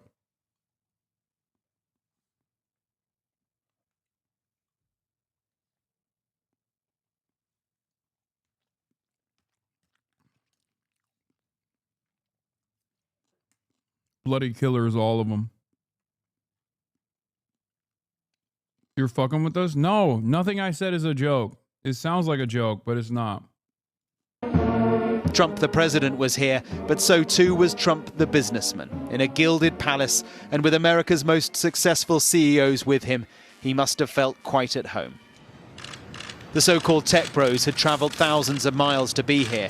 The richest man in the world, Elon Musk, and the man shaping AI, Sam Altman, among a long list of founders and CEOs from some of the world's biggest companies here for investment. Because symbiosis is what all this is about. It's about what America can offer Saudi Arabia, but now more than ever, it's about what the Saudis can do for America.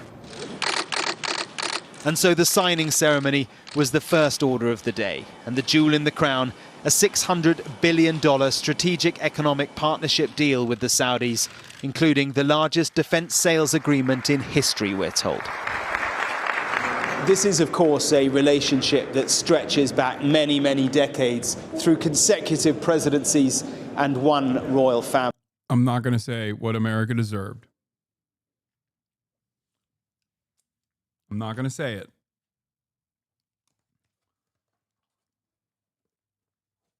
But like the way that the media is presenting all of this as though like Trump is a great negotiator and he's bringing all these countries to heel. I don't know if they're fucking wish casting or I don't know what's going on, but I do not see Israel's actions. I do not see Israel's actions in the backdrop of all of this as in any way, shape, or form conciliatory to the very reasonable demands being made by Hamas. And I don't hear a lot of criticism from at least Saudi leadership about said actions. As I've told you before, MBS does not give a shit about the Palestinians. He actually sees the Palestinians as a nuisance, getting in the way of his deals that he wants to make openly with Israel.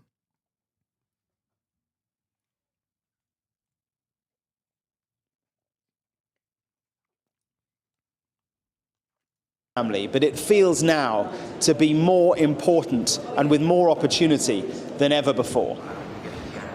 The president got the trip down memory lane as he arrived at the investment forum. Inside, the soundtrack was his, playing now in Riyadh, and with a smattering of MAGA hats. The American cabinet, the Saudi royal court, and the billionaires' front row. You achieved a modern miracle, the Arabian way. That's a good way. For his speech of the day. And it's crucial. There's something so funny about Witkoff sitting there.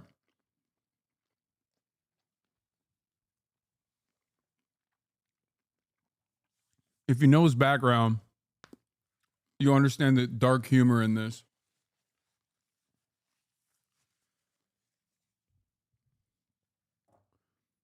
Virtually all of Witkoff's, or not Witkoff, sorry, fucking Lutnick. I said Witkoff, I apologize.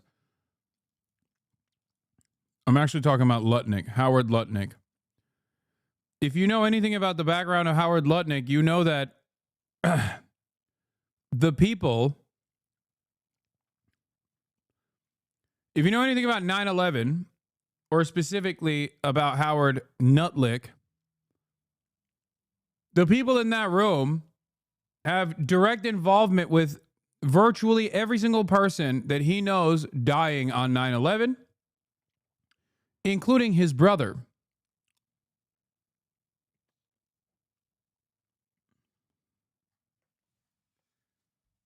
But of course, ever the great deal maker, Howard actually found a way to capitalize on the death and destruction that the company that he was a part of, the company that he actually had seized control of, experienced, including his brother dying, and made a lot of money off of suing the airlines for allowing 9/11 to happen.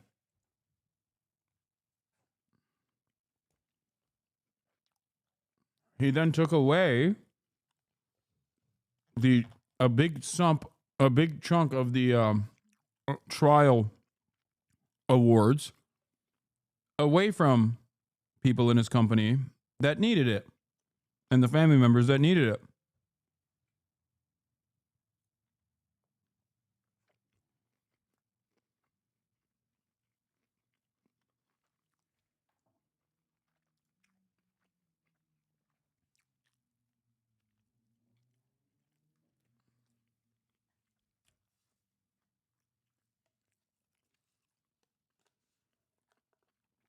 A group of families whose relatives worked for Cantor Fitzgerald and died on 9/11 pressed Howard Lutnick for help ahead of the presidential trip to stop, including Saudi Arabia. Yeah. Okay, good luck.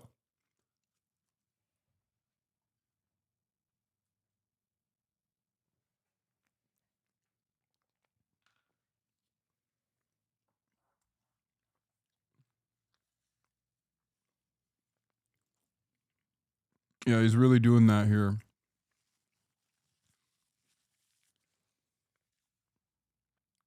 Cantor Fitzgerald was the Wall Street bank that Howard Lutnick was in charge of that lost like 700 people on 9/11. The only reason why Howard was spared was because he was taking his fucking child to kindergarten that morning. His brother died. He then turned around. He then turned around and successfully sued the airlines for their responsibility of 9/11 happening, won hundreds of millions of dollars, and then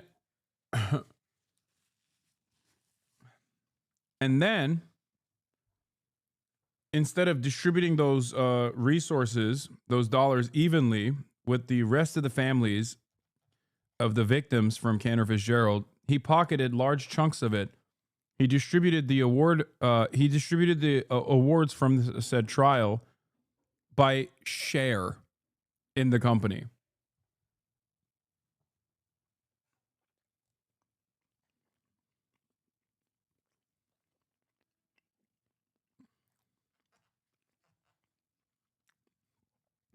A fucking real freak through and through. Court and the billionaire. That's a good way. For his speech of the day. And it's crucial for the wider world to note this great transformation has not come from Western intervention, giving you lectures on how to live and how to govern your own affairs. Instead, the birth of a modern Middle East has been brought by the people of the region themselves.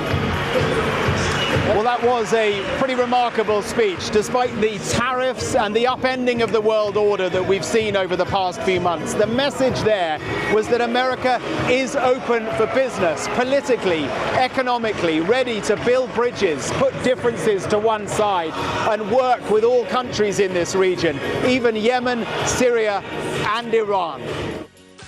A key headline was Syria. He said he's scrapping sanctions against the country, now free from Assad. It comes as the White House revealed that he is due to meet Syria's new president, once a jihadi fighting the Americans. They'll meet in the day ahead. It might confuse some people. When he's doing his speeches in America, it's all about America first. We don't really care about the rest of the world, seems to be the vibe. And then here, it was a wholly different message, I felt. I think there's a misperception. I think the truth is that he obviously cares about peace around the world, and he spent his entire 4 or 5 months of his administration sending his emissaries around the world to create peace deals, right? We're strategic partners. They need us and we need them. I mean, that's just the way the ball rolls. The evening was the state banquet. The morning will bring the diplomacy. He'll meet key Arab leaders before travelling on to Qatar, where they will surely try to outdo the spectacle today. Mark Stone, Sky News. Yes, the mayor of Miami was there.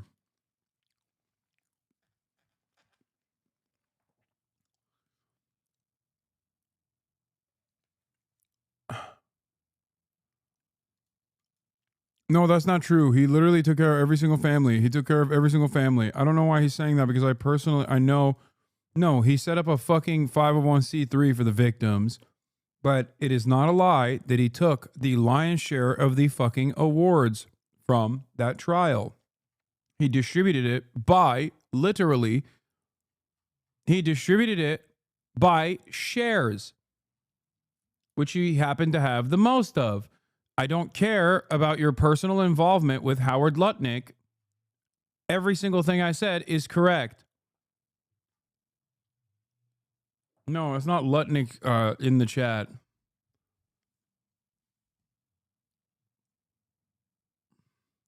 So what he lost the most to seems reasonable? That's hilarious. Okay, dude.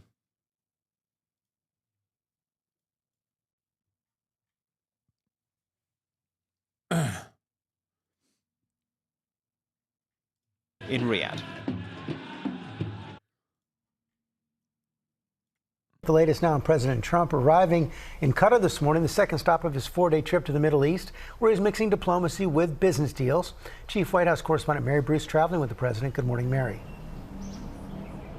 Good morning, Georgia. President Trump now on the second leg of his visit here in the Middle East, here in Doha. But before leaving Saudi Arabia early this morning, the president having an historic visit with the new president of Syria, the first by an American president in more than 2 decades.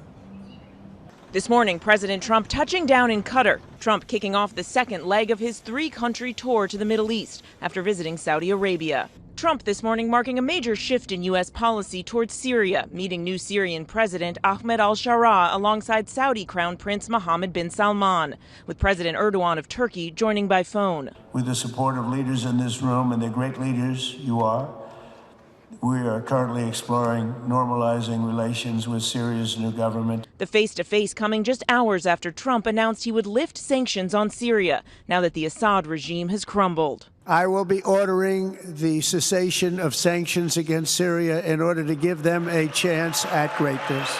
It's a move, Trump says, came at the request of the Saudi Crown Prince. Oh, what I do for the Crown Prince. The first major foreign trip of Trump's second term focused on strengthening business ties with the Middle East. Joining him, leaders of some of the world's most powerful companies, from IBM to Google and Uber, and of course Elon Musk. The president now touting a $600 billion investment in the U.S. from the Saudis, though details are sparse. The Saudis giving Trump the royal treatment. The Crown Prince rolling out the lavender carpet. Trump piling on the praise. I like him a lot. I like him too much. That's why we give so much, you know? Too much. I like you too much. The president describing a transactional approach to foreign relations based on making deals regardless of past history. From embracing the Saudi Crown Prince years after U.S. intelligence concluded he orchestrated the murder of Washington Post journalist Jamal Khashoggi, to forging ties with Russia's Vladimir Putin. In recent years, far too many American presidents have been afflicted with the notion that it's our job to look into the souls of foreign leaders and use U.S. policy to dispense justice for their sins. But hanging over the visit, serious questions about Trump's own business interests. His sons, who now run the Trump Organization, have projects in the works in all 3 countries he's visiting. Trump Tower, Jeddah. Bro, he's not old and fulfilling his fantasies. He's just becoming a Turkish-style dictator.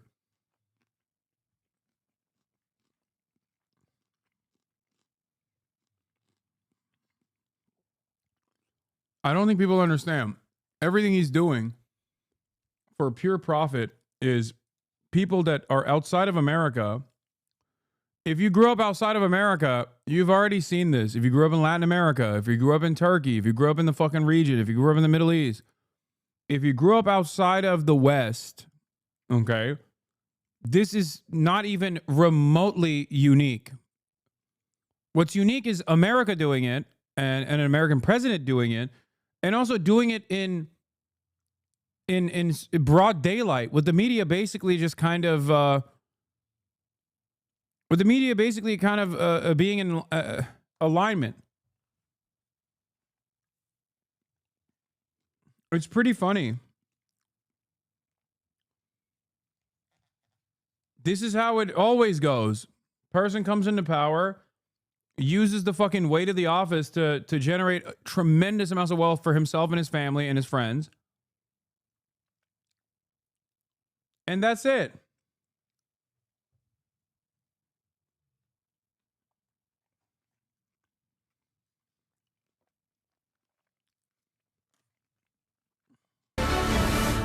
Coming soon. Trump now in Qatar, which he once called a funder of terrorism. But now he's poised to accept that extraordinary gift from the royal family, that $400 million luxury jet known as a flying palace, to be used as Air Force One before being transferred to his presidential library. The proposed deal raising serious questions about what it will cost American taxpayers to retrofit the jet to modify its security, and whether the gift violates the Constitution's ban on gifts from foreign heads of state.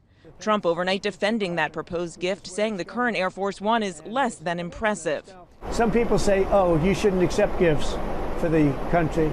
My attitude is, why wouldn't I accept the gift? But even members of his own party aren't sold. I also think that the plane poses significant espionage and surveillance problems. So we'll see how this issue plays out. But I certainly have concerns.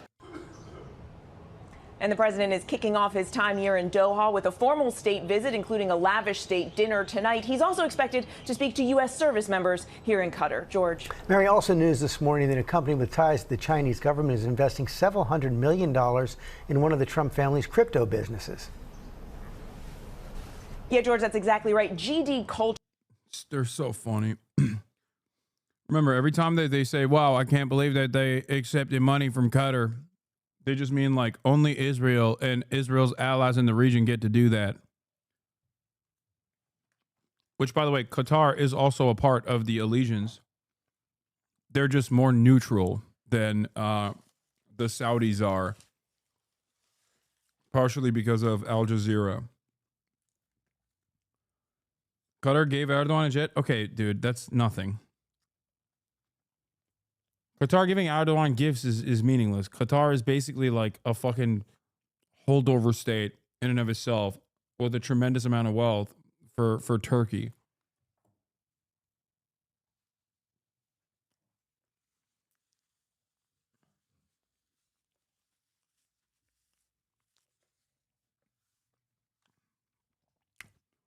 Accepting a plane from the people who did 9/11 is crazy. Yeah, except he didn't accept the plane from the Saudis. What the fuck? It's the Saudis that did 9/11, not Qatar. Classic American mind. Anyone but the Saudis are responsible for 9/11.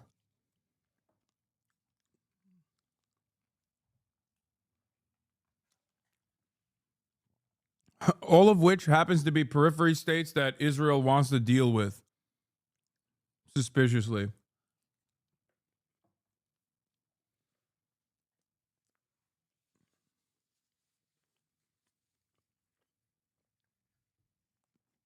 Culture Group, a small technology company with ties to China that operates on TikTok, announcing plans to purchase up to 300 million of the Trump Bitcoin. They are just the latest business with foreign ties to jump into the president's cryptocurrency business. And all of this is coming as the president is working on a deal to allow TikTok to continue operating in the U.S. Ethics experts are sounding the alarm about conflicts of interest, but the White House insists the president is following the law. Yeah, we've never seen a mix of personal finance and diplomacy like we're seeing on this trip and in the early months of this presidency. Mary Bruce, thanks very much.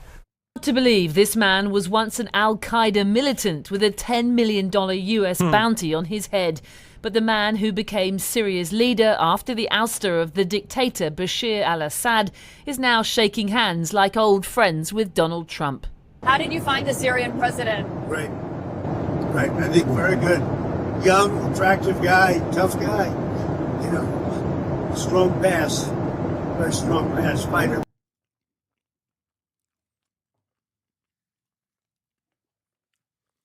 Hasan the Hunt chat effect on Dropside News subscriber chart following Jeremy Scales interview today. Hell yeah.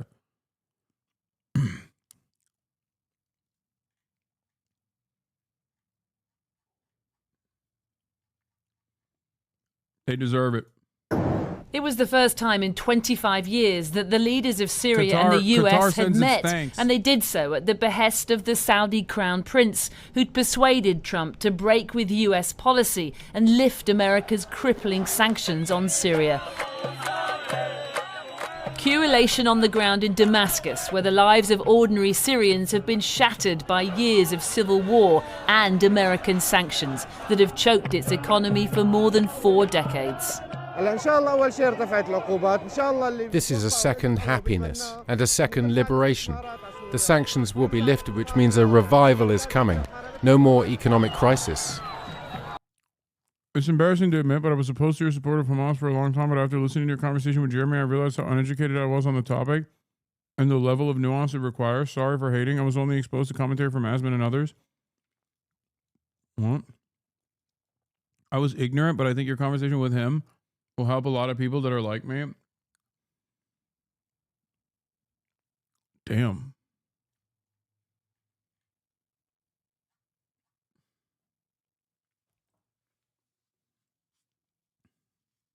Account created an hour ago.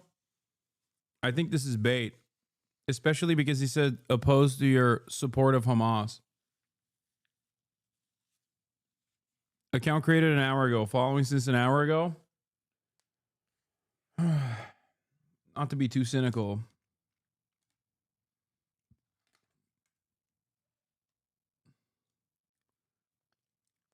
but the fact that he says support for Hamas.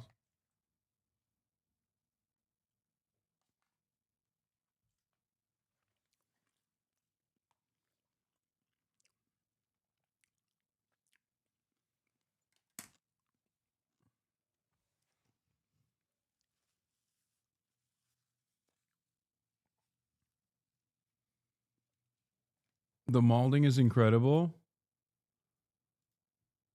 No, I mean it.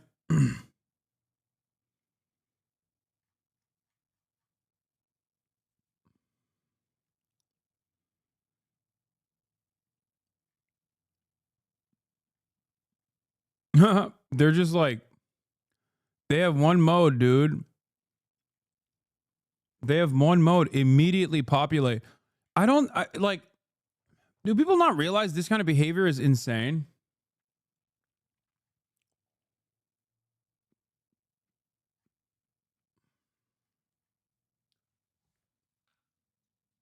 I don't get it. Do people not fucking realize that behaving this way, when you see someone that you don't like, that you don't agree with, and your first interaction is to, one, have a bunch of fucking like old ass videos of them that are either clipped out of context or been addressed a million times over from like a decade plus, like 12 years ago, that you've saved on your phone so you can immediately reply.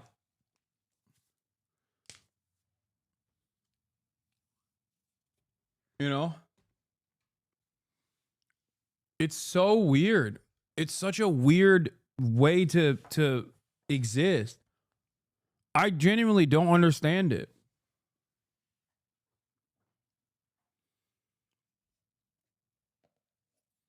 Like, how little do you care about yourself that you have like entire clip compilations that you have ready to rip at a moment's notice?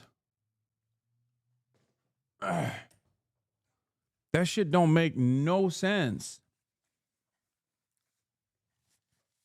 Especially considering that like you're doing this.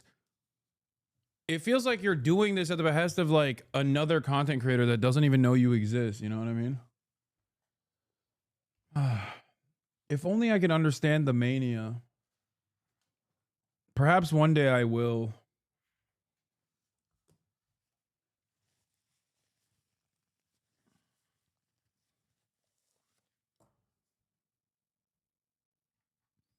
I genuinely don't fucking get it. I don't know. It's like Stan Twitter. It's like Stan behavior. But like neither myself nor any of these other people that you orbit are even a fraction as talented as like BTS or Blackpink. You know what I mean? Like what the fuck is our output that creates this level of Stan behavior?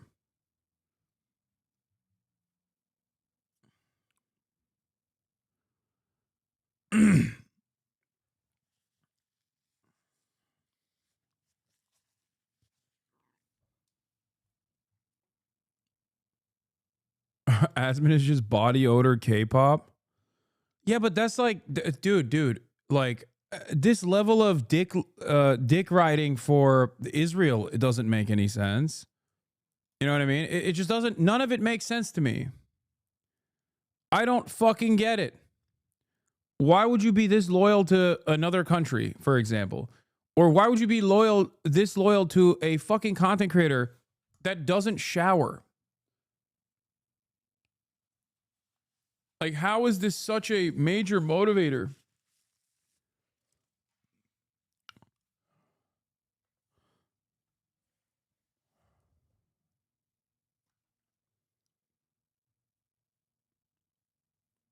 I will never understand it. But Trump's move may throw America's relationship with Israel into crisis. As remember when this stuff was considered cyber stalking? Now it's just everywhere. I know. That's yet another clear-cut example of the 4chanification of the internet. Shit that would be previously considered cyber stalking and like antisocial behavior is now celebrated roundly and also creates a sense of like community, a sense of shared purpose for so many people. And people are unafraid to do it in broad daylight.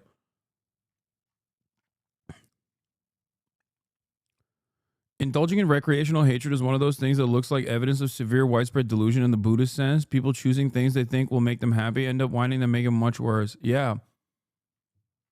I think about this a little bit where I'm like, is there anything that I engage with this? Like, is there anyone that I consider to be an ideological enemy that I care this much about? And I can't think of a single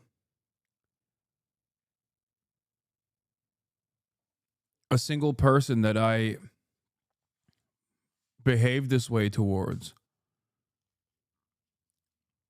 Like, I hate Bill Maher, but I'm not going to, like, here, I'll give you a great example of this.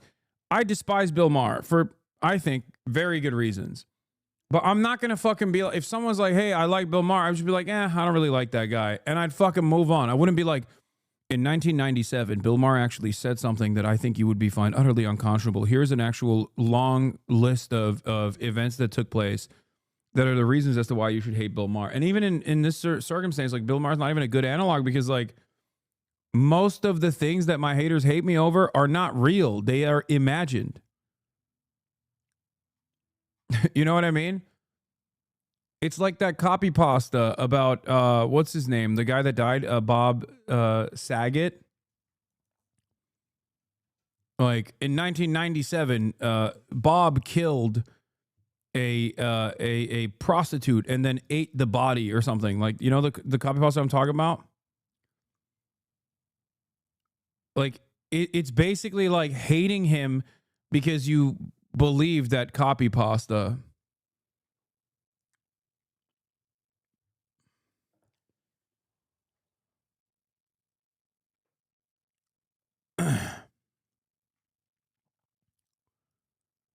Yeah. Here, this is why I hate this random person that you are seemingly demonstrating positive feelings towards. Here is 68-second clips that will prove to you that he is an evil person. Like, that's such a weird fucking thing to do. I don't understand what compels someone to do that.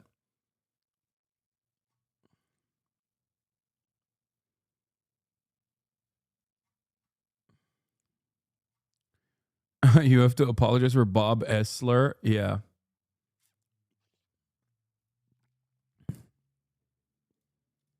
Anyway, let's continue.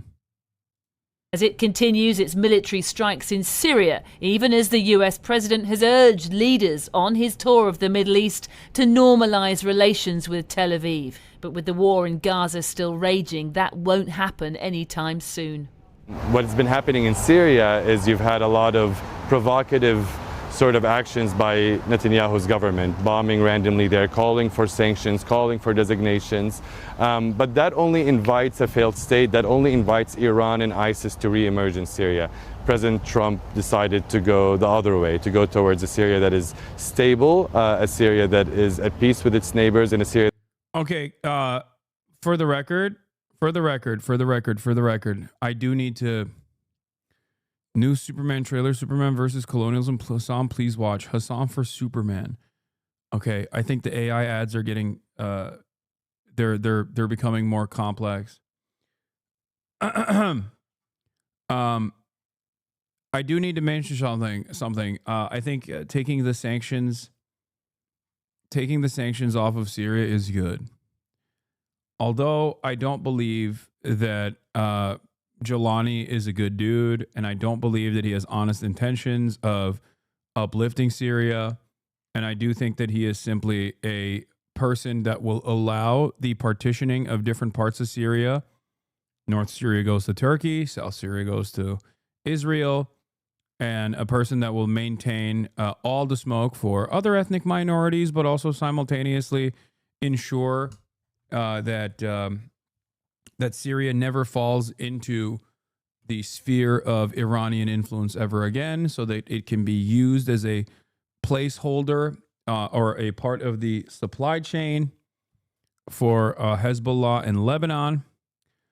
And ultimately, I don't have a lot of good opinions about him. I still think that it is good to take off the sanctions from Syria because it's ridiculous to starve this fucking country. It has played a horrible role in ruining the material conditions of regular Syrians at the end of the day, regardless of what their background may be. It is collective punishment.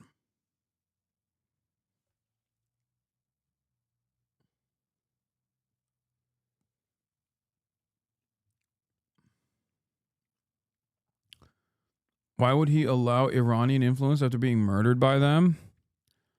Facts. Why would he? So they can kill them? What?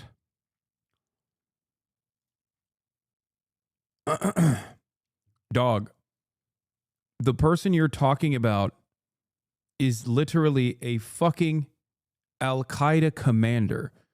So are you trying to present Iran as the good guys in this conversation? Is that your position? Like when Iran was trying to kill him, he was literally a fucking Al-Qaeda commander. Yeah, no shit. Yeah, they were fighting ISIS too. This isn't to say that like the Iranian government is great, especially as it pertains to its domestic affairs.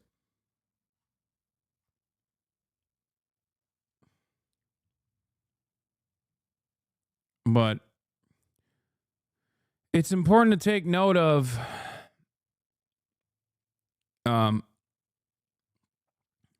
it's important to take note of who gets to survive and who gets to thrive in the region. Yeah, bourgeois compradors like Jelani do actually have usually have intentions they deem to be honest. It's just that they're completely okay with reaching them at the cost of massive gutting of their own nation, and they're fine with butchering anyone their imperial puppeteers tell them to is absolutely correct. Like, Syria under Jelani is going to have a similar structure to Ukraine, if not significantly worse. On the one hand, we're talking about partitioning Ukraine, giving it to Russia, taking away its minerals. And the same thing is happening with Syria. Of course, Syria's conditions are so much worse than even Ukraine's conditions were that people even see that as a moment of liberation. Like, Assad was so fucking brutal that Syrians literally were like, oh, thank God we have the Al-Qaeda commander. I do not think all of the Syrians that say, oh, thank God we have Jelani, or are critical of Jelani, but still think like it might be better overall, are that way because they're fucking Salafists, okay? I don't think all Sunni Syrians are operating with Salafist tendencies. Okay?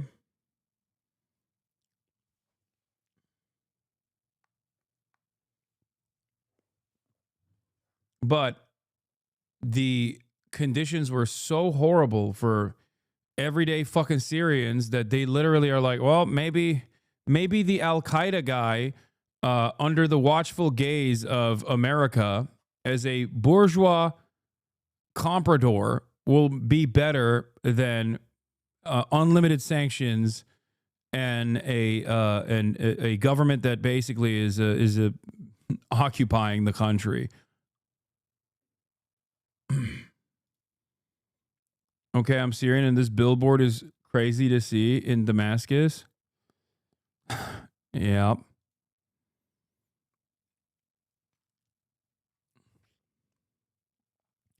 His name is Ahmed al-Shara, by the way. Okay, dude. Nah, none of that will happen. Pro-aggressive Omar, you and I have duked it out in the chat before. His name is Ahmed al-Shara, by the way. It's not Jelani. I know. For SEO purposes, his name is Ahmed al-Shara again, even though his most famous name was not Ahmed al-Shara. Okay? His most famous name was Jelani. Motherfuckers doing a SEO rebranding, and you're like, no. I love you, brother, but you're not very accurate on Syria. I'm sorry. Forgive me for also being from the fucking region and recognizing that an American allegiance is still going to be ultimately an affair that does not benefit the everyday existence of the people living under American rulership.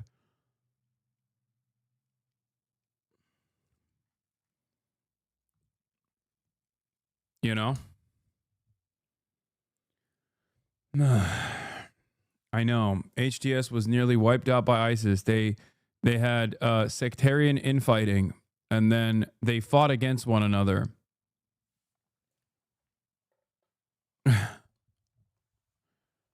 Dude, America could get, dude, America, the State Department is so powerful. They could, if they wanted to, overnight, I feel like they could make Harvey Weinstein back into like a beloved figure. I swear to fucking God. It is so crazy.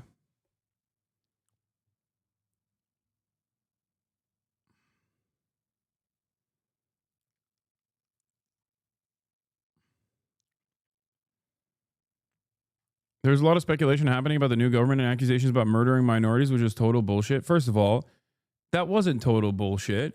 That was real. The bullshit aspect of it, or at least the aspect of it that stretches the imagination, is whether or not it was directed by Jelani. Okay? It's not fucking bullshit that they were dropping bombs out of planes. That part was definitely real. It's just a matter of whether or not it was actually directed or simply allowed, or a complete random group of Salafist brigades that decided to engage in sectarian ethnic cleansing campaigns. Is this guy a Syrian hog? No, he's not. He's not a Syrian hog. I assume he is. I assume he's just Sunni and has suffered a great deal under the Assad regime. What's wrong if he was Al-Qaeda? You can now judge Al-Qaeda, their capacity when they're in power. Wait, what? What the fuck are we talking about? There's a lot of speculation happening about the new government and accusations about murdering. Bombs out of planes against who?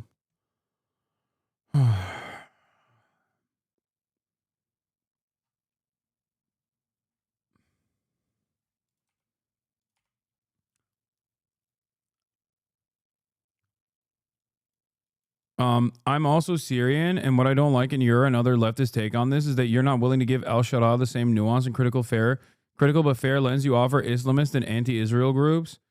Yes, because al-Sharaa, okay, or formerly known as Jelani, is literally the fucking, like, first of all, as a Turkish person of Muslim background, excuse me for being critical of fucking ISIS and Al-Qaeda affiliates, okay?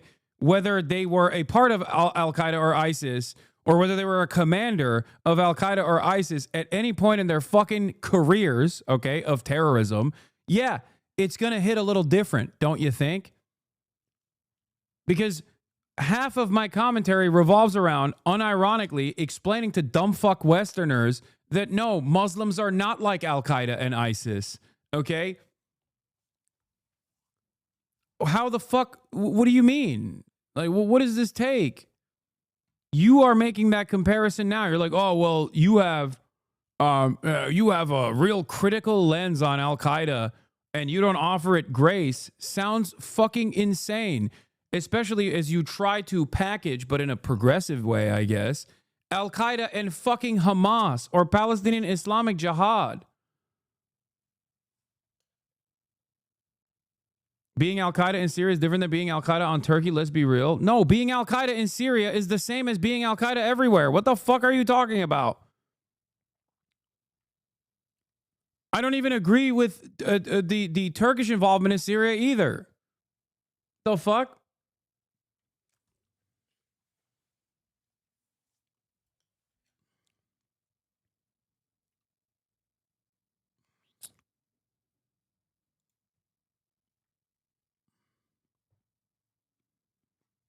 Comparing national emancipatory movements that have literally never operated outside of occupied historic Palestinian territory to groups that are literally fucking vagabonds and psychopathic, bloodthirsty monsters that go all around the region to behead motherfuckers and engage in sectarian ethnic cleansing is psychotic.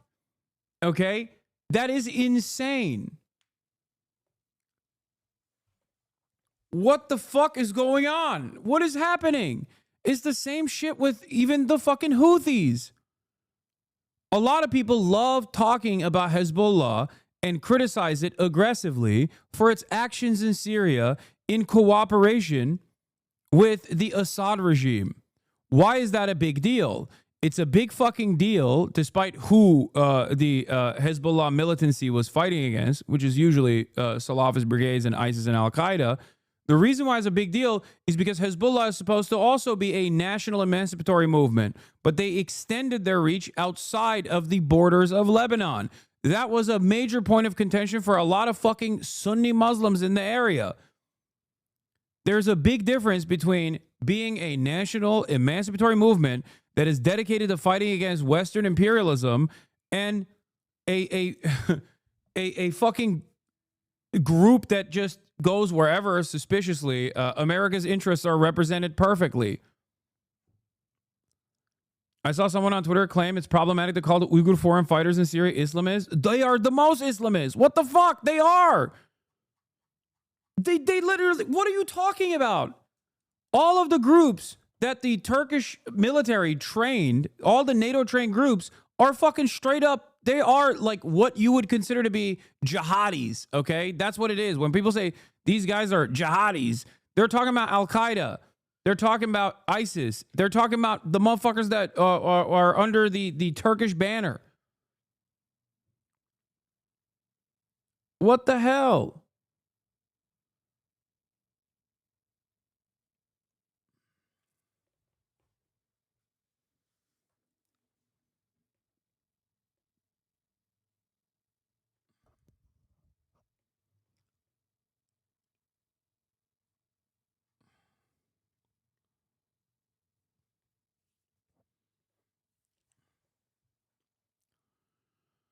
Anyway,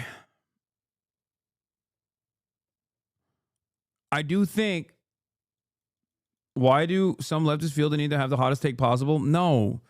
The hot take that actually comes from the leftist side in this is to offer firm and unconditional support to Assad, to make it seem like any kind of like Baathist in the region is actually a base secular, a fantastic leader that is dedicated to fighting till the very end against American empire.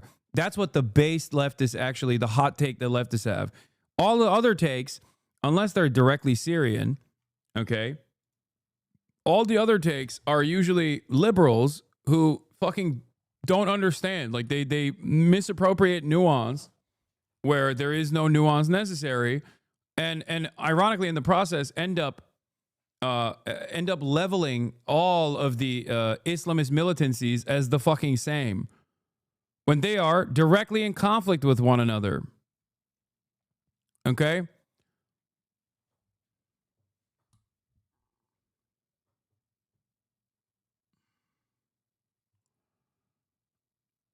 Where's Assad right now? Probably being an optometrist in Moscow. I don't fucking know.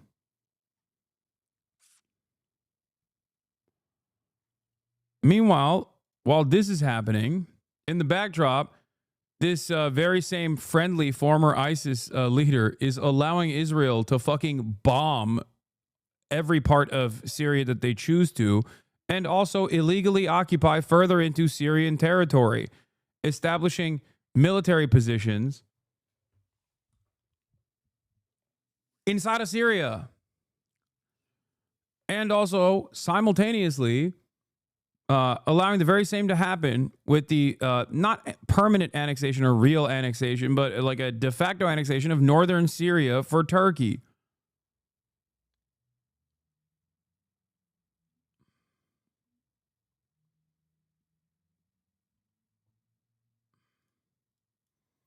Al-Shabaab only joined Al-Qaeda to fight American invaders in Iraq. No, that's the fucking meta that he has represented. You are whitewashing what he did. He then disavowed and then left them and even fought them and cooperated with coalition forces to kill them. His faction ended up building a parallel Syrian state in Idlib and is currently being involved in rebuilding Syria. Clearly not the bloodthirsty vagabond you make him out to be.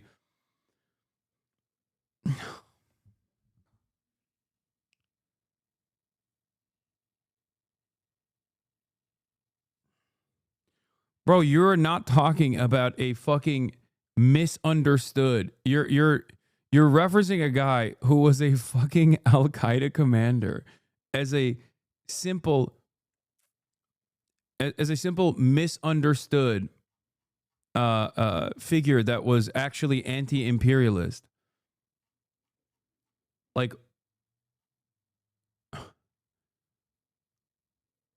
this is technically not that different.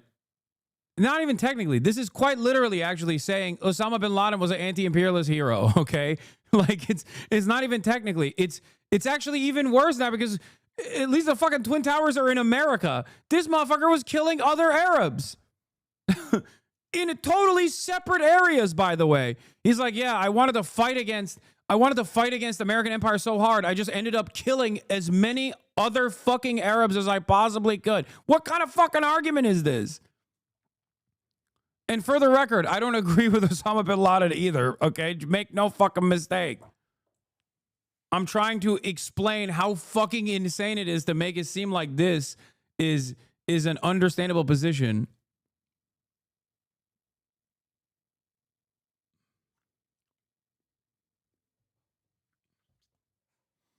All of my dad's land in northern Syria is currently occupied by Turkish troops. What you were saying is correct. Yes. Okay. So Turkey's ambitions in the northern Syrian corridor, as a matter of national security, is to basically create muhtars, which is like a more rural governorship structure that exists in Turkey, that are either Turkish aligned, Turkish adjacent, directly Turkish, or speaks Turkish fluently. So what they are going to do is create regional managers that are still associated with the Turkish government and repopulate. Yeah, no, it's okay. He was only Al Qaeda in Iraq. I just believed in him, in giving him a chance as a changed, less radicalized militiaman that ended up becoming the president of Syria. Now, whether you like it or not, dude, he did not become a less radicalized militiaman that ended up becoming the Syrian president. He was afforded that position. He was given that position by Western aligned and American forces. Okay? What the fuck?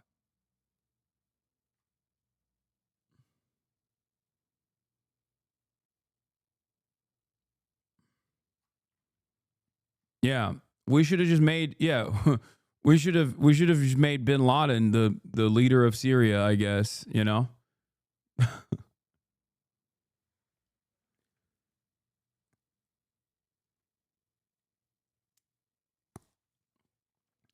The take that he was only Al Qaeda in Iraq is complete bullshit. He literally opened up the Syrian branch of Al Qaeda called Al Qaeda in Syria, the Al Nusra Front.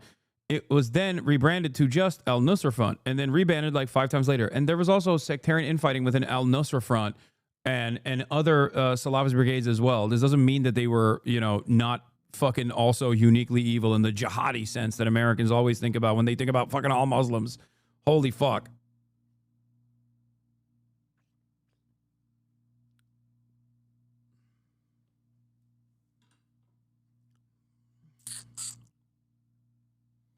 True, absolutely true. Now that he's here, what would you rather the U.S. and international community do? Also, there's literally no proof he was involved in any anti-civilian attacks in Iraq.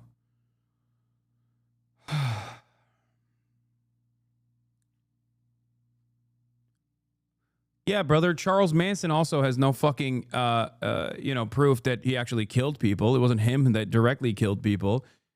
Dude, he was the commander of Al Qaeda. What are you saying? What is going on right now? What is happening? Hasan so sad since the fall of Assad. Was there ever a point, bro, you on here trying to convince brainwashed socialists? I love that you also have to immediately resort to, oh, you must be pro-Assad. Like, yeah, no. Try to fucking adopt a position that I do not hold in an effort to justify your argument. Nice, dude.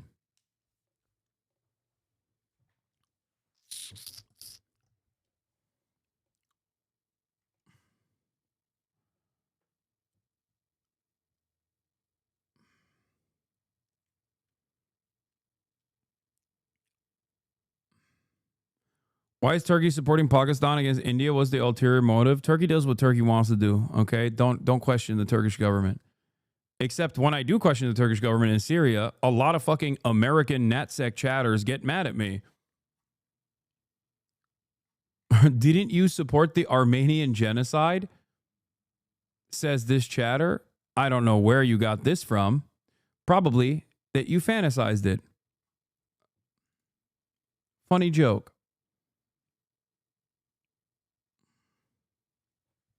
That's free of Iran, China, Russia, ISIS, etc. Honest question, other than Hamas, what groups are not terrible / killing people for no reason that the U.S. labels as terrorists in your opinion? First of all, let's dispel this notion that people kill people for no reason, okay? Serial killers are people who kill people for no reason. Terrorist groups don't kill people for no reason. They kill people for bad reasons, but there's still a fucking reason, okay? Just like America kills people, not for no reason, but for bad reason. But there's still a reason, okay? And I'm sure even serial killers have some fucking reason as well. Bruh, L take. No, it's true. What the fuck? What do you mean? It's not like ISIS doesn't kill people for no reason. They kill people for a reason. It's just a horrifying reason, and I don't agree with it. I don't agree with the act of killing, and I don't agree with the reasoning behind it. But to say that there's no logical through line here is so fucking stupid.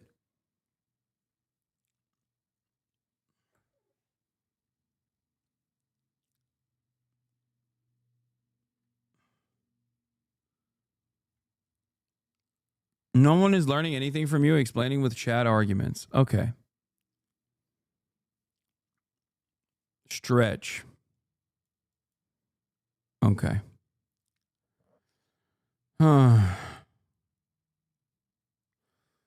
Sometimes terror groups kill civilians for, like I said, sectarian purposes. Other times they do it to create an environment of terror.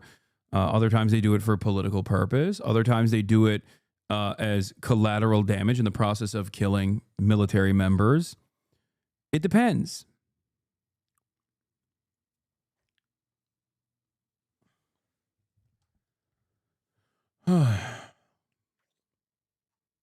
Anyway, let's continue with this. Then it was on to Qatar, another Middle Eastern state dripping with oil and riches, and today a caravan of camels, a place that Trump 2.0 can't help but be drawn to. But it hasn't always been that way. The nation of Qatar, unfortunately, has historically been a funder of terrorism at a very high level. We have to stop the funding of terrorism. And yet here he was, sitting side by side with Qatar's leader, making nice. But we've been friends for a long time, and this is an outstanding man. But the Bro, you are so fake, Trump. You fucking fake piece of shit. You fake, phony piece of shit. Oh, we've been friends for a very long time. I loved when they were, what, funding terror by your own estimation? That's crazy. Meeting was less about foreign policy and more about business deals, as Trump announced Qatar would buy $200 billion worth of Boeing planes, though the White House said it was half that amount. It's the largest order of jets in the history of Boeing. That's pretty good. But there was only one jumbo jet story in town, the gifting of a $400 million luxury plane from Qatar that Trump insists he'd be a fool not to accept. They didn't mention that, but back home in D.C., Democrats and even some Republicans warned the gift will compromise national security. And I hope there are some serious people within the administration who take our national security seriously who will tell Trump he can't do this. But it's outrageous. I don't know that if we can have an honest appraisal of their human rights record and decisions on arms sales if we're receiving $400 million gifts from a country, so I'm not for it. But Trump just can't. I like that when Israel says jump, our politicians say how high. Like, by the end of this Middle Eastern tour, I feel like they're going to be like Qatar did October 7. Like, we must nuke Qatar. We must nuke Doha immediately. They were directly responsible. They did October 7. They were there. The fucking... The royals were there. I saw them. They were beheading babies and throwing them in ovens.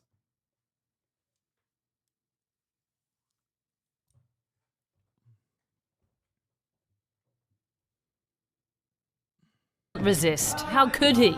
Not when they're rolling out the full pomp of a state banquet in his honour. What's the harm of a palatial jumbo jet between friends? Yeah, 100 mil from Miriam Adelson is not bribery. That's something different. 400 million from the Qatars in the form of a fucking jumbo jet. That, on the other hand, that's the highest form of bribery. It's like, it's all bribery, dumbass. The fuck are you talking about? Where's the plane? And they are having difficulty. I'm not happy with Boeing, but we're going to work on Boeing. And Boeing's got some unbelievable people working for it, so I'm not going to do anything bad to Boeing. But they had a strong contract. I wrote the contract. It was a guaranteed price contract. And if I wanted to, I could, hurt Boeing, and I don't want to hurt Boeing. But they are very... No, one's lobbying is different. It's not even... By the way, the funniest part about this, the funniest part about this is that Israel doesn't even get hit with a foreign agent registration, so it calculates totally differently. Its lobbying efforts are seen as domestic lobbying efforts. That's the other part of this. That's why they can always get away with saying, like, well, Qatar is actually the largest funder of our fucking universities or whatever. It's like, yeah, dude, because when fucking Israeli aligned interest groups are also funding a fuck ton of initiatives in this country, it's not seen as a foreign entity doing the fucking influence peddling. It's seen as a domestic effort to do influence peddling. That's it. That's the real secret there, for the record. And so much so that if you actually even dare to question this, people can just be like, wow, anti-Semitism much? I can't believe it. I can't believe it. How dare you say Chuck Schumer, who has spoken at fucking every AIPAC conference and has said things such as, obviously Judea and Samaria belongs to Israel, and these the enemies of Israel just simply don't want to understand the truth that was written in the fucking Bible, that this nation belongs to Jews from 3,000 years ago. When he says stuff like that, no one turns around and goes, what are you, a fucking mullah, but like a Jewish? Like, what's happening here? Like, this is the fucking... Like, we only are tuned into a certain frequency where it's like, if I hear a guy with a big beard and a fucking turban on his head saying stuff like that in Arabic or in Farsi, only then can I recognize how fucking insane of a statement that is. You know? God forbid you point to that and go, what the fuck is this? What are you? Are you a registered foreign agent? Why are you doing this? Everyone goes, wow, look how unimaginably anti-Semitic you are.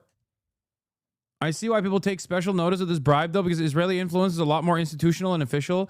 No, the reason why people are taking special notice of this bribe and not the fucking bribes of, I don't know, building a Trump Tower in fucking Damascus or any number of different moments where Saudi Arabia has fucking straight up pumped billions of dollars to Jared Kushner and Donald Trump. The reason why those things, while they still get a little bit of media coverage, are usually in the backdrop is because these countries, as they stand currently, are not a threat to Israel, okay?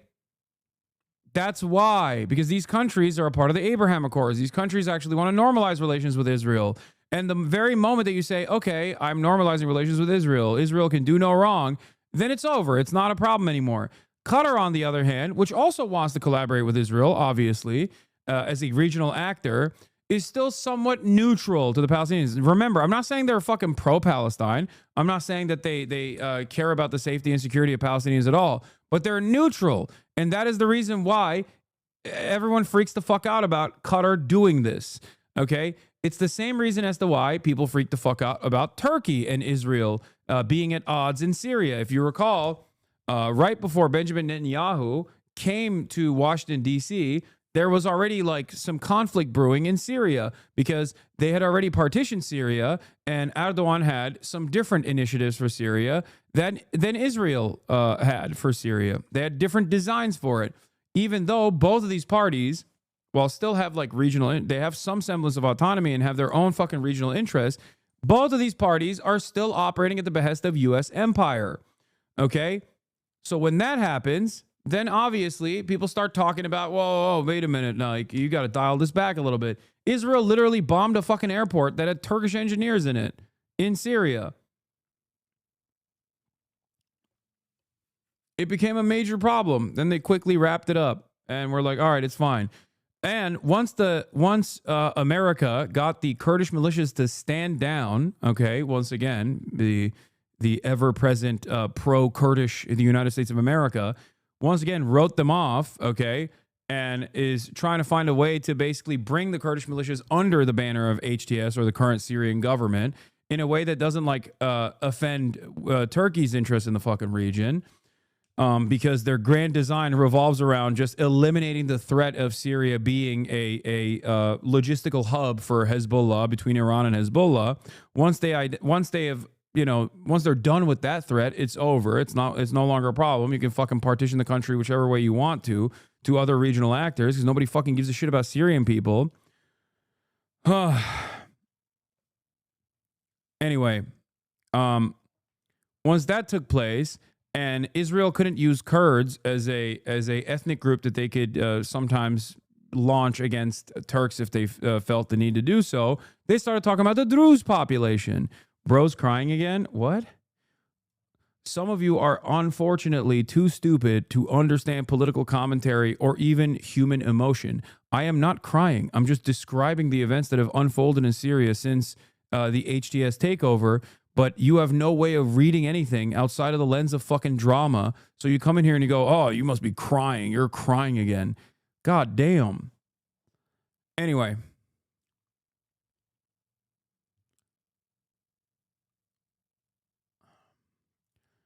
So now the point of contention in Syria is over the Druze population. That's what Israel is using. Okay? Late with the plane, and Qatar heard about it, and he's a great leader. And we were talking, and he said, if I can help you, let me do that. And they had a plane, not a new plane at all, but they had a plane. And you know, these planes, the plane that you're on right now is almost 40 years old.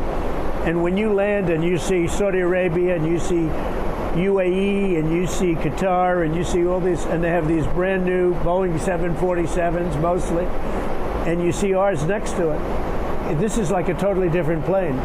It's much smaller, it's much less impressive as it is. And you know, we're the United States of America. I believe that we should have the most. Your assessment is very true. Israel loved Kurds because we were useful to them for a while. Now they're using the Druze the same way. Shaking my head. Yes. Hijri, a Druze Syrian sheikh, is pro-Israel and calls for Israeli intervention in Syria.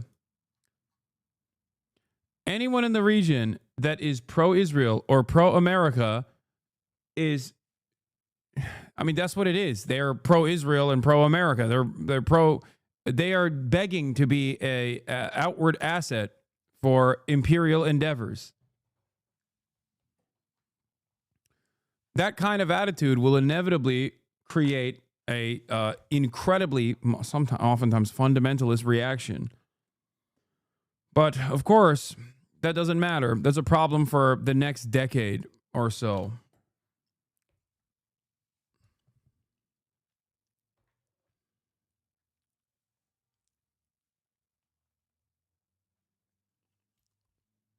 Most impressive plane. So anyway, so they said to me, we would like to, in effect, we would like to make a gift. You've done so many things, and we'd like to make a gift to the Defense Department, which is where it's going.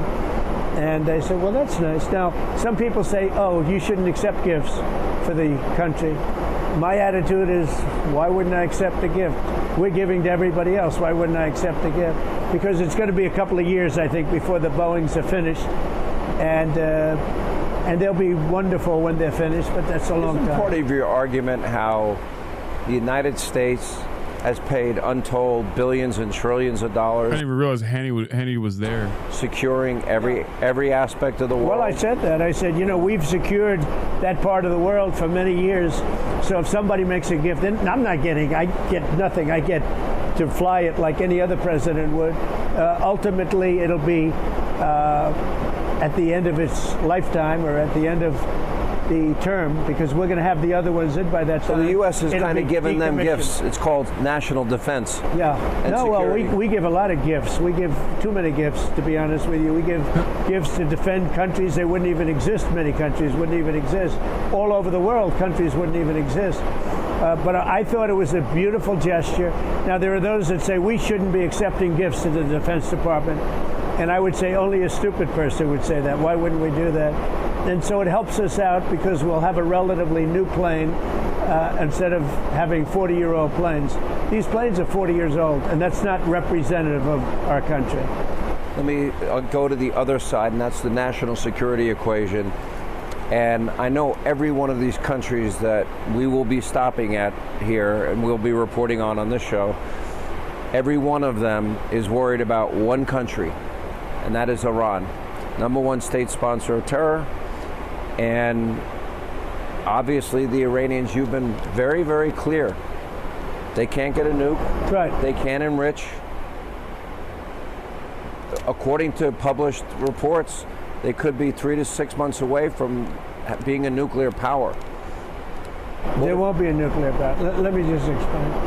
I'm all for Iran. I want them to have a wonderful country and make a lot of money. They have great oil reserves. But if you remember, when I was president, Iran was broke because I placed secondary sanctions, meaning you couldn't buy, if you bought oil, you couldn't deal with the United States. And people make a lot of money dealing with the United States. So basically, they weren't selling any oil to almost anybody. It was down to a trickle, almost nothing. And by the time it all came about after a couple of years... Is it the Air Force One has 40-year-old parts? No, he's not wrong. Yes, a lot of planes are old. A lot of planes that you actually fly in are old, and their parts are old too. Some of their parts are. He just doesn't. I don't think he likes the aesthetic of Air Force One. That's what it is. That's simply all this is. They were essentially, they had no money. And they didn't have money for Hamas. They didn't have money for Hezbollah. They didn't have any money at all. And we had no threat. And when Biden came in, he took off the sanctions and he let them get very rich. And now they have $350 billion or more, which is a tremendous amount. They made great wealth. With oil, you make great great money, great wealth quickly. And they have tremendous oil and tremendous reserves. By the way, nothing that Trump is doing in the region is America first. And ironically, it's Trump first, okay? It's Trump first and Trump's family and friends first, which is what makes this situation really hilarious, because for a lot of Trump morons, like a lot of MAGA supporters, they literally just think Trump is America and America is Trump.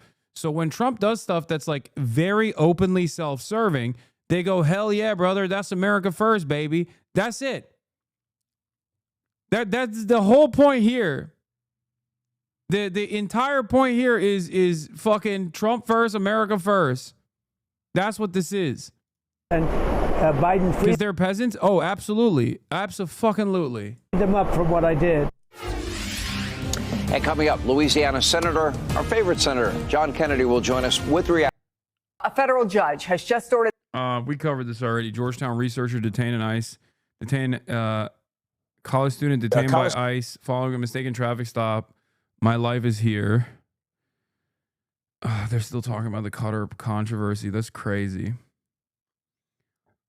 Oh, here you have Jake Tapper engaging in a career reorientation as he makes it seem as though he didn't fucking actively play a role in refusing to address Joe Biden's mental decline. Biden and new questions being raised about his mental fitness before leaving office. A new book is outlined. That's not Jake Tapper, is it? No, the book is written by Jake Tapper and Alex Thompson. Now, I'm not super familiar with all of Alex Thompson's criticisms. We are Twitter moots after all.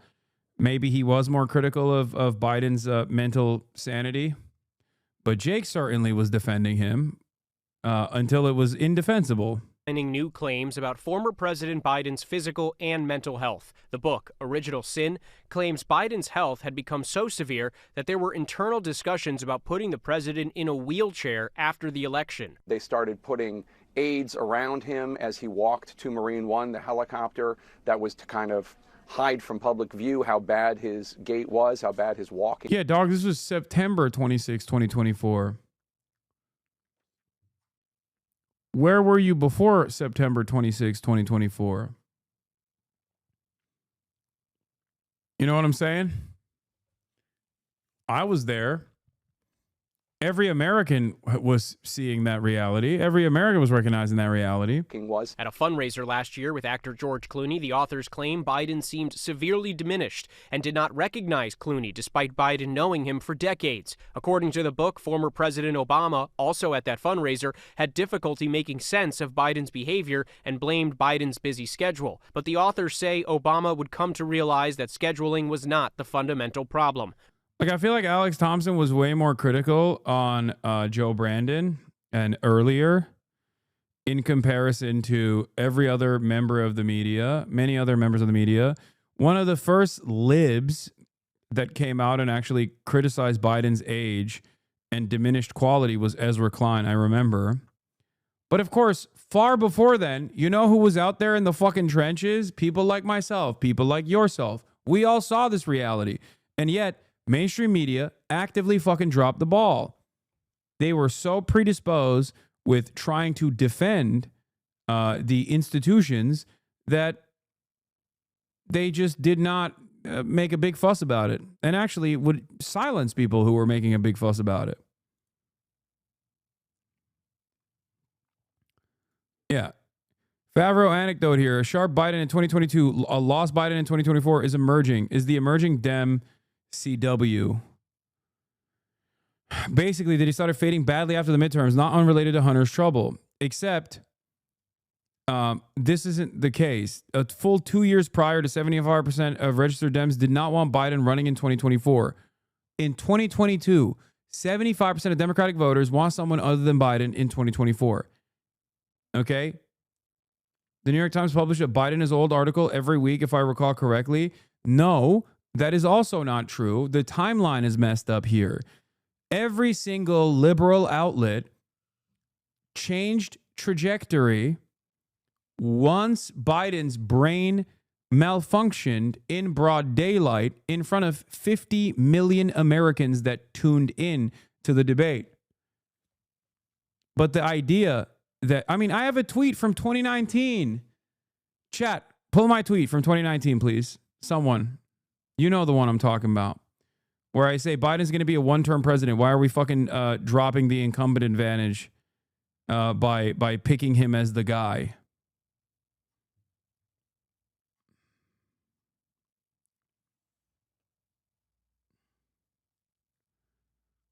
Chat isn't Grok? Yes, that's why I'm relying on chat instead of fucking Grok.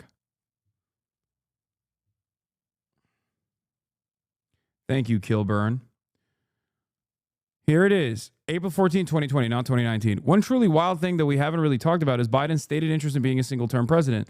Like, we're just going to throw away our incumbent advantage because Joe's going to be a vegetable by the end of his presidency. Truly incredible stuff. Because that was a false rumor, says Capricola. Ugopnik following. Maybe he's based now.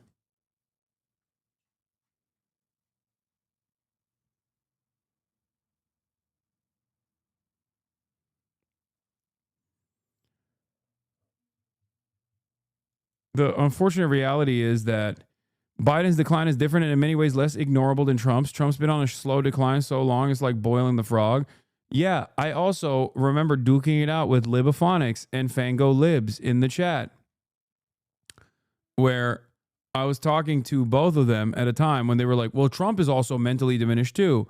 And I kept telling them, yeah, except Trump's mental decline is representing itself in like erratic behavior and irrational behavior, but he's still more coherent than Biden is. Biden's mental decline makes him look like a doddering old man. Why did you lie about being detained? Brother, the fucking Department of Homeland Security already took ownership over my detainment. Hi, you're tuned into Why America. I'm Legia Miller. Let's get started. Over the weekend. What the fuck are you saying? Like, the Department of Homeland Security was like, oh, he's lying because he's lying about why he was detained. But they didn't say I was lying about being detained, dumbass.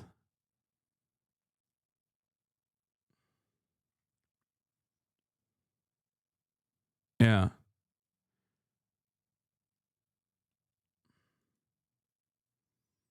Here, this is from 2019. This is now my favorite kind of lib weirdo on the internet. The one who's like, wow, the online left is terrible because you're not pro finger sucking. It's just a little suck.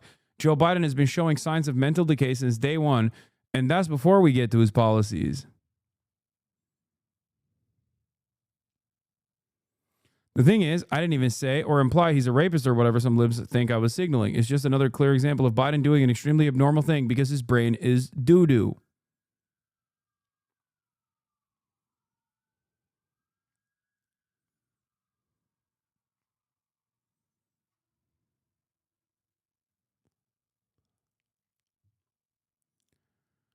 Look at that.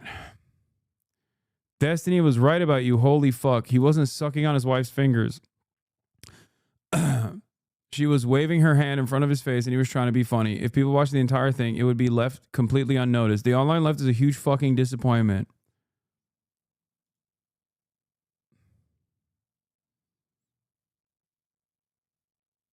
I guess they stopped posting after that embarrassing take. If you got mad even for a second about this new car meme on the internet, I own you. I'm living rent-free inside your minds. You are predictable. Pulling the lever. What is this?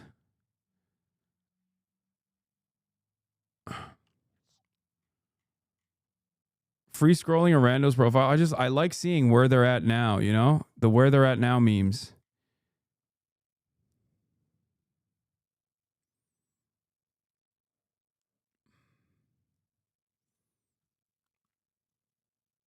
Yeah. Pulling the lever was switch the trolley. He's like, they left Twitter and have a job. They literally follow you. Yeah, they were following me and they were making very bad takes in the process of following me, like this one. Yes, I made a photo of Biden sucking his wife's finger look worse by posting the unedited photo. Thank God the people who trust zero info from me are these big brains. Also, love that you originally thought it was a Photoshop, then quickly moved on to it's just a little suck. Man, I used to fucking duke it out. I used to duke it out with fucking randos way more on Twitter. Sigh. Of course, Hassan the Hun either intentionally made this look worse or didn't fact check it, so it makes it look much worse than it actually is. This is why I trust zero information from you.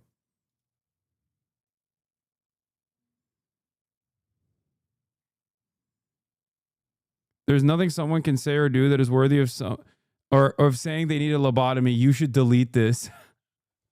Dude, why are so many of these accounts simply on Twitter to just fucking constantly complain about what I say and do, regardless of who I have positioned against as an enemy? This guy is literally defending the fucking pronouns guy.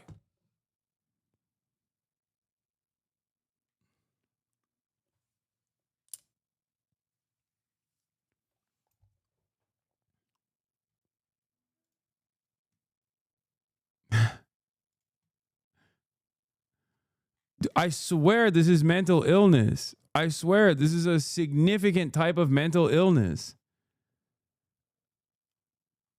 I like that they're retired though.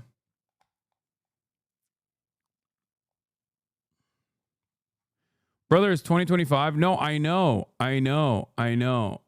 My point is, all of these guys that were questioning my analysis at that time were wrong, and I was fucking right, which is why you should be maybe a little bit more charitable when I say something that doesn't smell right at first.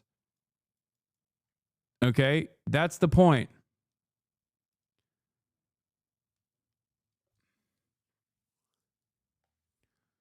I've been saying it. You don't just have jock privilege, you have jock envy too.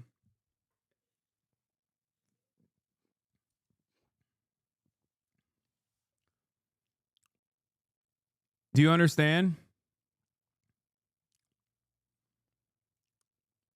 At least these people realized what they were doing is so fucking stupid, they dropped it and instead cyber stalking you on other platforms, probably.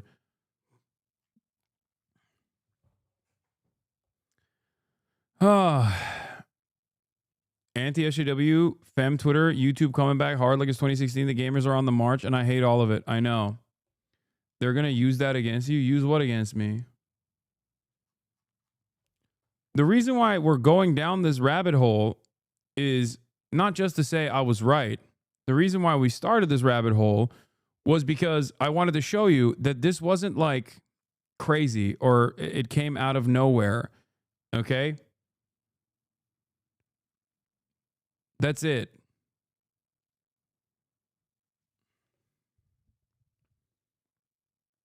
That was another take that I had, by the way, that once Biden became president, I was like, we're going to go back to Gamergate era politics.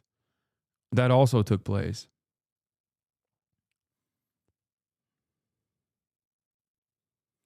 I already know you are right. I thought you were a center-left streamer with Radlib fans in 2020. I was introduced to you by Chapo Election Watch in 2020. Oh, nice.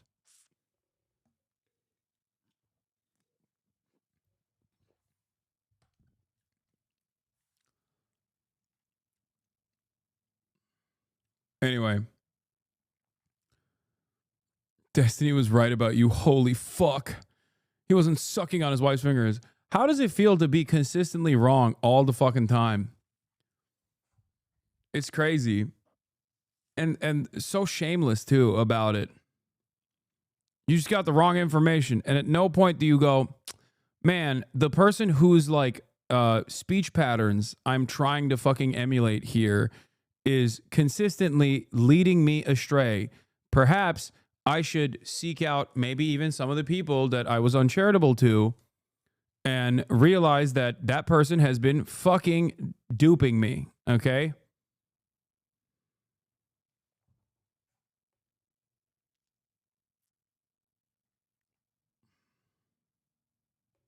December 2019 was right after the N-word and private clip fallout with Destiny 2 Lamont. Yeah. And now in 2025, isn't his court trial tomorrow? They're pre-tweaking? No, actually, since the Destiny Sex Pest court cases that have popped up because of numerous victims coming out bravely, his community hasn't really been in here that much, or rather, they've taken a new shape, which is the H3H3 community.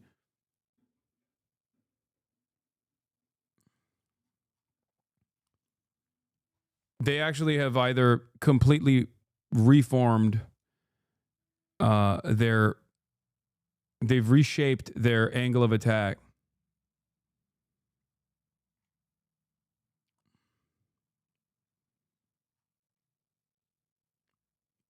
They've, engaged in metamorphosis.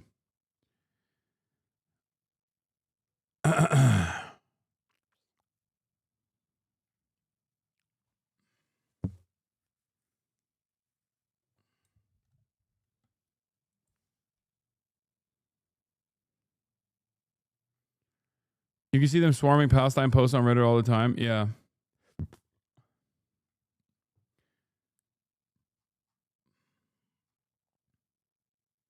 You made people get super mad about whether Joe Biden sucked on Jill's fingers. That's an insane thing to get mad at. Is it the dumbest thing you've gotten libs angry about? No. I'm sure there are way, way dumber things that I've gotten libs angry over. Wait a minute. There's drama between you and H3? No. There's drama between H3 and his own mind.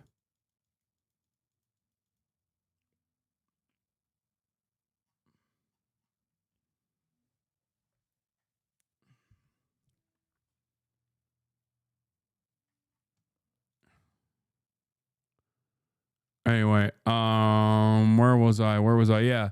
How do we dive into this? It's because I think a lot of people are behaving as though Biden was already fully cognitively there when they clearly weren't. A Biden spokesperson refutes the book, saying, "We continue to await anything that shows where Joe Biden had to make a presidential decision." Don't agree with what you say in state's opinion equals they have a mental illness and wrong?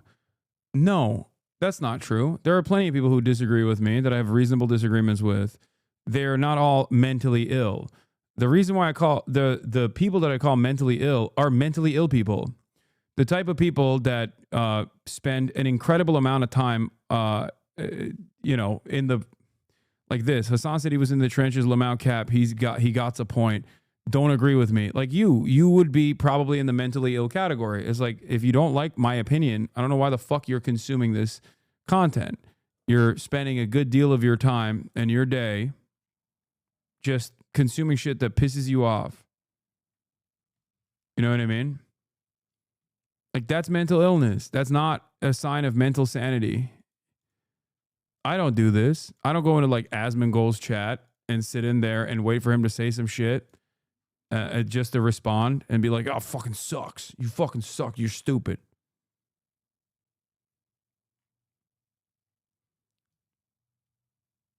Feel me?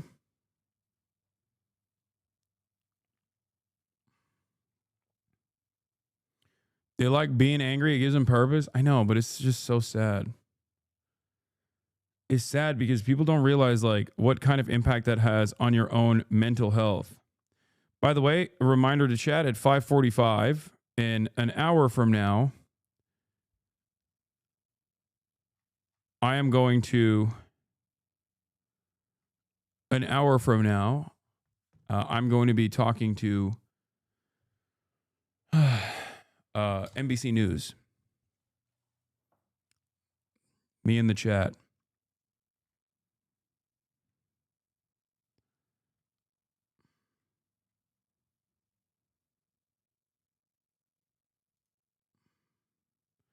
You do the same thing. Yes, dude. Asmongold fucking makes YouTube videos about me, demanding I get banned, constantly fucking chirping, constantly saying I'm a terrorist supporter, demanding I get banned from the platform, has demanded that I even maybe get arrested, and I'm the one who shouldn't ever react to that, or I'm doing the same fucking thing.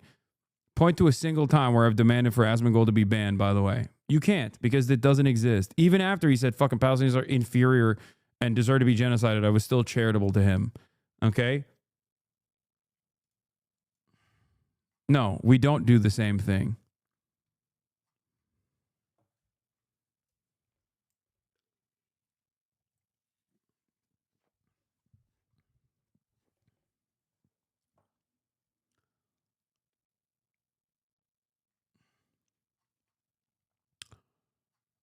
Anyway, his subreddit was literally making memes where they edit your name into an assassination contract in Oblivion. Yeah, okay, whatever. Or where national security was threatened, or where he was unable to do his job. In fact, the evidence points to the opposite. He was a very effective president. Last week, Biden and the former First Lady pushed back against a slate of new books, claiming he was dealing with cognitive decline at the end of his presidency. You are wrong. There's nothing to sustain that. The people who wrote those books were not in the White House with us, and they didn't see how hard Joe worked every single day. A Biden spokesperson says the authors did not fact-check the book with them. In my assessment, a move that was that unprecedented, having a brand new nominee 90 days before a presidential election against a nominee that AOC defends wanting Biden to stay in the 2024 presidential contest. Oh my God, AOC, what are you doing? Every moment that you spend on this is a moment where you're not actually endorsing Zohran Mamdani for New York mayor.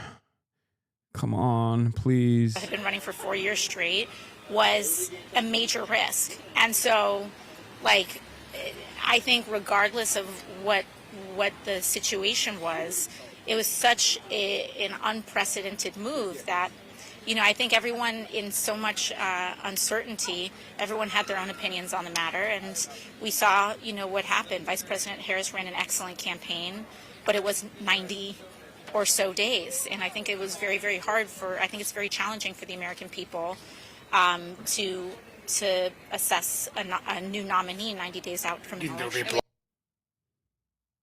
We're back with former President Joe Biden. He's going to be joined now by the woman who's devoted her life to initiatives that make education accessible for everyone, a fierce advocate for women's rights, and a devoted wife of 47 years.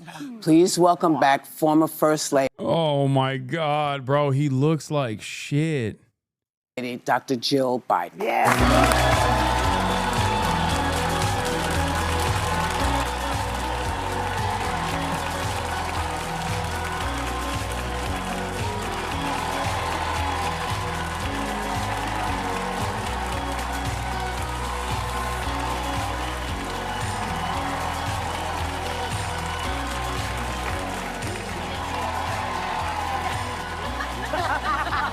believe me. I do. So, Sonny, you have the first question. I do. Dr. Biden, you.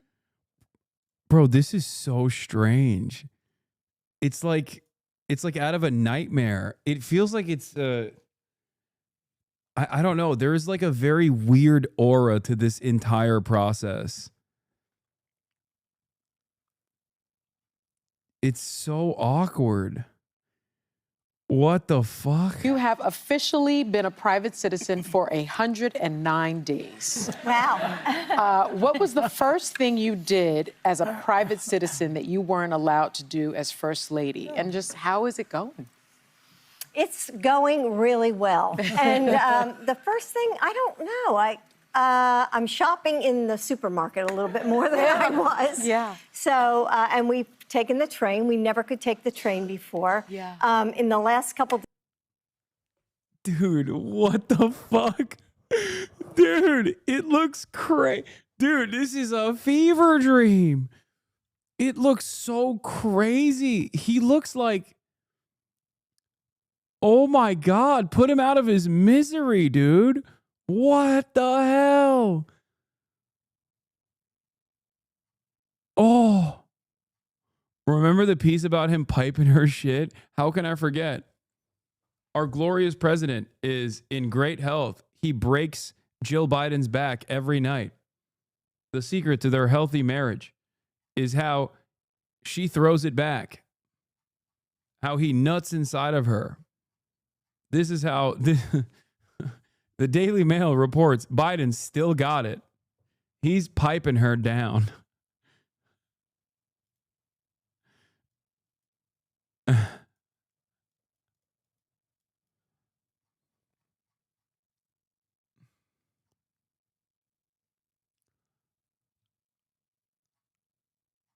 Stop. I will not stop. This is real journalism. Days I've been on a lot of airplanes. So I've been in LA and New York and DC. So, so doing a lot of traveling, getting But a you lot still done. have Secret Service. That's Yeah. that's the benefit. Yeah. But it also means you're not. Anyway. Of course. You can't be too out there. Yeah. Mr. President, since you left office, there have been a number of books that have come out, deeply sourced from Democratic sources, that claim in your final year. Bro, he hit the anyway 12 seconds in. I don't think he looks bad. Chatter, are you a mortician? Fuck you mean he doesn't look bad? Do you work in the morgue, dude? He looks like a dapper 150. Show older pics. Like, as in photos of people that are still alive but older. The only one I can point to is like those random AI generated videos of like this guy in India is 250 years old and it's just like a cadaver that's like barely standing up. That's an older picture. A picture of an older person, you know? Jimmy Carter comes to mind before he died when his mouth was unable to close. I'm being serious. There was a dramatic decline in your cognitive abilities in the final year of your presidency. What is your response to these allegations, or are these sources wrong? They are wrong. There's nothing to sustain that. Number one. Number two, you know, think of what we're left with. We're left with a circumstance where we had an insurrection when I started. Not since the Civil War. We had a circumstance where we were in a position that the pandemic, because of the incompetence of the last outfit, end up over 1 million people dying. 1 million people dying. And we're also in a situation where we found ourselves unable to deal with a lot of just basic issues. Anyway. Which I won't go into. Your most base take is that January 6th is funny. It is. It was so funny. It was funny because it was like the most incompetent insurrection of all time. It was the most American thing. You will never get me not to laugh at a bunch of fucking diabetic, heart diseased HVAC business owners trying to climb over the fucking rotunda. Okay. It was fucking hilarious. To do what, mind you? To stop a process, a symbolic process from taking place.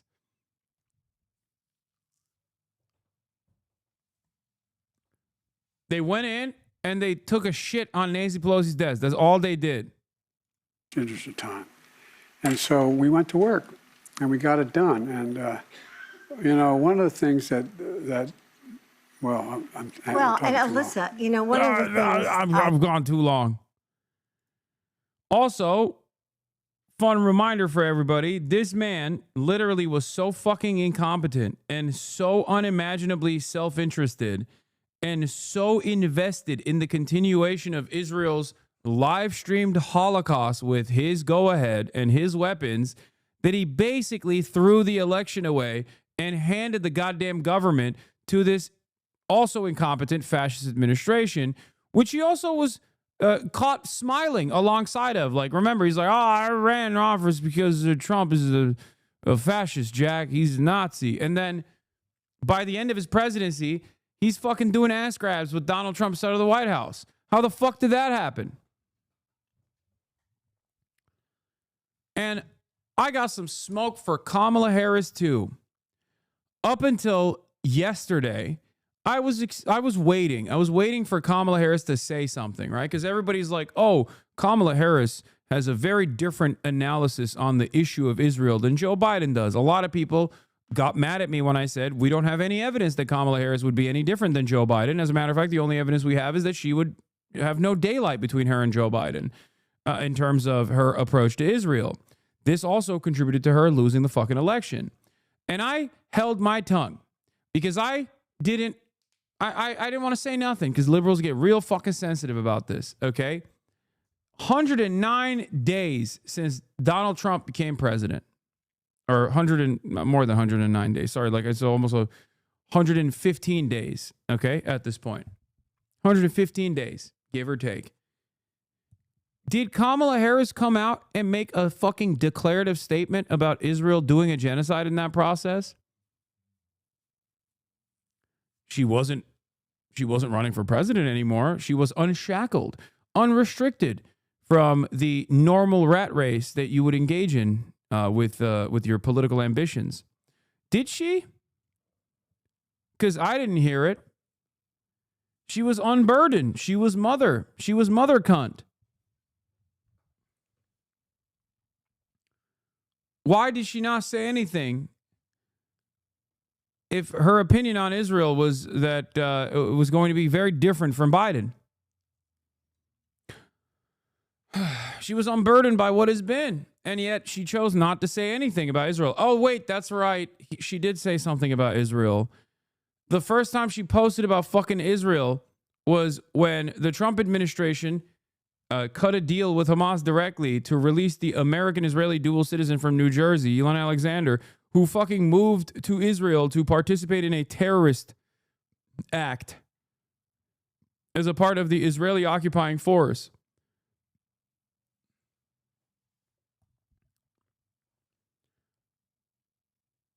When the Trump administration went and released Alexander, she posted about it.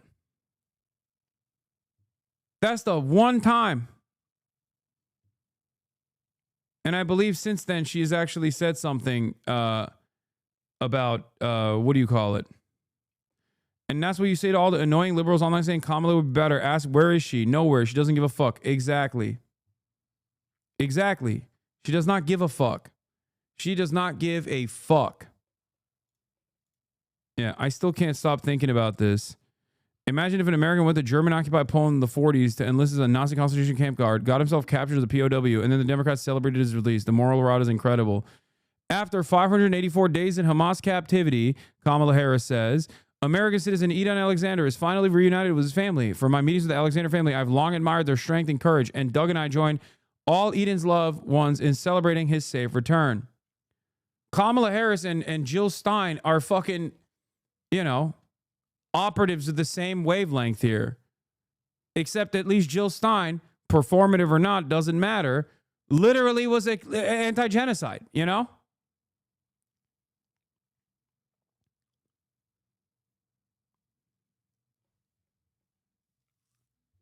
I ask the Green Party loyalists all the time, where's Jill Stein? What the fuck's she doing?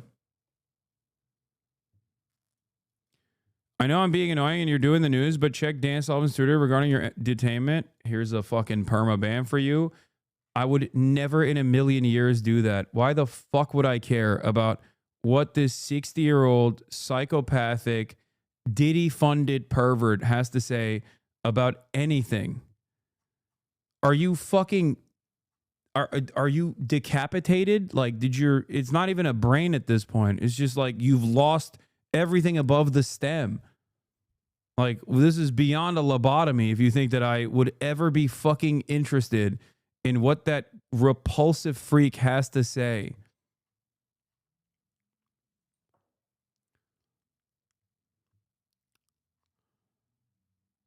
Anyway, let's continue.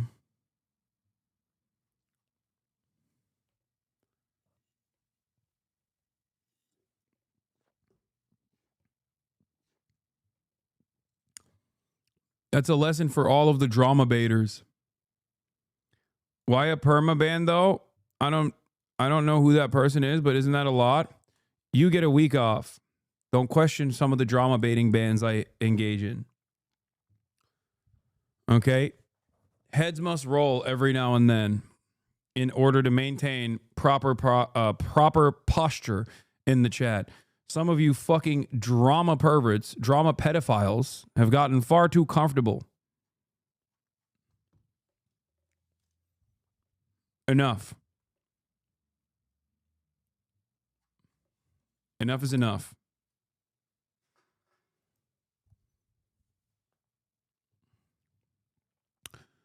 Anyway, getting back to Kamala Harris.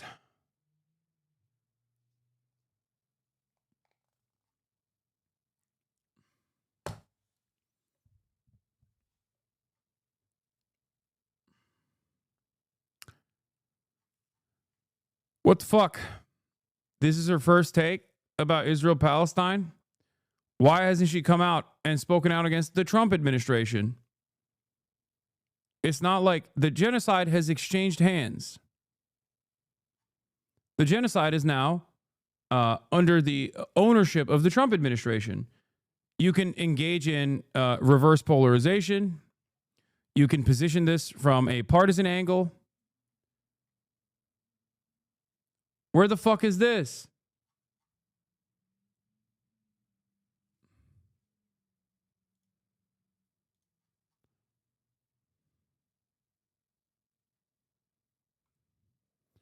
Why has she not said anything? Doesn't seem like she was actually tirelessly working around the clock for a ceasefire, which we know though wasn't the case. Why hasn't she said anything? Why is it that the only time she chirps is when talking about a dude who literally joined the Israeli occupying force and was taken as a prisoner of war? Not a hostage, not a civilian, a fucking prisoner of war in an occupying army. What are we doing here?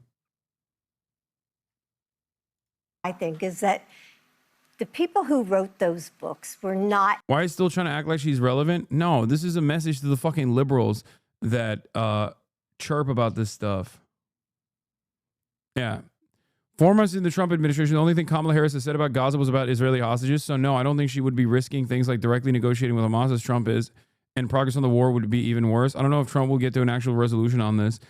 No, I don't think, I don't even agree. I think Donald Trump is a fucking piece of shit too. I think they're both one and the same when it comes to foreign policy. Trump's behavior is erratic, and he's also incredibly narcissistic. That might work to at least like detangle some of the undying loyalty that the American government demonstrates to Israel's ethnic cleansing campaign. But having said that, outside of that, it's still very much the same.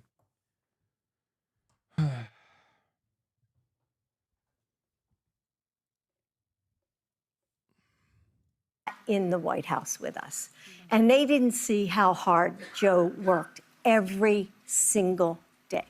I mean, he'd get up, he'd put in a full day, and then at night he would I'd be in bed, reading my book, and he was still on the phone, reading his briefings, working with staff. I mean, it was nonstop. It's the White House, being president is not like a job. It's a lifestyle. It's a life that you live. You live it 24 hours a day. That phone can ring at 11 o'clock at night or 2 in the morning. It's constant. You never leave it. And Joe worked really hard. I think he was a great president. And if you look at things today... He was a genocide dare and a ginormous piece of shit and incredibly selfish. And not only that, but also his brain is doo-doo.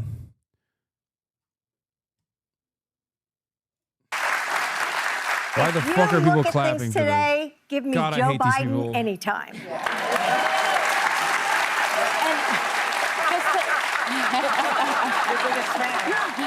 That's worth the invitation to come to the show. And Mr. President, just to follow up on this, some of the reporting is that people like the former president you served under, Barack Obama, George Clooney, a longtime supporter of yours, major Democratic donor, Chuck Schumer, your dear friend Nancy Pelosi, also had expressed concerns about your ability to do the job for 4 more years. Can I ask what your relationship is with President Obama and how you address those concerns that they raised?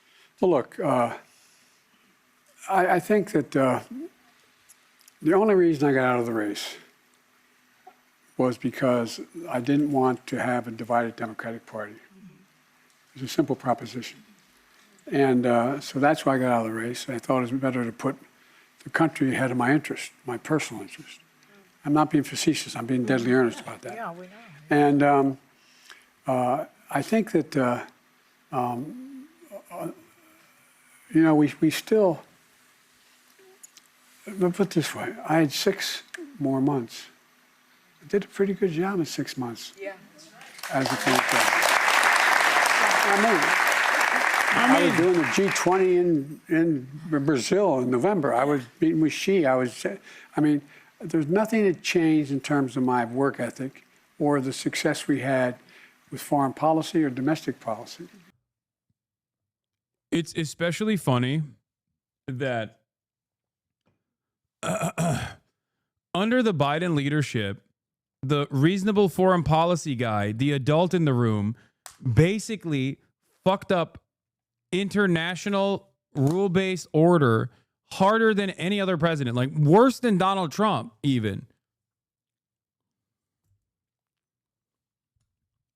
Donald Trump won, I mean. That's what's so crazy about this. Like, he literally, there was a higher expectation, a higher standard for people like Biden, for the Democrats in this situation. He ran on being the adult in the room. He ran on bringing about an end to this chaos with Donald Trump. And then under his rulership, the only positive thing that he brought forward was the pullout from Afghanistan in terms of American foreign policy. And then everything else after that was a ginormous disaster. He did NATO. On his way out, he did a genocide. But look, I understand.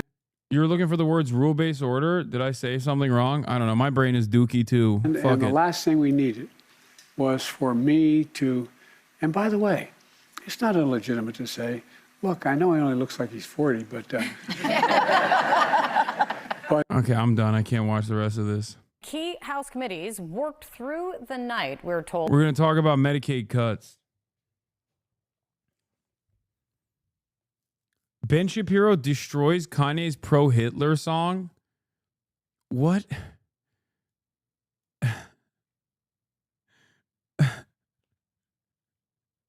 What the fuck is this, bro? All right, I'm skipping the fucking Medicaid cuts. Hold on. I have to see this. First of all, reacting to Kanye's new song that was banned from streaming. Joe Rogan Experience. Speaking of the Jews, have you seen fucking Kanye's new song? Bro. What? Here's the thing. What? First of all, kind of catchy. Well, that's the problem with it. That's the problem. It's Yeah. like the guy from production, like he's never lost a step. He can make a beat. He can, like, he's so talented. He's a genius. He's a talent.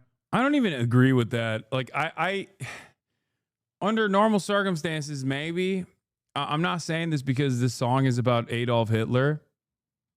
Okay. But like, no, his production quality has like dropped off the goddamn map. The song is ass.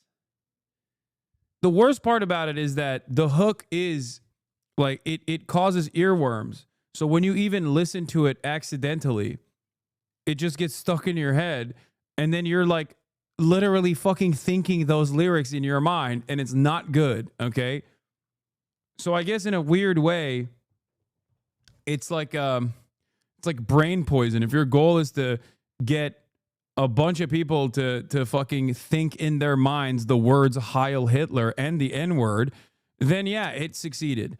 But outside of that, it's ass. Talented producer, man. I do think it's like when, first of all, I think people are kind of done asking him questions because most of the shit he puts out is like self-released kind of commentary or thoughts. Because he's saying just fucking crazy, you know. This is the craziest thing I've ever seen. But there is a thing where that song is like, what are you doing, dude? Like, what are you doing? For real? It's the ultimate pushing back. Yeah, I guess. No, this is not a piece de resistance, brother. What the fuck? Dude, not everything. Oh my God. Not everything that people are doing to be like, ooh, edgy is like, sometimes you're just mentally ill, dude. Sometimes you're just fucking mentally ill and surrounded by Nazis, pedophiles, and people who lean on sycophants, who lean on your worst tendencies. But there is like I think I have a pretty, you know, let things go kind of vibe to me. Right? Obviously. Yeah. Your fucking right? Like, show. Yeah. Like, I your don't, show's ridiculous. Like, he pushing back against what, dude? Fucking Jews? Like, what are we doing? What is he pushing back against? Like, it's a ridiculous incredible. show. And I've always been like, yeah, say whatever you're going to say. But I do think like making a catchy song about that, I'm like, what are you doing, man? Like you're just getting, at a minimum, you're just going to get more people that think it's cool to say Heil Hitler. Like that's at the minimum. I mean, that's the goal, I think. Well, I think that's part of the program. I think it's part of what he's trying to do. But I mean, is that cool to do? I guess if you're like, well, it's fun to troll the masses and get them to do that. Okay. But what I'm saying is that, like, at a minimum, you're going to get less educated people to go, like, this is a fun thing to say. And you're like, I mean, is that good? You really want people just walking around and be like, you know, it's tight, man? Heil Hitler. Like, that's fucking insane. It's crazy. It is crazy. But it's also kind of a sign of the times. I guess. Yeah. This is a chaotic world we're living in. Yeah. And it's like, okay, this kind of highlights the benefits. I mean, I want to say this like carefully because I don't want to think I want to say real clearly. I don't support people saying that. I don't think it's a good thing to say. No. I don't say it. I certainly don't think any racism is good. I don't think anti-Semitism is good. I don't think anti-Christianity is good. I don't think Asian hate is good. I don't think anything is good. But there's a benefit to just letting people talk. Like, let people say whatever the fuck they want to say, even if it sucks. This is the benefit of Twitter. But this is also the bad part. It's like the fucking song has so many millions of hits. Yeah. Bro, it's so crazy that he's like arriving at the position that Nazis actually don't care about free speech or don't care that they're lying, and they actually entertain they entertain themselves by fucking lying. They know it's a lie. They know what they're saying is a lie. It's all about just getting you to react to it and then maybe picking up some additional steam along the way.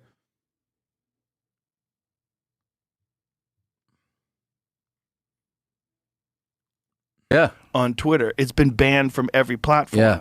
But is it good to ban things from platforms, or is it better to let it be out there I see and what you're let saying. people Yeah. talk about it. Because if you ban it, then people want to hear it more. That's true. And then it becomes more popular. And then it kind of supports what he says, which is that there's this concerted effort, if you talk about Jewish people, that they're going to remove you from everything, remove you from Right. banking, which is what he's saying. They run everything. Mhm. So if they didn't, like if it was just you were talking shit about Puerto Ricans, look what happened to Tony. Nothing. Yeah. He's doing great. Yeah. You know what I mean? Like if there's certain people that you're allowed to pick on and make jokes about or mock or say something, and you can get away with it. Yeah. Well, I think But- he's made his point. I think we all get it now. It's never going to end. Yeah. But how does it end? This is the question. When I was watching that song, first of all, I was by myself. When I first saw the song, I was like, what is this? Yeah. Like, no way. Yeah, yeah. No. It's like, no way. No way. And I'm watching it on my phone. I'm like, yo. And then my first thought was, how does this end? Because this ends. This is going to end. There's going to come a time where they're going to realize, like, this is a problem. Yeah. So how does it end? Does it end in assassination? Does it end in There's definitely people that want to kill him. financial I'm sure. ruin? Yeah. I don't know what his financial situation is. I know that like there's been all these over the last 5 years. I don't think they're gonna kill Kanye West, man. I don't know. I feel like I don't even know who the day is here, but if anything, Kanye West spending the last fucking 4 years talking about how Adolf Hitler invented the microphone and how much he loves him, only to finally, for the first time ever, say free Gaza after they banned his song from like all these fucking platforms, is perhaps the best thing that he could have done for people who are pro-Israel. It fits perfectly within the interests of those who want to defend Israel, who want to say like everyone who hates Israel is actually a neo-Nazi, just like Kanye West.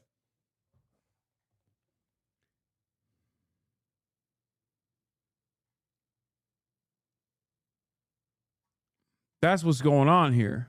There's been times where like his, net worth has been reported at like such a crazy amount, and then I remember like funds were frozen and he was like, I don't have anything, and then it was like all back. I don't know what his financial situation Well, is. they can't steal your money, Yeah. but they can debank you. Yeah, where no one will bank with you. Right. basically. So it's like, how does that work? Like, where do you get your ATM card? Yeah. Is it from the Bank of fucking Portugal? Like, what do you have to do? Like, how does that work? You know what I thought about when I was watching that video? I was like, how do you get, I don't know, however many actors? That's easy. That's the easy part. I think it's crazy. I think a lot of people would be like, what? Oh, that's the easy part. You put out a casting call in LA, everyone's soulless. They have no fucking soul. Nuts. I think Kanye West has succeeded if his goal was to get people to, at least lightly or maybe sometimes not so subtly endorse anti-Semitic conspiracies. You know what I mean?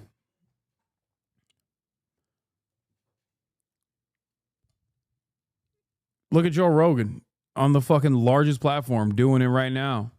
They just want to get famous. You're going to Yeah. do a project with Kanye? Okay, all let's right. go. What do I Let's have do to it. Also, I'm just acting. Just Yeah. like that guy in Inglourious Bastards wasn't really a Nazi. Right. I'm not really a Nazi. Listen, It's- man, I got to do what I got to do. I got kids to feed. Yeah. It's nuts. It's pretty nuts. He's super talented, man. One of my thoughts after hearing that song was like, man, I wish he would release this song with like a different, you know what I mean? With a different hook. Like, yeah, it's not personally. going to happen. No, I know he's not. The rest of the song is about him being a cuck and also not being able to see his children. Not going to, but that's what one of my thoughts was. I was like, man, I wish he would. It's so crazy. It's so crazy because his last album before that was a banger. It's like he came out of the gate. No, it wasn't. Showing people that like he still got it. Like, yeah, you might have pulled me off all these platforms. You might have debanked. No, it was Dookie.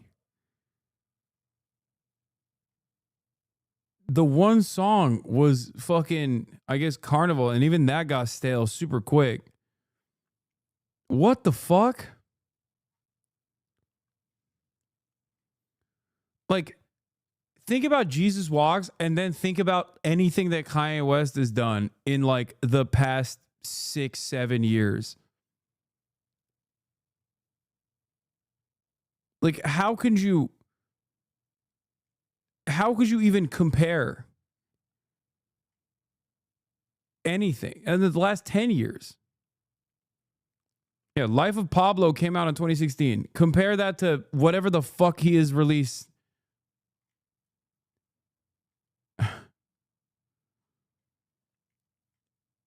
That's crazy. You might have taken away my Yeezy deal with Adidas, but damn, I still got it. And that one was released everywhere, right? That's on all platforms. Oh man, that's in the Spotify playlist that we play in the green room all the time. You know, there's some fucking killer songs in that, man. It's like he's classics. Yeah, classics. He's got so many bangers. Yeah, but you know, this one, he's just like letting people. I get. I saw that. Kanye, her bitch lawyer says I in danger. Kick her ass like Power Ranger. Wish my ex-wife was a stranger. Me and Himmler throw a rager. Hook. Jews invented supervised weekends. They want fathers all weekend. Free Ed Buck. He's the victim. Free Ed Buck. Oh, Jesus Christ. Kanye, I can't see my children, but try me, I'm willing. About to hit the ceiling. Can I borrow a feeling? Full 1939 speech in front of German parliament at 1.5x speed. Me, here's why people aren't ready for this.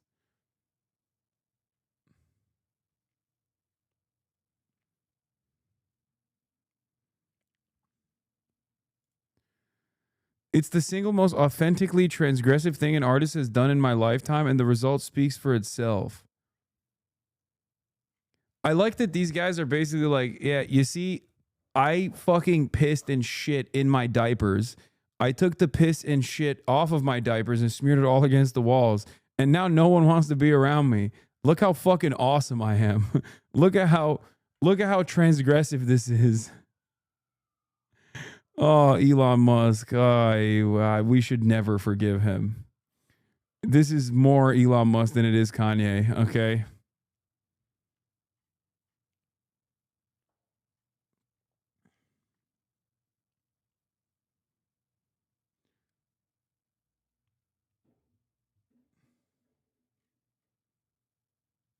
Is so transgressive.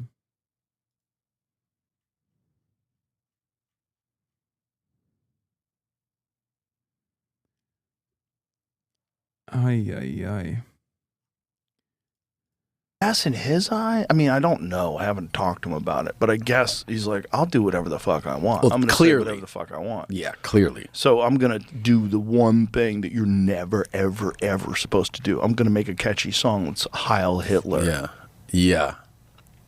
It's just like, whoa. That is the ultimate, like, whoa. I'll do whatever the fuck I want. Yeah, and you had to say, like, in the casting, there's like a description of all the stuff. If you want to be a part of this production, like, you have to be comfortable with swastikas.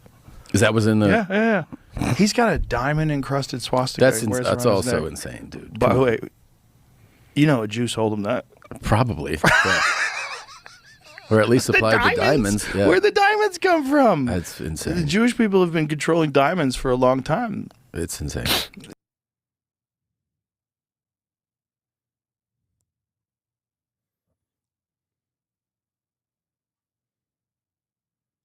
I'm so glad that our pop culture has moved in this wonderful, wonderful direction. Exciting stuff. Kanye West has a new music video, and I feel that we should probably comment on it. So, oh my God, he's fallen off so hard. Holy fuck. Ben Shapiro destroys Kanye West pro-Hitler song. 99,000 views 2 days ago. Oh my God, the downfall of Ben Shabibo. I never thought I would fucking see the day, dude. Oh, wow. I can't believe it's happening.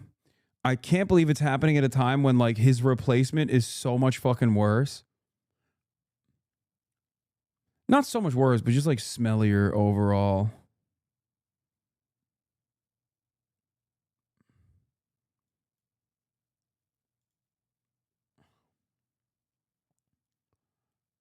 How are the comments looking? Oh, it's probably Hitlerian. Spoiler alert, Ben Shapiro did not enjoy Heil Hitler by Kanye West. This song got censored faster than Mossad's involvement at 9/11. I'm pretty sure nobody came for Ben's opinion, but rather for the comments. This song was banned in 109 countries, which I learned recently is a dog whistle, or not learned recently, but is a dog whistle for, Jews being banned in 109 countries, talking about all the countries where there's pogroms that have taken place, implying that Jews are responsible for being pogromed. Ben did indeed not understand his tweets on Twitter. If somebody dropped a song named Hail Satan, nobody would bat an eye. This is another argument that I've heard quite a bit. And it's like, yeah, nobody would bat an eye because it's a fictional character, you fucking moron. What are you, a child? What kind of dumb peasant brain bullshit is this? Yes, Satan is not real. Hitler is a real figure. He was a real figure who did horrifying crimes. What the fuck?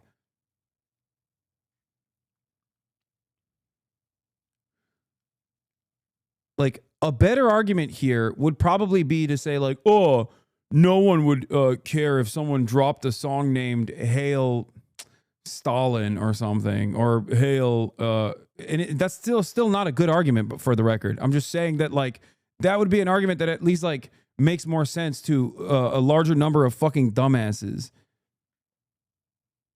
Okay? Or if someone was like, nobody cares if you make a song called Hail Genghis Khan. You know what I mean? Kanye doesn't care about your feelings. I wanted a bender last weekend and got kicked out of 109 bars. It wasn't my fault. 109 countries for a reason. This song even got Israelis dancing. Ben Shapiro destroys nothing. He couldn't destroy a Lego mock-up of the USS Liberty. He's a pioneer of free speech. If you don't like it, Ben, then leave the country. He's a pioneer of free speech.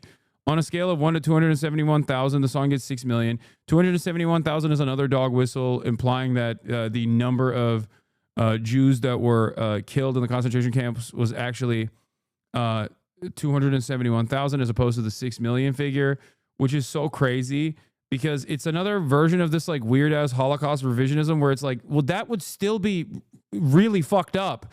I mean, it's additionally fucked up that you're lying and claiming it's the 6 million figures are undercount, but like, what's the argument that it would be fine if it was 271,000 Jews that were killed? Like, what? I don't even understand that. That's like such a weird way to do Holocaust revisionism.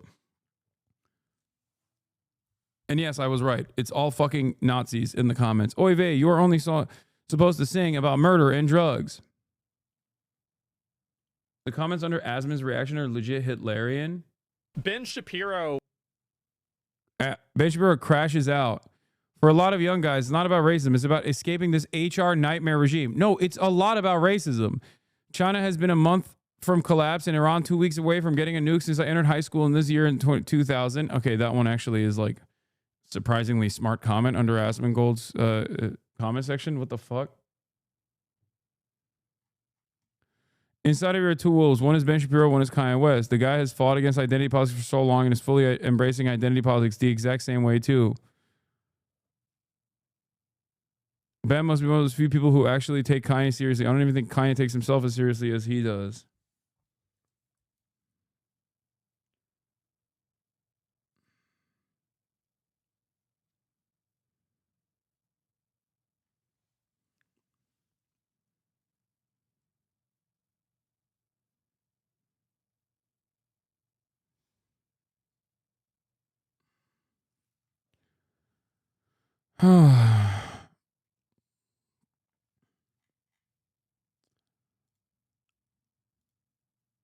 Let's see what Benny Boy had to say. Kanye West, as we all know, has mental issues. I'm not saying this because of his politics. I've been saying that Kanye West has mental issues for years and years and years and years and years. There's nothing. Yeah, except you literally fucking defended him. You defended him when he was pro fucking Trump. You silly bitch. You silly bitch.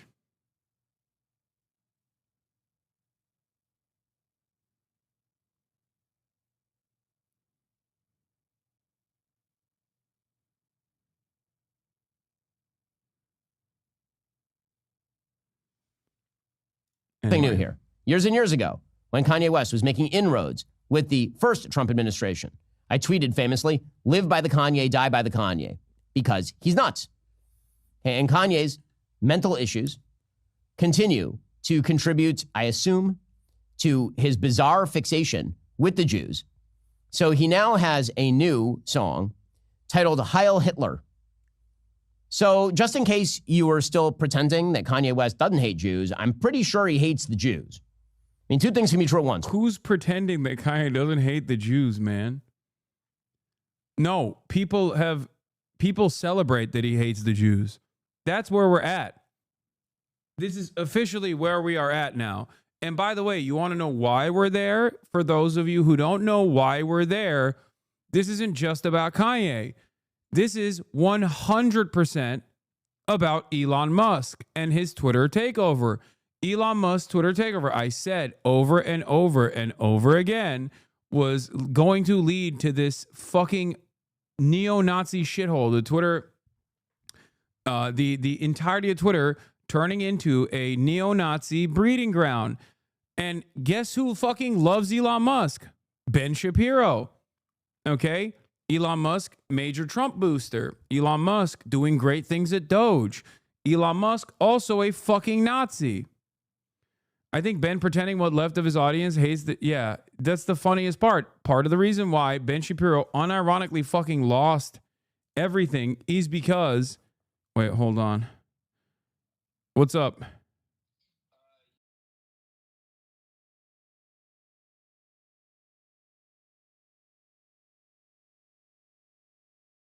Sorry, my manager called me.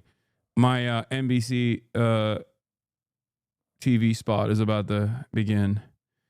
And I got to join the Zoom call.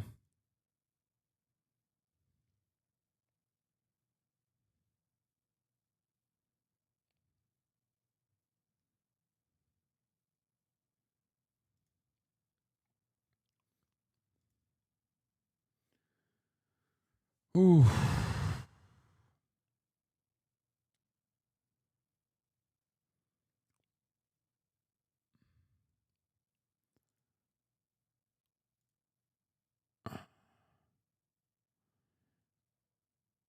Hold on.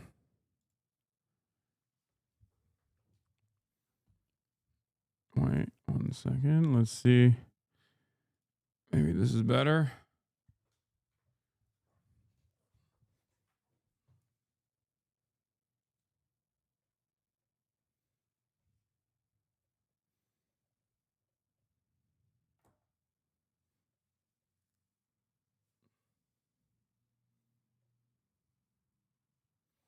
Let me fix my hair real quick.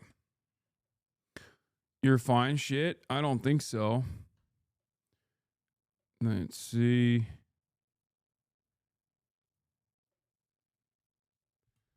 Okay, this is fine.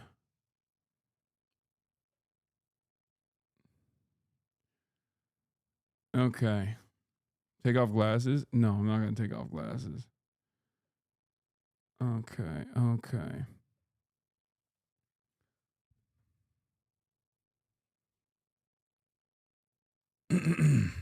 Take off shirt? Sure.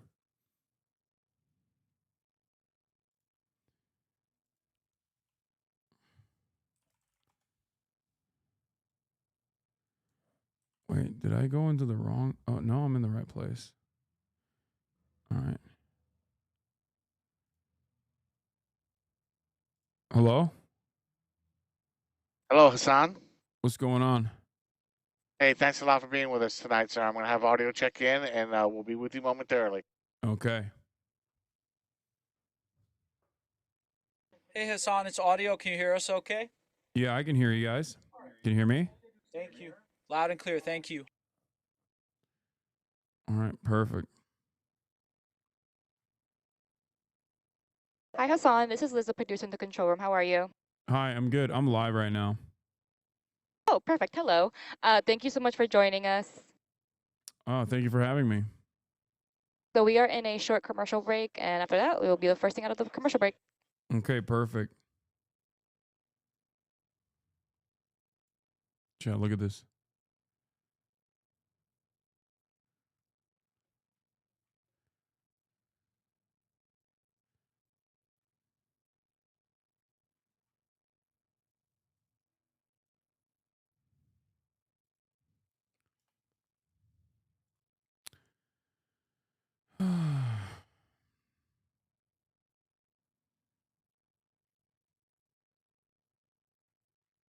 behind the scenes. Can they see your comments? No, they can't see your comments.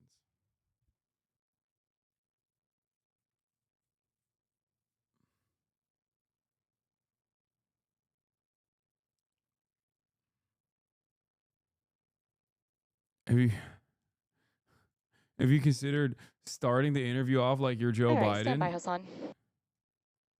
What's up? Sorry.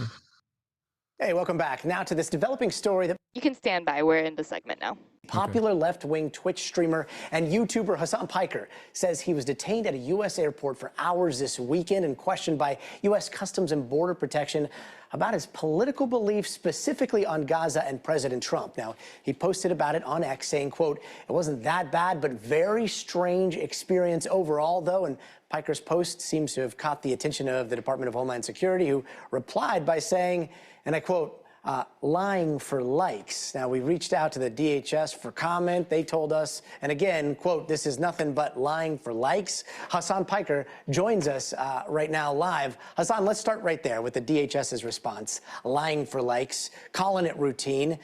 What's your response to their response? I find it really strange that they consider asking questions that are very specific about my political commentary in general, as it pertains to Israel-Palestine, but also specifically around my loyalty to the current administration and Donald Trump, as to be a part of a routine inspection. I don't know if this is the Department of Homeland Security admitting that this is now going to be a routine part of the process at the point of entry into the country for American citizens, or I don't know what they're actually trying to say at all, because they did not deny that they actually detained me. They openly stated that they did that and also released me after questioning. And the thing that they actually omitted in that statement was the questions themselves, the questions that they had asked. And I think that's the main point of contention here. And this all, like, the thing, I hate to say this, but one of the things that caught my attention, like, you have global entry, right? That's supposed to be the expedited line. Walk us through how all this happened, and has something like this ever happened before? I mean, I've gotten the quadruple S on my boarding pass in the past, but the apprehension or the questioning process never actually escalated to the position that it got to this time around. This was my first time using global entry, as a matter of fact. I was coming back from France. I had gone to France with my family for Mother's Day. I had to come back early because I had a speaking engagement at the University of Chicago.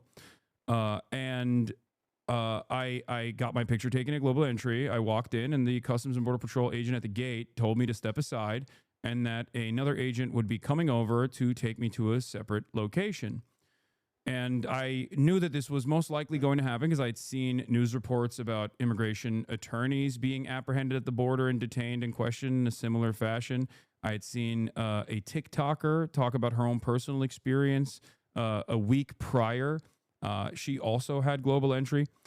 And basically, I knew what was up. I knew what was coming. I suspected this would most likely happen. And given that I have immense privilege being a public personality and also having enough financial security to potentially go through a long and arduous legal process, I wanted to see where this line of questioning would go, this line of inquiry would go, instead of immediately exercising my Fifth Amendment rights. They took me to a detention area. I was surrounded by terrified families sitting on a bunch of pews. I asked around to see if any of them actually had American passports. People around me said they did not. There was an old lady in a wheelchair, and agents coming in and out of this other room with passports in hand, telling the people slowly but surely that they could leave, that they were cleared to leave. And then another agent came out and said my name. They walked me into this back room with these two metal stools. Everything was bolted down. I sat down on the chair that I assume is normally reserved for the lawyer on the corner. And in the process, they started asking me a bunch of questions. It was obvious. It felt like they knew who I was, given the line of questioning was very specific. It started off with like, what are you doing in Chicago? Things of that nature, pretty basic, boring stuff. And the more I revealed information, the more the agent kept repeating, well, since you said that and acted like it was in line in the process of discovery that he was getting new information out of me. Well, he was be like, oh, you're in Chicago for, you're delivering a speech. Well, since you said that, what do you do? Oh, you're a Twitch streamer. Since you said that, what kind of stuff do you do on Twitch? And, I told him I play video games. Sometimes I talk about drama. And basically, we arrived at questions about what my opinions were on Donald Trump. And I thought that was strange, but I was honest. At first I said, what does it have to do with anything? But then I told him I don't like Donald Trump. And after that, he asked me about my opinion on Israel and my opinion on what's going on in Gaza and whether or not I found Hamas to be a resistance group and found the Houthis to be a resistance group. Did I like the Houthis? Did I like Hamas? Did I like Hezbollah? Very specific questions that you would only ask if you already were familiar with my commentary, which is in normal circumstances in a completely academic setting, describing the historic reasons for why resistance exists and things of that nature. But it almost felt like he was trying to get something out of it. It seemed, yeah, right. It seemed clear to you that they knew who you were. Real quick, last question here. What do you think would have happened if you weren't a citizen? Oh, I think if I wasn't a citizen, the process would not have gone down as smoothly as it did. I probably would not be allowed to enter the country, as we've seen reports on French researchers, for example, being stopped at the border and having ICE agents look through their phone to see if they've said something negative about Donald Trump. Even within the context of Donald Trump taking away grants for academic research, any kind of negativity can be met with a border agent claiming that you are ineligible to enter the country. Non-citizens have significantly less rights than citizens do in this process, and it seems like even citizens are losing some of those rights as well. Well, Hasan Piker, we really appreciate you sharing your experience with us. Thank you so much. Thank you for having me. Back. Thank you, Hasan. All right. Have a good one. You too. Bye. Okay. That was quick.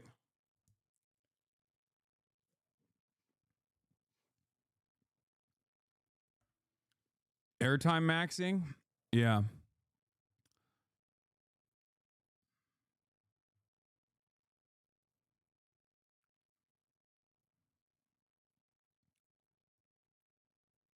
You have to get one of those teleprompters or you look directly into the lens when you talk? No.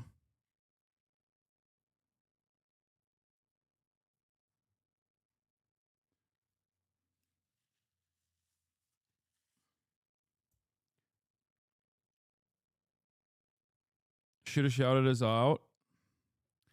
Yeah.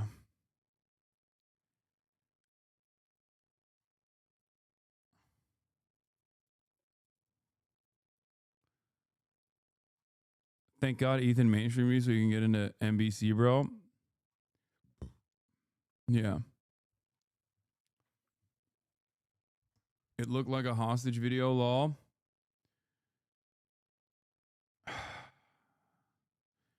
You should have shouted me out. You're right, I should have. All right, let's get back to Ben Shabibo.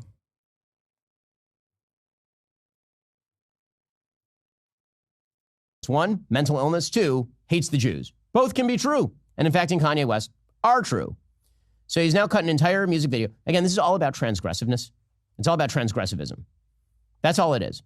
And so many of the people who are parroting the Heil Hitler Kanye West song are doing so because they think it's fun to be transgressive and all rules must be broken because if you're standing up to the narrative, you're doing something brave and amazing. Or maybe you're just being a piece of... That's also possible. It turns out that some rules exist for a reason. And like being against Hitler seems to be I don't know, call me controversial, call me crazy. Hitler seems bad. I don't know. I feel like Hitler was not a good person. And I feel like the things he did were bad. If that makes me controversial. Twitch streamer Hasan Piker says he will never do gaming on a stream again. That's true. I did say that.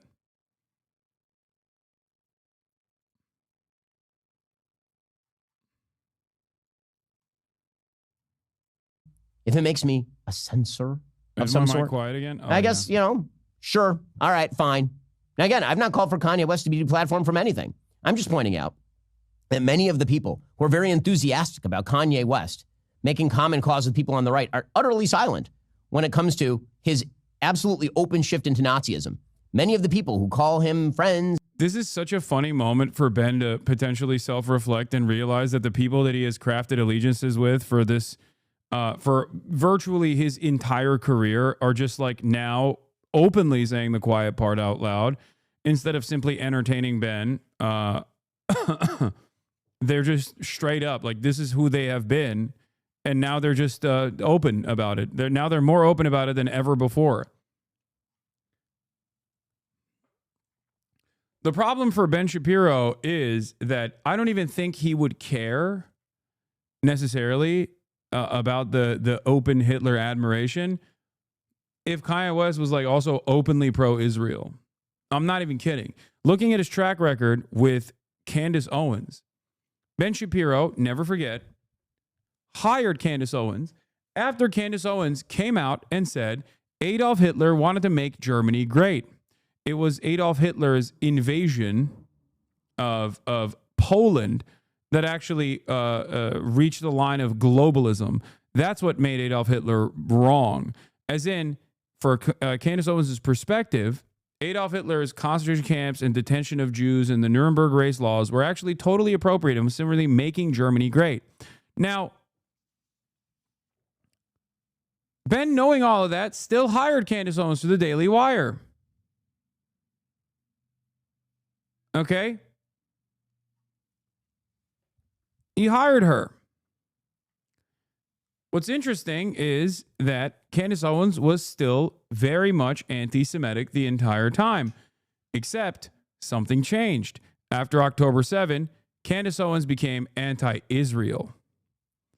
That is when Ben Shapiro was like, this is a bridge too far. You misunderstood her? What? No, I never misunderstood her. Candace Owens was always anti-Semitic. She just wasn't as overt in her anti-Semitism. And not only that, but also she was never anti-Israel. As a matter of fact, she was pro-Israel. If you look back, don't ever question my fucking knowledge on this stuff, okay? I am a goddamn right-wing reactionary historian. Just like I told you, when Ben Shapiro defended Kanye West with his whole ass chest on October 7, 2022, 1 year before October 7, 2023.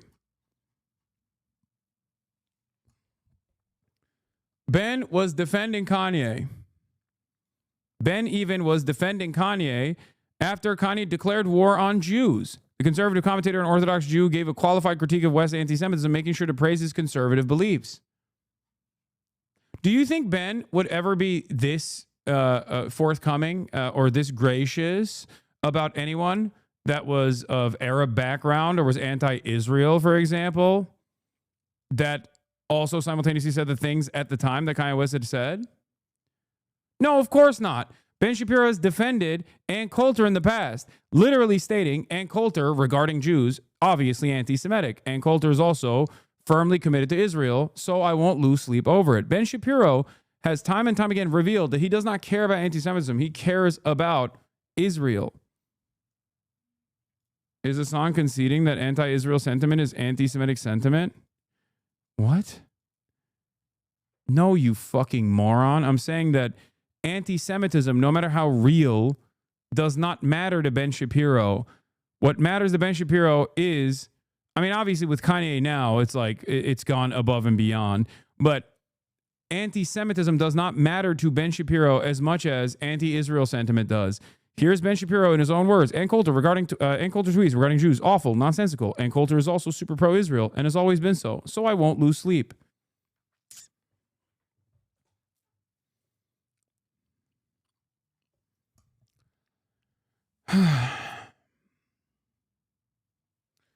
Matt Walsh is also anti-Semitic. He constantly pushes the white genocide conspiracy.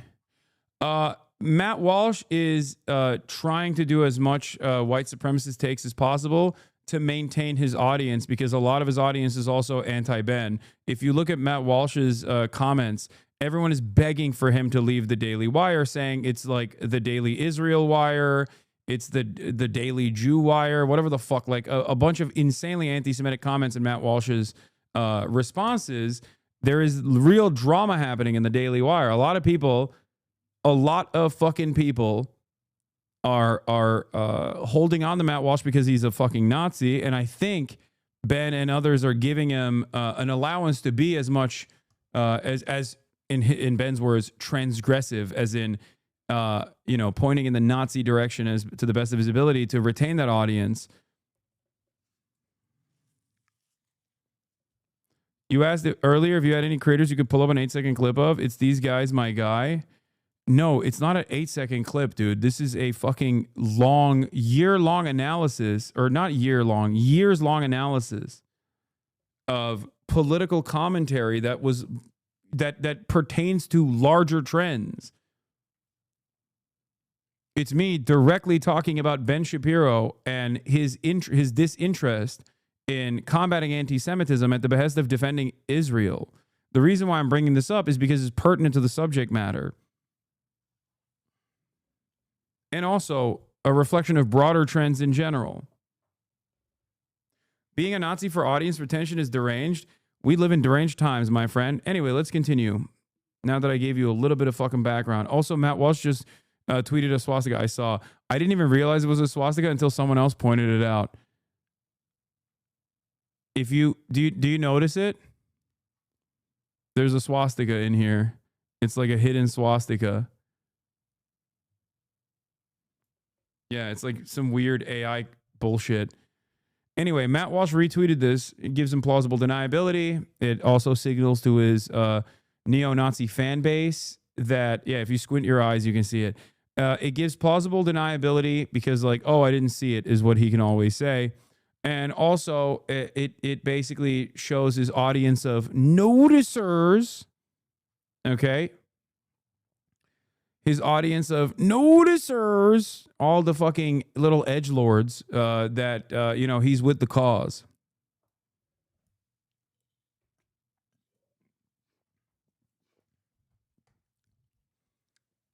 Meanwhile, his entire fan base is like, Matt, we love how transphobic and how racist you are. Can you please stop working for the Jewish Daily Wire? And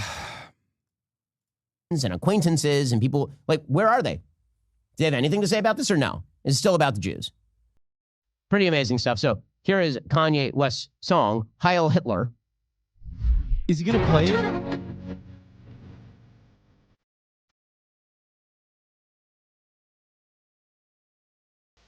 I hate... Dude, no. It's going to be stuck in my head again. God damn it. Dude! Fuck you, Ben! Oh, no!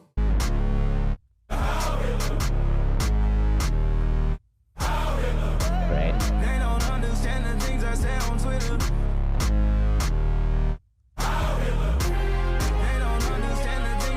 So the actual line is N-word Heil Hitler. Okay, but it's a hard R with Hitler and it's a no R with the N-word, is the way this works. If, by the way, you say the reverse, that means you're a racist and you're banned from polite society. If you say the N-word that ends with an A, but you say Heil Hitler with the hard R, then that means that you're good. What are you saying? What? Wait, what? Ben, who is this for? Dog, pull the ripcord, Ben. It's over. You can't keep entertaining. You can't do identity politics just specifically around anti-Semitism while simultaneously still literally trying to keep your fan base that wants to be white guys that say the N-word. Society has moved on. The white guys that love saying the N-word also openly love saying Heil Hitler now, Ben. What are you doing? What is this fucking unique audience he's trying to build for himself? No one exists in this space.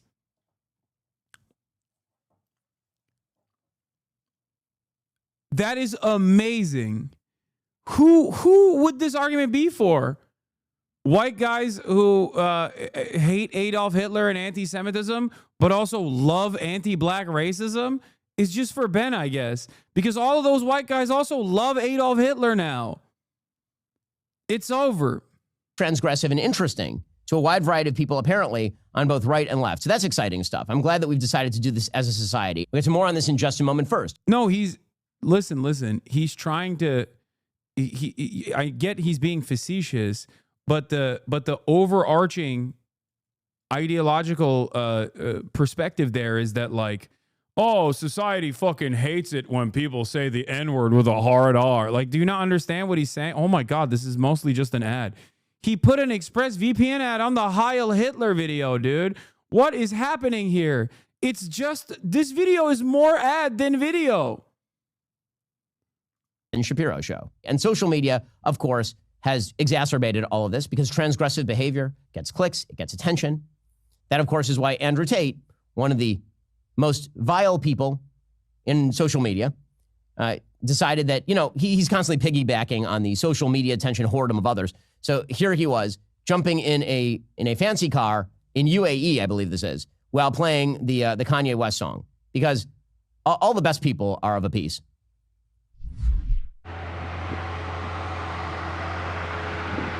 Like, it makes logical sense for all of these races to also be anti-Semitic. You know what I mean? Like, why wouldn't they be? Especially if they're not Jewish. Like, why wouldn't they also be anti-Semitic, Ben? Like, what is the angle here is so stupid where he's like, no. Every other type of bigotry is fine except for anti-Semitism. You are so cynical and so stupid in the way that you have backed yourself into this fucking weird corner. That's hilarious, dude. It's hilarious. He's smoking a cigar and getting into a fancy car paid for by the people that he is allegedly ripping off with Tate University. So that's exciting for all of you. Oh, now you care about unaccredited scam universities. Fucking big Donald Trump booster, by the way. Big Donald Trump booster. Chicken's coming home to roost for Mr. Donald Trump boost. And he puts on the song and then he starts driving down the street. What a rebel he is. Truly, truly a rebel. This is the kind of... the social media scene has made the world so much better. By the way, if you think this has no bleed over, why are we paying attention to this? Because social media popularity now translates into mainstream breakthrough. We have seen this. We have seen people who were completely anonymous 2 years ago who, because of the bizarre algorithmic boosts provided by X and TikTok, have now become kind of internet famous. And then they make a breakthrough into actual famous podcasts, for example. And suddenly they're showing up. And you're like, who is this person? Why is this person here? And the answer is they got a lot of clicks. So clicks can translate into some sort of appeal. And we do live in a time where, because the left was... Yeah, where did... The left? The fucking left? Are you stupid? That's crazy. He's still talking about the left. Brother, you might as well become a leftist right now, okay? If you actually care about anti-Semitism, that's it. This is the only lane for you is to become a hard leftist, okay? Drop everything else. The left? Kanye West is a leftist? Andrew Tate is a leftist? What do words mean anymore? What do they mean? Does that what? The left is responsible for this. No, you fucking moron. Elon Musk is responsible for this. He bought Twitter. You can't say shit about Elon, though, because he's pro-Israel and he's pro-Trump, right? Fucking awesome. Ben deserves literally all of the shit that he is receiving and all of the failures of his career. A person who is a repulsive little monster who has spent every fucking waking moment trying to red pill people, only to have all of those red pilled people turn on him now because Nazism is in fucking fashion. You did this, Ben. I fought against it. You fucking did this. You made your bed, and now you gotta fucking lay in it, okay? Holy fucking shit. Like, this is a thing that I got annoyed with, like the Dave Portnoy stuff too, where it's like Dave Portnoy is 100% correct in going after that one fucking dipshit who literally is now trying to pivot into a media career for paying for a sign that said "fuck the Jews" at the Barstool bar. Okay, that dude got a gracious exit ramp from Dave Portnoy that he didn't even fucking deserve, where he was going to go to Auschwitz, to the concentration camp, and basically have all of his like previous anti-Semitic sins written off. Okay, but instead he decided to go after Dave Portnoy and victimize himself, and now he's going on all the fucking Nazi podcasts. Turns out he has a bunch of Nazi coins too, like Nazi cryptocurrencies. Okay. And the thing that frustrates me about all of this is that when Nazi sentiment was not allowed on all of these fucking platforms, okay, there was at least a level of shame in being open about being a Nazi. There was a level of fear for a lot of people because they didn't want to be deplatformed. But then there was also a level of shame that was associated with being a fucking out and about neo-Nazi. Turns out, when you let that shit run rampant on the fucking platform, people become really open about their opinions, their feelings. People are ready to engage in fundraisers for a crackhead who called a 5-year-old black kid the N-word with a hard R. And people also end up creating Give, Send, Go campaigns to fundraise after being outed as a fucking anti-Semite. No more shame. What is this? It's not just on Twitter. Far-right Christian Nationals Michigan State Rep Josh Shriver has released an album. The track opens with the line, "I just took some pre-workout. Guess what that means? I should lift." It then somehow gets worse. Trust us when we say you're unprepared for when he goes into a cappella. Wait, what?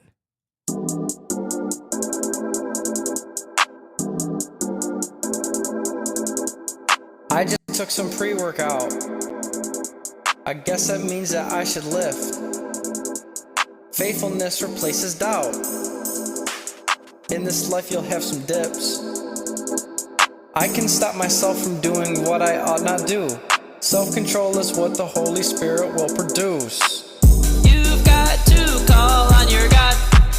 You've got to call on your God. You've got to call on your God. You've got to call on your God. I'm not talking crazy. Cracker the day like AV. Jesus came to save me. Shout out to the AP. Get your credits done before you turn 18. Go to Ivy League. It's okay to read.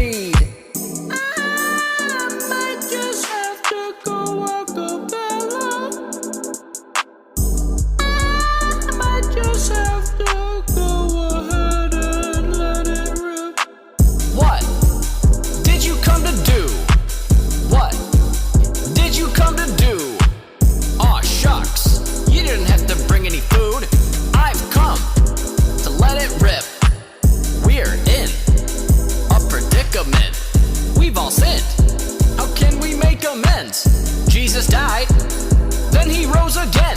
It's not a lie, it's good news, my friend. The good news is the gospel, and the gospel is Jesus Christ. He came and he died and he rose again. If you don't... You know he thought this was on his Kendrick shit right here. You know, bro, that's crazy.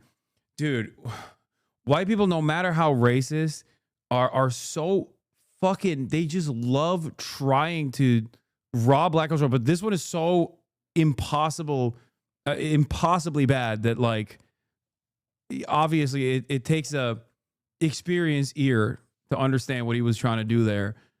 Is this fucking Christian post irony rap? Yeah, I don't know what the hell's going on. Believe, then I'm not really sure. I hate that I like the beat. Is there an instrumental available? I didn't want to say anything, but yes, the beat is actually kind of hard. I'm not even joking when I say this. It's very like 90s Chicago house, is it? Or it's just sure why, and I don't think that you could not even this have part. Not this part. This part is good though. No, not that. Aw, shucks. This You part. didn't have to bring any food. I've come to let it rip. We're in Not just think about it without hearing the fucking awful lyrics. The brr brr brr.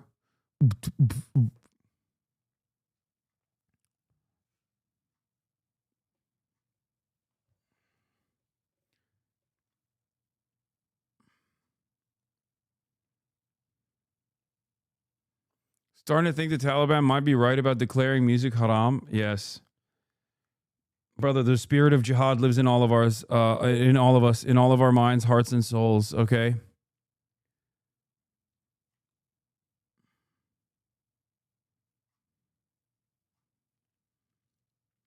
Y'all just hating a white boy catch a vibe?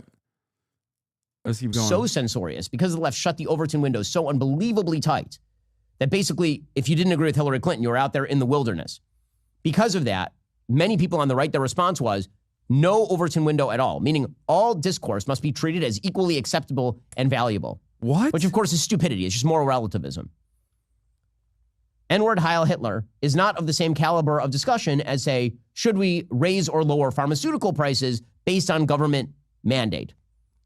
Right? Well, like, what is valuable about the answer is there's not a lot of again, doesn't mean it should be banned. Dude, you did this. You did this because the conversation about raising pharmaceutical prices, which is what you advocate for because you're in the pocket of big pharma and every fucking big corporation because you're a goddamn libertarian capitalist piece of shit, was so unfashionable that since the Newt Gingrich era, the Republicans decided that the best way to actually fucking garner support from the American population was to entertain culture war narratives. This is the product of the entertaining of the culture war narratives. There is no blaming the left for this. Hillary Clinton, as much as I hate her, is not responsible for this.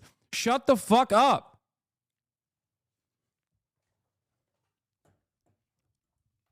That is crazy. What the fuck is he saying?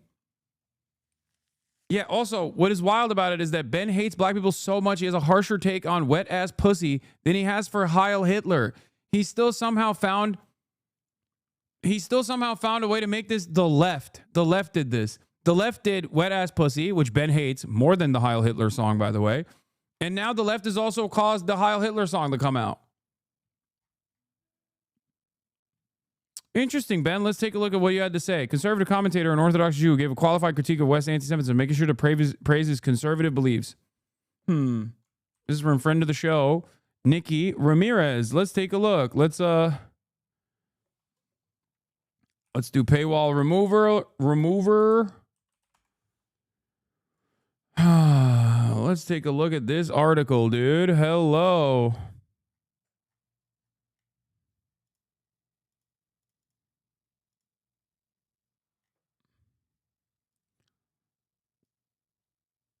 God damn it. Okay. Back from the Jewish holiday now. As usual, two things can be true at once. Kanye moves towards pro-life faith and family conservatism are encouraging. His DEFCON 3 posts and Black Hebrew Israelite language are clearly anti-Semitic and disturbing. In response to controversy at Paris Fashion Week, West sat down in a two-part interview with white nationalism's loudest primetime promoter, Tucker Carlson. On Tuesday, a leak of outtakes from the interview obtained by Vice revealed that Carlson's production team cut a variety of bizarre conspiratorial and anti-Semitic statements made by West from the final version of the interview. The removed portions included West stating that he'd rather have his kids learn about Hanukkah before Kwanzaa because at least it will come with some financial engineering.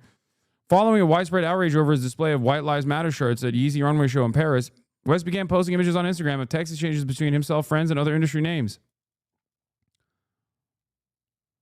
Shapiro tweet comes days after his own employee, Daily Wire host Candace Owens, outright dismissed West's DEFCON 3 thread, saying that no honest person would think the tweet was anti-Semitic. Owens appeared with West in a White Lives Matter shirt at Paris Fashion Week and appeared on Carlson's show on Monday to defend West. Owens told Carlson that the result of Black Lives Matter has been white supremacy. You want to know something that's ironic about Kanye West's career and the trajectory that Kanye West has taken in terms of anti-Semitism? Ben Shapiro is also responsible for that too. As a matter of fact, it was prominent neocons, who also happen to be Jewish, David Horowitz, and Ben Shapiro himself, and Jeremy Boring, that were responsible for Kanye West's Hitler arc. You want to know why? Because Candace Owens actually Hitler pilled Kanye West. Is it Kanye Owens? Yeah. And you know how Candace Owens got a media career before she was after she was at SJW with an anti-Trump website that she ran, an anti-Trump blog that she ran.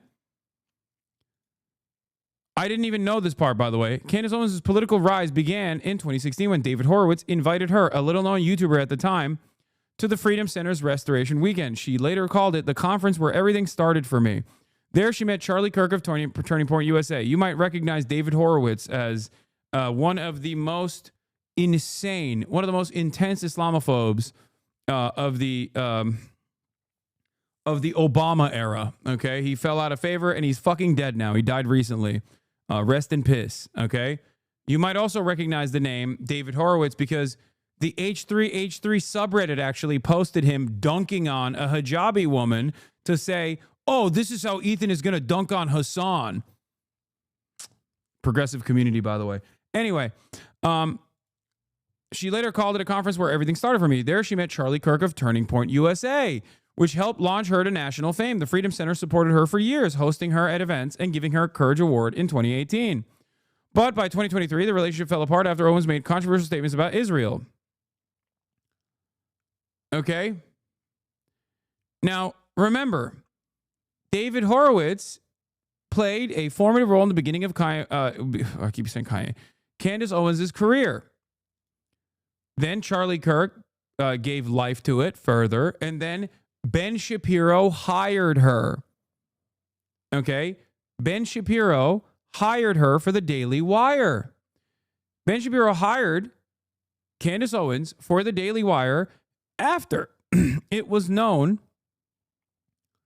that Candace Owens was definitely an anti-Semite.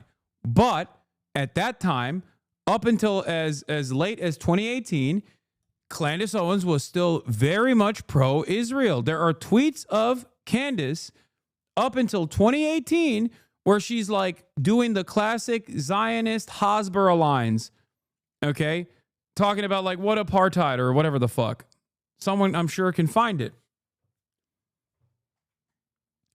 So it wasn't a problem for Ben.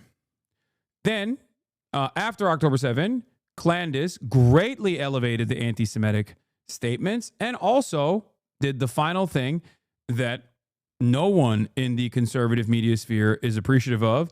She became anti-Israel. In the process, she also was responsible for Kanye's Hitler arc.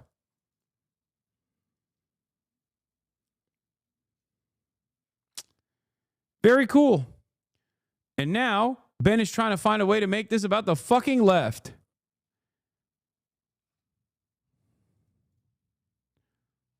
With Taylor Swift, their response is, "Oh, that's amusing and not crazy at all." The minute he Let's says see he's what Ben pro-life, had to say back when Kanye was on the beginning part of his Hitler arc. That guy's crazy.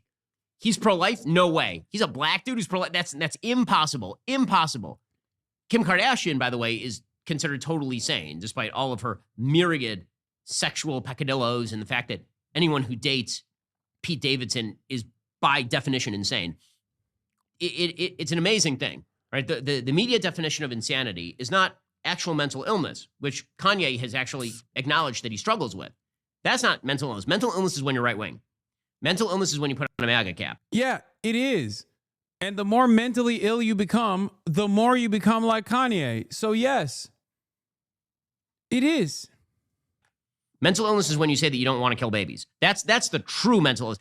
The pathologizing of right-wing viewpoints goes back a long way. It goes actually back to a book by Theodore Adorno called The Authoritarian Mind. The suggestion was that there was a pathological drive in capitalist societies. By the way, look at his numbers back then. Oh, boy. Oh, buddy. 959,000 views, 34,000 likes. Oh, what a trip down memory lane this has been. You know who gets those numbers now? This guy. That's right. 21 hours ago, 698,000 likes, baby. That's right. Sorry. Smoking on the Ben pack. Woo! Sheesh. Anyway. Where'd those views go, Ben? Where'd those views go? Doesn't mean it should be censored. It does mean that a rational, decent people would not be spending an awful lot of time. They were saying Asman is your new cow after Ben got cooked. I mean, I don't participate in like lol cow shit. I think I usually just let my haters do their own thing. They often end up ruining their own lives when they get outed. So, at least that's what's happened. Yes, you fucking do, Lamau. Really? I participate in lolcow shit. That's why I spent years making fun of Destiny, right? And only started talking about him after he became an outward supporter of Israel, saying that he was pro-genocide.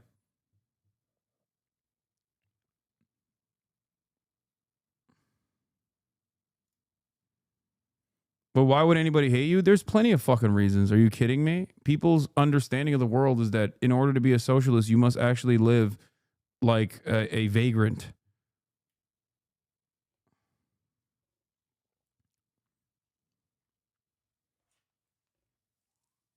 I don't think I need to lolcow a guy who fucking lolcows himself, by the way. Asmongold, at least.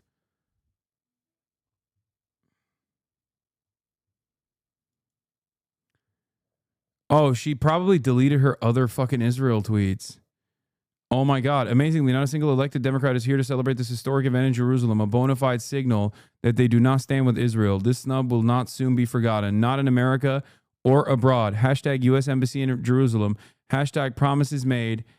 Hashtag promises kept. Now, I can't retweet this because Clandis blocked me a very long time ago, but I certainly can fucking take a screenshot of this.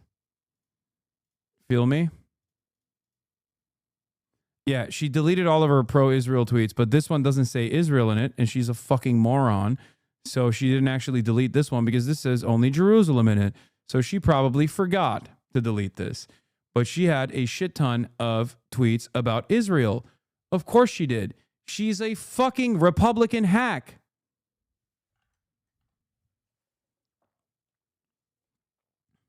Oh, I guess this does say Israel. Never mind. I guess she forgot to delete this one. I don't know. But she had a bunch of other pro-Israel tweets. I know for a fucking fact.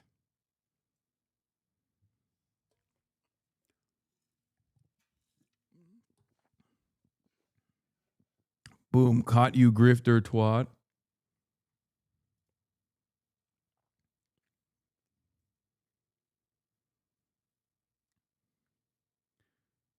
You can QRT if you just copy paste the link in your tweet. Wait, really? She'll delete it if I just QRT it anyway.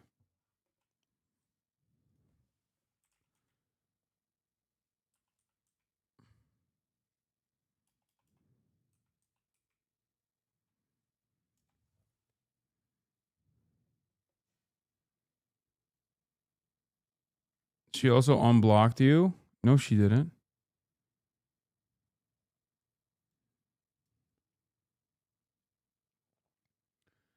Isn't part of her anti-Semitism from her experience with Ben like she's just justifying racism with her departure from the Daily Wire? No, she was fucking... Dude, she was already anti-Semitic. What are you talking about?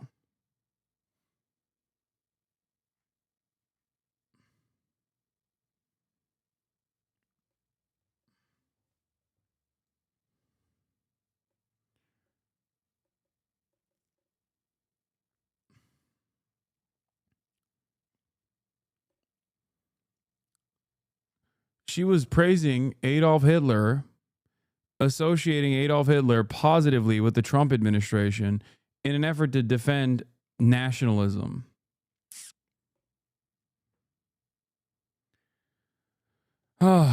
Anyway. Guy who became anti-Semite because Ben Shapiro is so annoying. Yeah, that's not what happened here.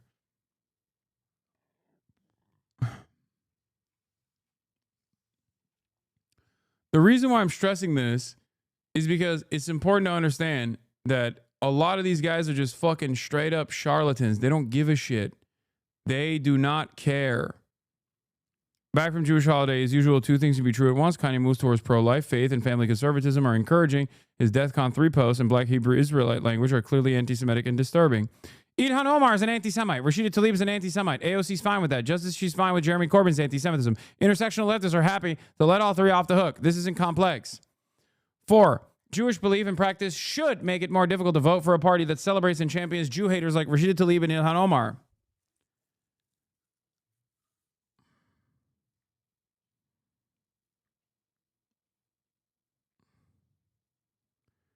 What? It's crazy you somehow made a song about Heiling Hitler into being about fucking Candace Owens? Yeah. Yeah, I did. Because who fucking made Kanye this anti-Semitic? I mean, he's a piece of shit all on his own, but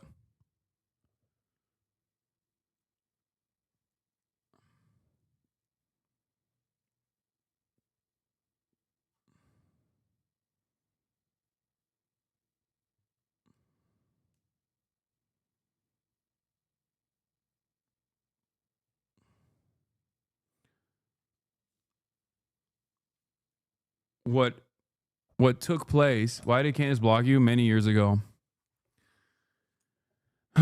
She turned Ye into Yadolf. He's always been a Nazi. He's just not as open with it. No, I know for a fact from background information that Candace Owens played a formative role in Kanye West becoming a right-wing, Kanye West developing right-wing politics. Okay? She played a formative role in a weak moment in his life when he was isolated in becoming a right-wing person, and then and also anti-Semitic as well. But she played a even larger role in pushing him in that direction. He was the one who was doing White Lives Matter. There is not that much of a fucking guys. And I think it was Rick Rubin who introduced Kanye West to Candace Owens. Is the speculation on background. That's what people think, but.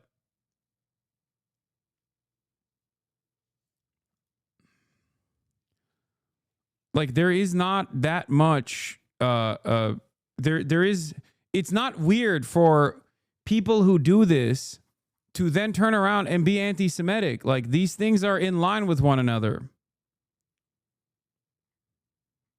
Okay? And yes, that Ben Shapiro, this Ben Shapiro video is from that 1 week where Kanye West was like super fucking right-wing and then was starting to openly be more pro-Hitler. Okay? And then in that week-long sequence, he went on Alex Jones and was like talking about how Adolf Hitler invented the radio. You can't say shit like that. At most, she had an influence, but he's a full fucking adult. He did what he did. I'm not taking away the responsibility from Kanye West for his own Nazi bullshit, okay? But she was a prominent influence in his life. That is just the truth, okay?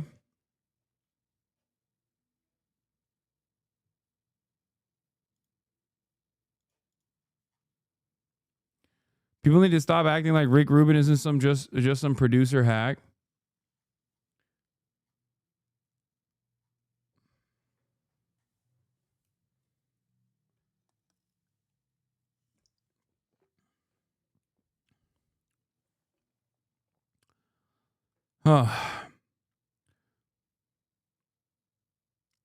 Anyway. So yeah. Back to Ben. With those sorts of folks promoting that sort of trash. But once it starts mainstreaming via social media, then all the bad ideas of the past get to come back. So that's exciting. According to a brand new poll out of JL Partners, this is from October of last year, so it's not brand new. According to a poll from October 7th of 2024, people who say Hitler had some good ideas, people who are 18 to 29 years old, 21%. People who are 65 plus, 5%. Why? Well, a few reasons. One, older people are not spending nearly as much time on social media. Two, older people actually do have some wisdom. They're not as stupid as people who are 18 to 29 years old very often. there is an interesting racial breakdown. Black Americans, over a fifth of them say Hitler had some good ideas. Presumably Kanye is in that category. 19% of Hispanic Americans said the same. Just 9% of white Americans said the same. So I don't know, put me on the side of people who say Hitler actually did not have good ideas. His ideas were trash. And the people who support them today are trash. And the people who invoke them today as some sort of progressive strike against the leftist machine. There are so many ways to oppose leftist censorship. Bro, my fucking haters are losing their goddamn minds, dude. They can't even... I never thought it would get to this point. But like, they are unironically... Bro, dude, this is like just mental illness, okay? Hamas, Diddy, Bin Laden, Adolf Epstein, Piker, how F is Hasan Piker, search on YouTube. They just keep...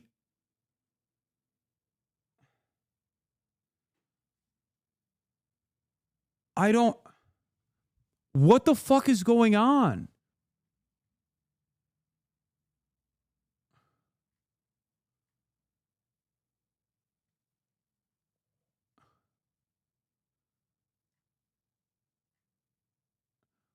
Bro, is this like... Are people's brains just actually fucking melting? What's happening? People are losing their goddamn minds, dude. They're getting dumber and dumber.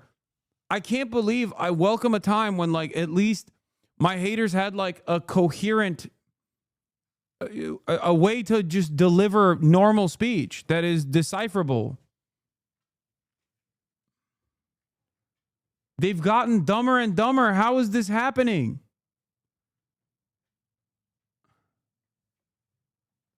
Hello.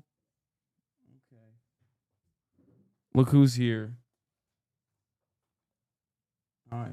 What's up? No, you're shedding too much. You're shedding too much. I can't have you on. I can't have you on my lap. My haters are fucking devolving. Bro, oh God. Okay. Well, there it is. All right. Oh my God. Okay. What the fuck is dude. They used to be able to put together coherent sentences. I don't know what is... I'm sad. I'm saddened by the state of society. Valuable ways to oppose leftist censorship. There are so many things that can be said that the left doesn't want you to say that actually have inherent, real value. And then there are mentally ill people warbling into a microphone using autotune. By the way, I hope that whatever Kanye is making off his songs, he's paying a percentage to autotune. Because my goodness, autotune is basically writing his songs for him at this point. I'm so glad that our pop culture has moved in this wonderful direction. Exciting stuff. The news moves fast. Bad news moves fastest of all. Every day it gets harder to tell what's real, what's manufactured, to control and discourage us. The world doesn't need more noise. It needs more facts. That's why starting today, we are giving you more of the Ben Shapiro Show.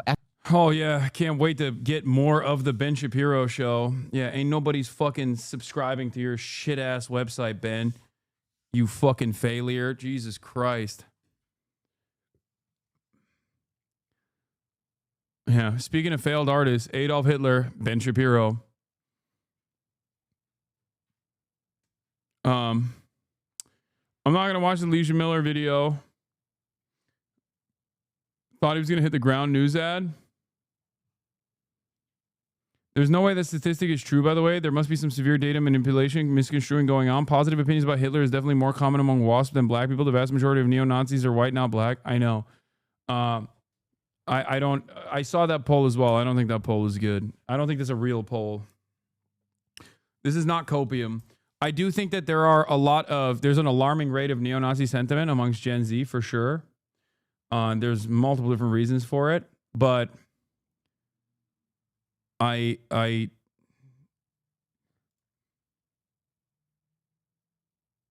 do they blame you for other people's opinions? What?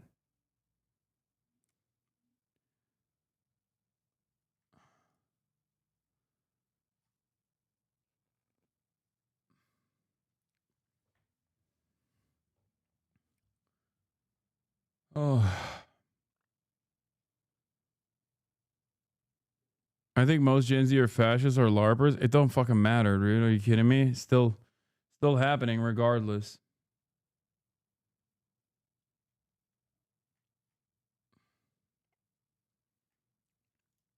Across the world, the political right is on the rise, and young men are making... You're on a path of self-destruction?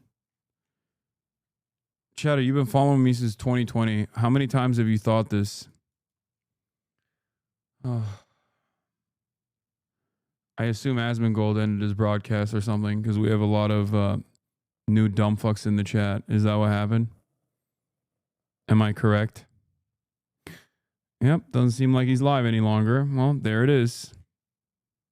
Every day, right around that time. This is literally fucking... This is just no third spaces, no normal interactions that once was more common, losing sight of the value of interpersonal communication, like person-to-person communication, and living standards declining, people not having enough free time due to work or not having the material freedoms to engage in social actions. Like, it's not just the fact that it's the dang phone. I mean, the dang phone plays a big role in this too, for sure.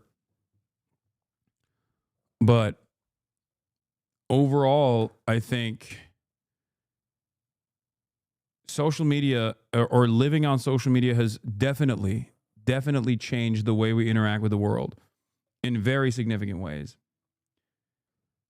But I think overall, internet has turned a lot of young men into socially stunted perverts. Yeah.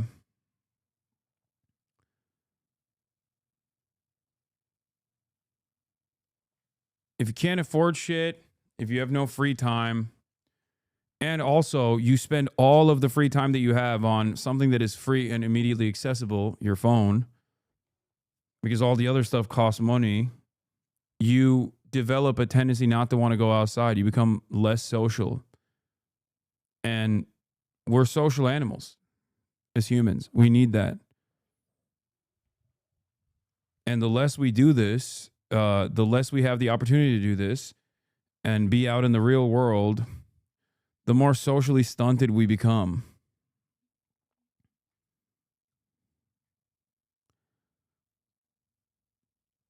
That's it. A lot of racist and misogynistic porn. Yeah, that's not the reason. Everybody has, I think, their own personal... Everybody has their own personal bone to pick. So they say, oh, it's got to be fucking porn or something. Like, no, it's not fucking porn. Like...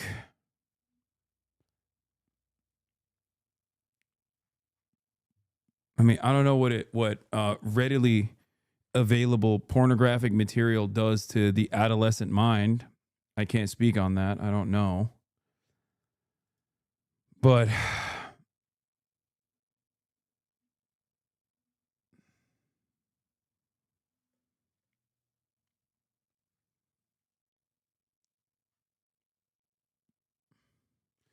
porn definitely plays a role. What are you talking about?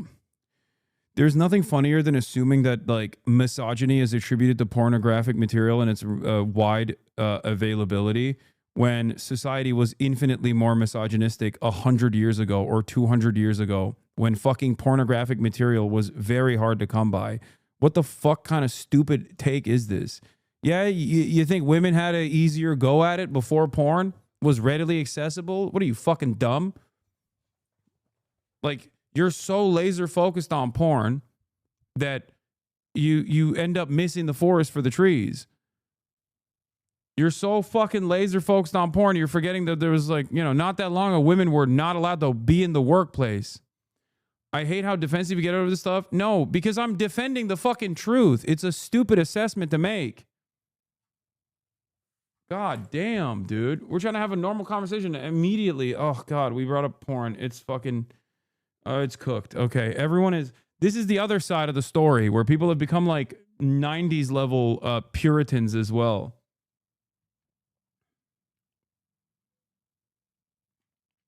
I know. The wokes are concerned with porn as well as the right-wingers are too.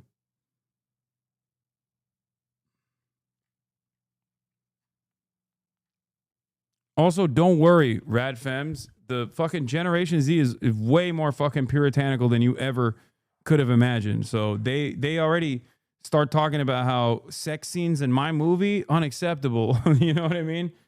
They're on that type of shit anyway. Like the sex positivity movement, did it go too far? Certainly. Like the millennials, the faillennials and their sex positivity movement was fucking definitely gross, okay? Like there needs to be a balance to presenting your kinks in fucking broad daylight as a matter of sex positivity. It fucking flipped on the opposite direction in a really aggressive manner, and now the pendulum is swinging in the other direction in a fucking really stupid manner too. It's just it's all dumb.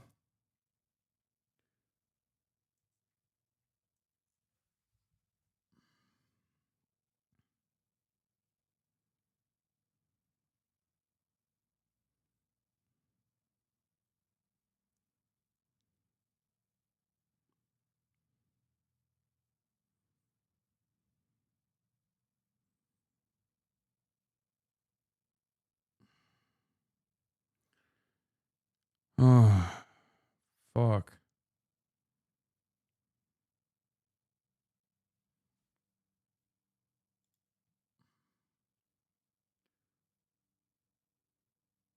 Look at your mic screen. My mic screen? What? Yeah, there's hair on it. So what? Ugh.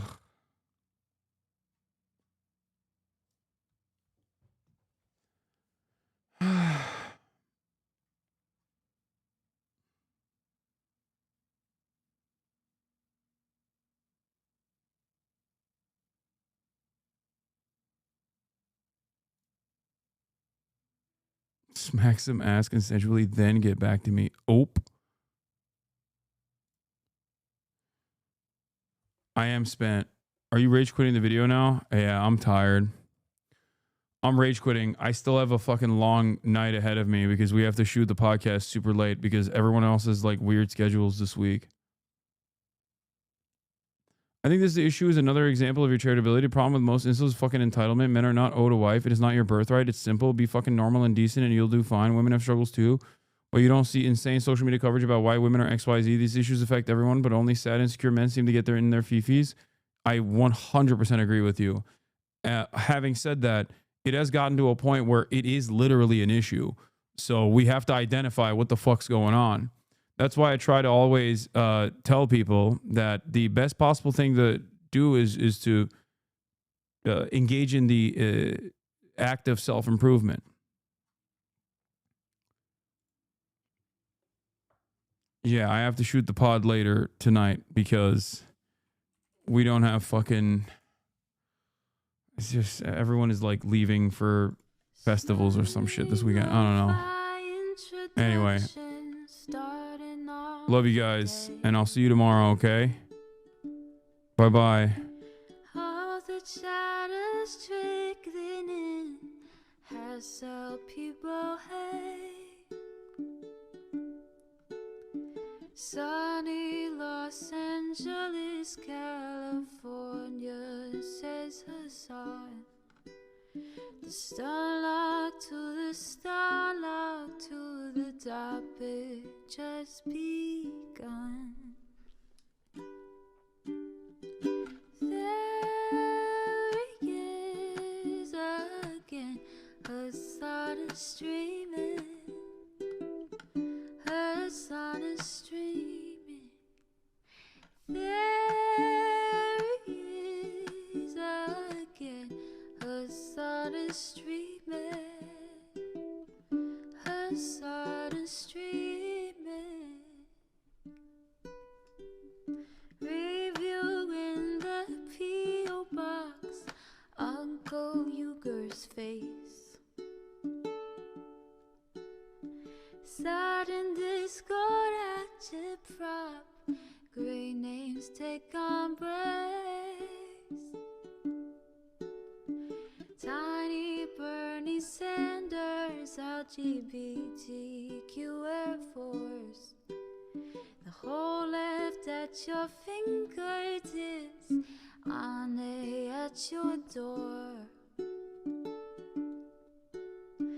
H3 crowded debate, the Young Turks online show. 3 full fucking years of this, plenty more to go. 90-day fiance talks of champagne bourgeoisie. A Trump rally live reaction on mass riot at DC. There he is again, Hasan is streaming. Hasan is streaming.